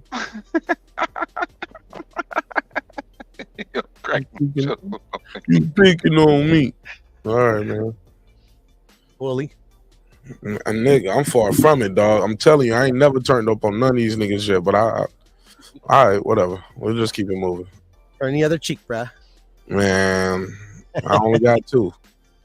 And I ain't gonna and I ain't turning up the ass cheeks for nobody, my nigga. Like, so go pause, bro. You just slap me one side, slap the other side of my face. After that, nigga, like, I'm pulling out the pistol, nigga. All right? It ain't gonna be no turn up the cheeks, man. I mean, I always skip over that part in my Bible. God knows my heart. I skip over that part. Hey, look, I don't even see no odds for that fight yet. What are the odds at? For which What one? are you talking about? Let me help you out. You even see Thurman and Zoo. Tim Kazoo. I gotta scroll all the way down to 30th. My bad. I gotta scroll to March 30th. He's slow. I am, bro. I think I'm gonna put another 25 on Devin Haney on a particular round too. What round, bro? Round 5 and round 7. Throwing away money, bro. Come on. No, I'm not. I'm trying to tell you something, bro. Listen, there's a method to the madness, bro. If he can hurt Regis Prograis, I know he can hurt Ryan Garcia. And he hurt Regis 4 different times, and the reason why he didn't knock him out is because his dad told him to stick I don't to think the he hurt him game not once, bro. To be honest. Are you, bro? You slow as hell. You better go rewatch that fight. He beat him up. I'm not gonna. He hurt him. He hurt Regis. He hurt Regis, bro. Boy, what fight was not even what necessarily were hurting them too? It was just so much of accumulation. The referee was like, "Bro, I'm gonna lose my fucking license if you don't start fighting back. Let me do no more fights in Vegas. You got to start doing something, bro." He hurt Regis 4 times, bro. In that fight, I counted it. Let me see. You heard me. I ain't gonna repeat myself. See if I put $10 on Thurman. Yeah, I say I'll put $10 on Keith Thurman. Give me 53 off of that. 53 off of Keith Thurman $10 bet. I ain't mad at that. So yeah, I'm gonna put my You should actually do a parlay too, though. You should do 5 and then do another 5 with a parlay, so you can try to get something real out of it. Like parlay with who? Who else on that card that night? I would parlay with maybe with a Tszyu knockout, or no, sorry, not you can't parlay the same fight. I'm bugging. What's wrong with me? I don't know. I think I'm getting tired. What's buddy name? Like Fondora maybe, or you talking about Rolly versus Cruz? Yeah, maybe pick a Cruz knockout or something like that. You know, just boost your odds so you can get more out of it. Yeah, man, I will never do the fucking parlays, dog. I might do a parlay on this shit separately. Like, I be liking my bets separately because I'll be mad if a nigga fuck up all my money. I know why you be winning and then all of a sudden one guy. That happened to me. That happened to me not recently. In boxing. I've done it in football, but not in boxing. Listen, if Oshaki had got a knockout against Nova, I would have made $530 some off of a $15 bet. How much again? $530 because I had a parlay, I had a 3-leg parlay. Man, my boy KP put me on to a crazy parlay for the Super Bowl like the week. Like and he was calling me bragging like, yeah, it's looking good. Then them Chiefs ended up winning, going to the Super Bowl. He was, as soon as that happened, he was like, yeah, I knew it was gonna happen. I was like, huh? He was like, yeah, they had it set up for them. I was like, nigga, but you was calling me bragging about that parlay. He was like, I had to try it. But yeah, man. I don't. Maybe you could add Joseph Parker on it if you think Joseph Parker beats Zhilei Zhang, because you got the just plus odds with Joseph Parker, so that $15 turning 50 will probably turn into 150. Oh, see, I ain't thinking that. So I can have a straight up bet on the fight and then put a parlay on the same fight. Yeah, No, you can do separate ones. You can do separate. It'd be separate bets. so it'll be a parlay for him to win, but I can have a parlay. Well, I can have him straight up to win, blah blah blah, but also have a parlay somewhere else. Yep. Okay. See, I never did that. I'm gonna try it. But I'm definitely planning on walking away with some bread on this one, bro. Yeah, I think so too. Regardless, if Keith Thurman wins, shoot, great for me. You know what I'm saying? But I got Tszyu beating Keith Thurman by murder. And this might be just like poor matchmaking, bro. Because to me, if I'm Tszyu, this makes no sense. Ain't even a title defense, dog. And if he loses, that's he loses the WBO. On that. Yeah, if he loses, he does lose the title though, because WBO and WBA, yes, WBO and WBA. Yeah, WBO and WBA have it where even if you fight and it's out of your weight class, if you lose your belt. I love it. Ain't no holding no belts, nigga. I love it. I ain't know that part of the rule books. Shout out to y'all. Well, Joyce is fighting in 2 weeks against Cash Ali. Cash Ali getting plus 1,100. Whoa, that's crazy. Shout out to the boxing nerds, man. And I heard you guys talking about Zhang and Parker, bro. Zhang's gonna kill that dude. I think it's gonna go to the cards. Really? You got Zhang killing Bo? What you think? Bo, I see Bo back. Bo, you got Zhang beating Parker or Parker beating Zhang? Yeah, I got Big Bang Zhang beating Parker, bro. I do too, but I better think I got it by decision though, because I think Parker's smart enough to survive. Mid to late. I don't think he's gonna stop him. Because you gotta remember, he knocked out Joe Joyce, but Joe Joyce is the slowest boxer in the game right now. Slow Joyce. I like that, slow Joyce. I've been living shit out of Parker, but that's trying. Even though I think William Cepeda is gonna kill Maxie Hughes, he's getting plus 550. Maxie Hughes is. Tell you what, though, I met Joe Joyce. I'm about to call Slow Joyce again. I like Joe Joyce, and met him in person. So fucking nice guy, man. Fucking gentle giant, big as a motherfucker, stand out like a sore thumb everywhere you go. Big ass, light skinned black dude with slanted eyes with a UK accent. So all the bitches was on him. You know, all the Vegas bitches was on this nigga. As soon as you walk around, like, who all these bad bitches over there around? I'm about to set up my parlay real soon. I'm going because I'm picking Liam Wilson beating Oscar Valdez, and he's getting plus 300 odds. That's an interesting. I think that last beating Oscar Valdez might have took the last bit of him out. Who, Joe? Damn, Valdez. Yep, and they got Laura I think I might go Michael Safara as well. So he's the underdog against Laura. Bro, after that fight, Valdez said, I think he needed more time off, dog. Yep. I don't think it's time. I think his power is not translating at this weight. I think I'm gonna leave the Pandora and Bokachuck fight. And he fought his ass off, bro. Did his man was giving everything he wanted, but he couldn't. It didn't seem like his face just kept being changed and changed and changed. And I didn't even recognize Valdez by the end of the fight. A beating like that, bro, like shit, I think he took damn near worse of a beating than Spence. Because he took 12 rounds. How many rounds? It was 12 rounds, right? Yeah. Versus Navarrete, right? Yep. Oh my God, man. It was hard to look at him at the end of that fight. Shit like and I had Valdez initially in that fight too. But I mean, yeah, me too. I thought it was gonna be enough. Yeah, it was 50-50 when I thought he was gonna catch Navarrete, because Navarrete be doing that wild jump in the hook type shit. I'm like, man, Valdez gonna time him on that shit. You can't do that weirdo shit. And there was somebody big down on that fight. You would have known that it was gonna be tough. So what happened? Yeah, it's just like in my humble opinion, the Liam Wilson fight made Navarrete aware of his defensive deficiencies that he's had, but nobody's been able to capitalize on.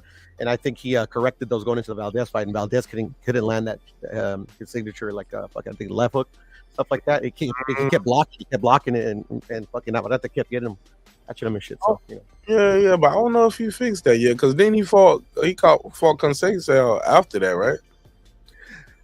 He did, and I thought he beat Conceição, but Conceição fought his ass off and stuff. But yeah, I thought Navarrete, you know, like it's like I was kind of frustrated in that fight in the Robson fight. I'm like, damn, bro, like, fucked up Robson Conceição was his ass start getting dropped in them late rounds. But other than that, that nigga was winning all them rounds, man. He was whipping ass. He got dropped twice. Yo, listen to this parlay, y'all. Listen to this parlay. Didn't he get a 10? Hold on, didn't he get a 10-8 and a 10-7 round? I think they were both 10-8s. I'm not sure. Okay, well, go ahead, Bram. This parlay is crazy. This parlay is crazy. I got Liam Wilson beating Oscar Valdez on money line. I got Zerafa beating old ass Lara. Right, and then I picked Tim Tszyu to win by the round 9. A $10 bet. Guess how much it makes me? What's that? $1,540. I think it loses you $10, to be honest. The reason why I think I'm gonna lose is because Tim Tszyu to round 9. But the thing is, the odds is so good. No, I think Zerafa gonna be. I'm going underdog on that, bro. I think him being out the ring first, but I think him being out the ring so long is gonna play a role. I don't know. Zerafa's really bad. Just to let you know. Go ahead. Say what? What'd you say about Zerafa? No, go ahead, Mark. My bad. Go. No. I said what you said. I said the same thing in Brent. We said. No, Zerafa is not good, bro. He's not a good fighter. I feel you. I feel you. But when's the last time Lara been in the ring, bro? That's been a while. I hear you on that, but it's Lara though. Lara can like fight two ways. Like there's post Canelo Lara where he fights a little bit more. Like he gets in there in the mix a bit, and then he can still fight like like he used to fight. Real defensive and shit and outbox. He can outbox circles around Zerafa. Is all I'm saying. Man, you're right, and that's my thing right there. Shout out to Zerafa. I wasn't gonna support this card, but as y'all know, my guy Nonito Donaire is training Zerafa over there right now. So I gotta support him. Gotta support my friends. So and I wish him nothing but the best, but they gotta stop Lara from moving. They gotta work that body early. They gotta hit him on the hips, all that shit. Stop all that movement, because I disagree with Brim on one thing. Yes, when you're an older fighter like that time out the ring. I think it's the opposite. When you're a younger fighter, that time out the ring, get lazy, An older fighter like Lara, that time out the ring, you get time to recuperate, recover better. You get a lot of rest time, and I think it hits different. And he's just a constant professional. Like Lara don't miss weight. As far as I know, this motherfucker never popped 30 and he's a beast, dog, and he knows how to use those legs and work that ring. And he's gonna be moving on Zerafa, bro. They gotta stop him, stop his movement, stop that body from moving early, slow him down. Don't let him control the pace, because Lara is good at controlling the pace, the distance, and slowing the fight down. They gotta work. That's all it is. You know what I'm saying? They gotta work him early. And they gotta work him early, and they gotta work him all night. But Lara that motherfucker ain't easy to beat, man. He's not easy to beat, even as an old man. Brim, yeah, man. And there's no way to truly quantify how inactivity is going to affect a fighter until he gets in the ring. Until we see it, and that's the thing. But you can. Yeah. Older fighter. Hey, look, he got old overnight. Older fighter. Hey, man, the rest did him some good. You know what I mean? Yeah. You just never know. You never know. Yeah. For me, I think it's how long it takes to get into rhythm. That's what it affects you the most. Well, I did a quick breakdown, a $10 bet on Zerafa and I forgot who else was the other guy. I said it was going to be the underdog that will win. It Keith still Thurman. Gets no, not Keith Thurman. No, hell no. No, and no. Thurman. All I know, Huh? man. One time. That was not who I had on my list. One time. Yes, you did. No, I did not. Don't play with me. No time. It's the police. Nah, man. I forgot, bro. I just know this, man. I like Keith Thurman, but seems like a crash out fight. Cash out, crash out. That's what the bookies are betting on. Man, why the fuck you doing that? But bro, I'm gonna tell you how crazy boxing is. Everything y'all know about boxing, I hear guys like my boy Shelby Moore, nothing but love for crazy ass Shelby Moore, KP, all these dudes, right? Mm-hmm. Everything they know about boxing. Not to mention, they was never calling for this fight, didn't want to see this fight, nobody asking for a fight. If I would have told y'all, yeah, man, Keith Thurman gonna beat the shit out of tszyu at 154 or 155 at a catch weight. Man, Mark, you sniffing good gas. You wasting that weed, nigga. You sniffing the weed. Hey, look, once the fight get made, our minds and the promo, and they start telling you start being like, maybe he can win the fight. Possibly. He might can get this shit done. There's just so many factors here. I mean, like, we also forget that, like, they always say, the champion has one last left in him, maybe this is his last one left in him. And it's usually these opponents, like, the gas is real. Tim is at the top level. Tim has very little real. Hey, look, Brim, I hit the high note, you hit the belows. The gas is real. The gas is real. The gas is real. Man, Keith Thurman by murder, bro. I feel bad for Keith Thurman, but I know he's gonna get paid, take care of his family, and he signed up for this life. But I don't see a path to victory for Keith Thurman. He was tender. First of all, he's weak to the body, and he's fighting somebody who specializes in good body work. When has he ever been knocked out to the body? No, that's cool because he was able to survive. He was able to survive, but but now he's gonna be up and weight, and he's gonna lose them legs. That motherfucker. And he older, bro. And it's the longest. And this is career longest. 25-month layoff. Oh yeah, not nice. Son. My man, what's the history? I was tender to the body before I got touched. Before borrow, he said I was tender before I got touched. He said when I was putting on my cup, I was like, ugh, ooh, I don't want to feel nothing right there later on. As he was remember, all I gotta say is this. Right now, where it stands, bro. If you go look in the last 5 years, how many fighters have won their fights coming off 15 months or longer layoff? 17 months or longer layoff. Go look at the record. Floyd? It's a perfect one. I said in the last 5 years. Oh, for the last 5 years. Shit, and you want to use Floyd, bro. If you think Floyd gonna apply to Keith Thurman, you definitely on the cheapest drugs. Like it's like Sugar Ray Leonard, Floyd. Only greats, only all-time greats, and Keith Thurman is not an all-time great. Muhammad Ali, like it's like a lot of people that did that, bro. That shit is like it's less that did it, and especially at the highest level. You know what I'm saying? Against world champions, man, and that shit don't be happening. That's the thing about Tim, though. Like he's so I mean, he's never even beaten a champion yet. We about to beat a former one in a minute. Yeah, I mean that'll be an accomplishment. Yeah, but he's beat a former champion before. Who? Oh, okay, I got you. Yeah, you're right. Former, yes. Yeah. But one of them, right? Just one. A guy that, to me, like that was a really guy looking for a paycheck. He said it himself. He got off the couch to fight that fight. Well, guess what? And he did. He about to send somebody to the couch. That's what he about to do. I feel like Keith Thurman getting off the couch. I hear. I thought he was retired, to be honest. But and he's going up in weight. Like matter of fact, Tony Harrison weight ain't a big deal to me. Harrison is that's how this fight gonna look because Keith Thurman gonna have about the amount of pop that Tony Harrison had at that division going up in weight. He's gonna I don't think going up in weight is a bad thing for him. I think that's okay. The weight is not the issue to me. No, I'm just saying he's not going to be like, I'm talking about the style, like the way Tony Harrison moves and the way Keith Thurman can move. That's how Keith Thurman's going to look in there. And that's not going to be enough. And I don't think he's going to have that much as Tony. He's not as tall. Tony Harrison was 6'1". Tony Harrison was a little bit taller than Jermall Charlo. So he's not going to have the height, the reach, a lot of the physical attributes that Tony Harrison had. And even Tony Harrison is a little long in the tooth, but man, Keith Thurman got fangs. If that's long in the tooth, Keith Thurman gonna have fangs in him at 154.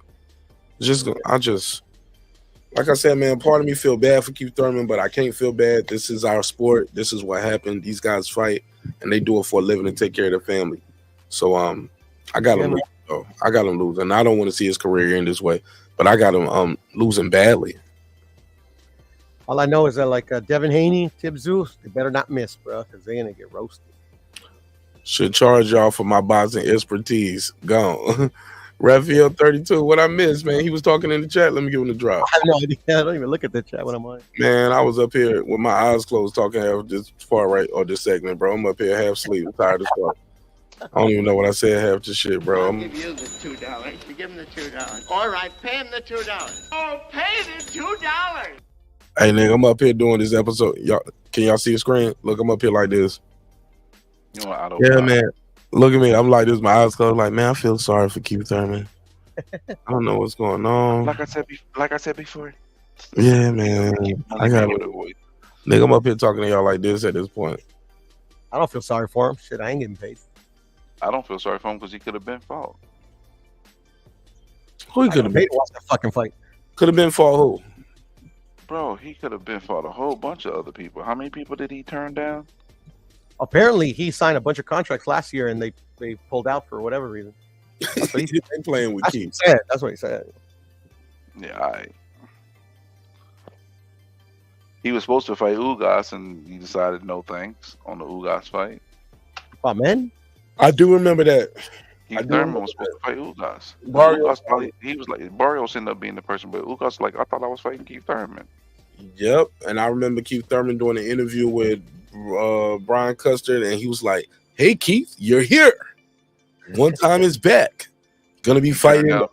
He said, "You're gonna be fighting Ugas this summer." He was like, first of all, Brian, nothing is official. Nothing is signed." And then he went into a whole diatribe, and you could see Brian Custard looking off to the side, like a little bit like, hold on, ain't nobody tell this nigga like we here for an interview about his upcoming fight? Brian Custard looked like he was getting blindsided that last year on that show all year long. The spence shit, he was like, "Hey, Errol." But he still has his show. He owns it. He owns it. No, I ain't talking about that. I'm just talking about whatever notes he was getting before the fight in the interview. "Hey, Errol, because you remember you always wanted to be undisputed. How does it feel?" He was like, "Well, first of all, I ain't never told you I want to be undisputed. I always wanted to get some money. So, I was like, damn, Errol, you talking to Bud?" He was like, "Bud, I heard it was a 3-fight deal, Errol and blah blah blah rematch." He was like, "I don't know who told you that. Nah, it's just Spence and a rematch." He said, "I thought the PBC told you that." And Crawford was like, "Who told you that?" It was like Brian Custard was getting the bad notes the whole time, even with the Keith Thurman. Okay, I remember. You know what I'm talking about? Yeah, I hear it. He's good, man, with some shit like that, man. Keith Thurman was like, "Hold up, I don't know what you're talking about." So it was like and that happened on multiple different occasions. Those just the three that pop out at the top of my head. Yeah, Brian Custard was getting bad notes, but whatever. Yeah, for sure. I remember that. Yeah, man. I read a tweet recently that BLK Prime is gonna pick up the rematch. Man, I'm out of here, man. Y'all niggas trying to keep me here all night. Bye. Y'all got anything else? I keep trying to end this. We good, man. Next time. God bless you. Good night. Remember, you gotta go live Friday, bro. You gotta go Friday, bro, because the fight is Friday in the afternoon. The Knockout Chaos. Oh, it's Friday afternoon. Yep, I think the card starts at 3:00. Great. Good. And Saturday is pretty much a dead day. No, we got boxing on Saturday next week, don't we? Not really. There's some UFC. What's going on there? I checked the schedule. It's pretty much nothing, bro. So like two French dudes or something.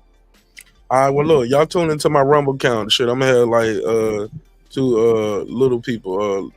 Can't call them. I'm done with you. I'm gonna get 2 midgets and strip for y'all on my Rumble account. Bro, you tripping? $20 a pop. Hey, look, them midgets be thick as a motherfucker, boy, and they heavy. You ever try to pick up a midget? Motherfuckers heavy, man. Something's wrong with you. Grab them like this, fucking biceps and shoulders going out. You got to grab them motherfuckers like this. And yeah, you need to go to bed, bro. You tripping like that, nigga. You tripping. Take your behind the bed, bro. Yo, Good yo, night, bro. Yo, imagine carrying 2 cases of 24-ounce Aquafinas, like, or grabbing like a big ass keg. Yeah, them keg built bitches, boy. I'm telling you. All right, man. I'm out of here, man. You wilding for all right, y'all. I'm tired. And Good night, brother. Yeah, the jokes go all the way left when I get that tired. All right, man. I love y'all. Hope you love yourself. And I guess what God loves you so the Martin National Neighborhood. Bo, you still there? Final thoughts? All right, shout out to my brother Bo. All right, man. I love y'all, man. This was a fun one, man. I'm tired as a motherfucker. So, so it is a UFC card next week. Thank you. So I will be covering that, and I'll be showing that probably on the Patreon. I'll steal that fight for y'all. All right, that's it, man. So yeah, I'm gonna put on this Harry Potter, man, as I fade to black on this one. Like I told y'all, man, I've never seen none of these Harry Potters all the way through until today, and I saw the first Harry Potter movie with my daughter today, and it was amazing. I was like, this is a good ass movie. I was like, more people should know about this. My wife was like, you ain't got to do no reaction and tell people how good Harry Potter is, baby. They made over $1 billion. Everybody know. I was like, for real? I was like, I didn't even know the movie did like that shit that did over $1 billion. I was like, I just knew it was popular. She was like, shit is huge, man. It's Harry Potter. I was like, man, this shit is great. Loved it. But that's it, man. Let me land the plane. That's it. All right. So shout out to Harry Potter. I still haven't seen the BMF episode. Now I'm to the point. Shit, I might just wait the next week and have 2 episodes to watch. But at least you can wish me luck. Nick, somebody said, so learn something. Man, I'm trying. I'm trying, bro. He said, Bradley, a Hall of Famer. Keith damn sure a Hall of I don't know about that, Tony. Keith Thurman, a Hall of Famer. Look, I'm gonna put a survey on I'm put a survey on the community tab, and I'm gonna ask everybody that. Do y'all think Keith Thurman is a Hall of Famer? Should I put him in there in the search? Matter of fact, I'm gonna ask y'all that. Is Errol Spence a Hall of Famer? Yes or no? Keith Thurman a Hall of Famer? Yes or no? I'm gonna and Sean Porter. Like all those guys from that class that was right there with Terence Crawford. I ask you, I know Terence Crawford is first ballot, but what about those other guys? Keith Thurman, Sean Porter, Adrian Broner. Are they all Hall of Famers? So we'll talk about it. Danny Garcia. All right, that's it, man. Respect is free. Disrespect gonna cost you everything. Your family, your freedom, finance, the most important in your life. So let's show each other love. Let's show each. Oh, matter of fact, I'm wearing the shirt tonight. Respect is free. Disrespect can cost you everything. You can go to martinash.com, get you one of those sweaters, t-shirts, hoodies, or you can just click the like button. That's a cool way to support the show. With that said, man, one thing's for certain, 2 things for sure, homeboy. Sometimes we're gonna agree, sometimes we're gonna disagree. Man, I'm not here to pick on nobody. If the jokes are too much for you, don't click my fucking link, man. Just leave that shit in the comments, homie. But yeah, everybody can get the jokes, even me, as y'all seen all night. So respect is free. Disrespect can cost you everything. Let's run it. I built this shit. Me. Brick by brick. And I'll be damned if I let you tear it down just because you don't like the way another nigga talk.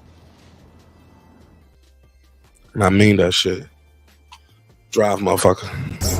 Hey, it's Antonio Tarver champion. You watching Martin Nash at Breaking Beach. I usually don't do drops, but I'm gonna give you one, bro. I'm gonna give you one. I love you, champ.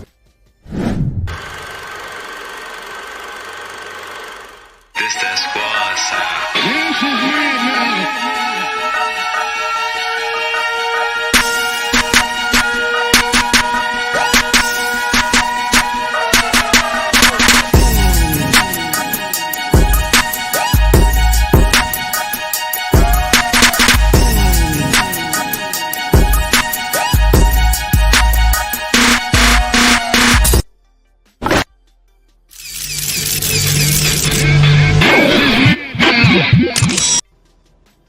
Subscribe. I don't care how many subscribers he has. Support him.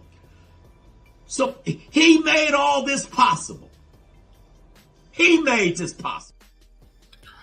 Nah, Dr. Mark, God made this possible, and so did viewers like you.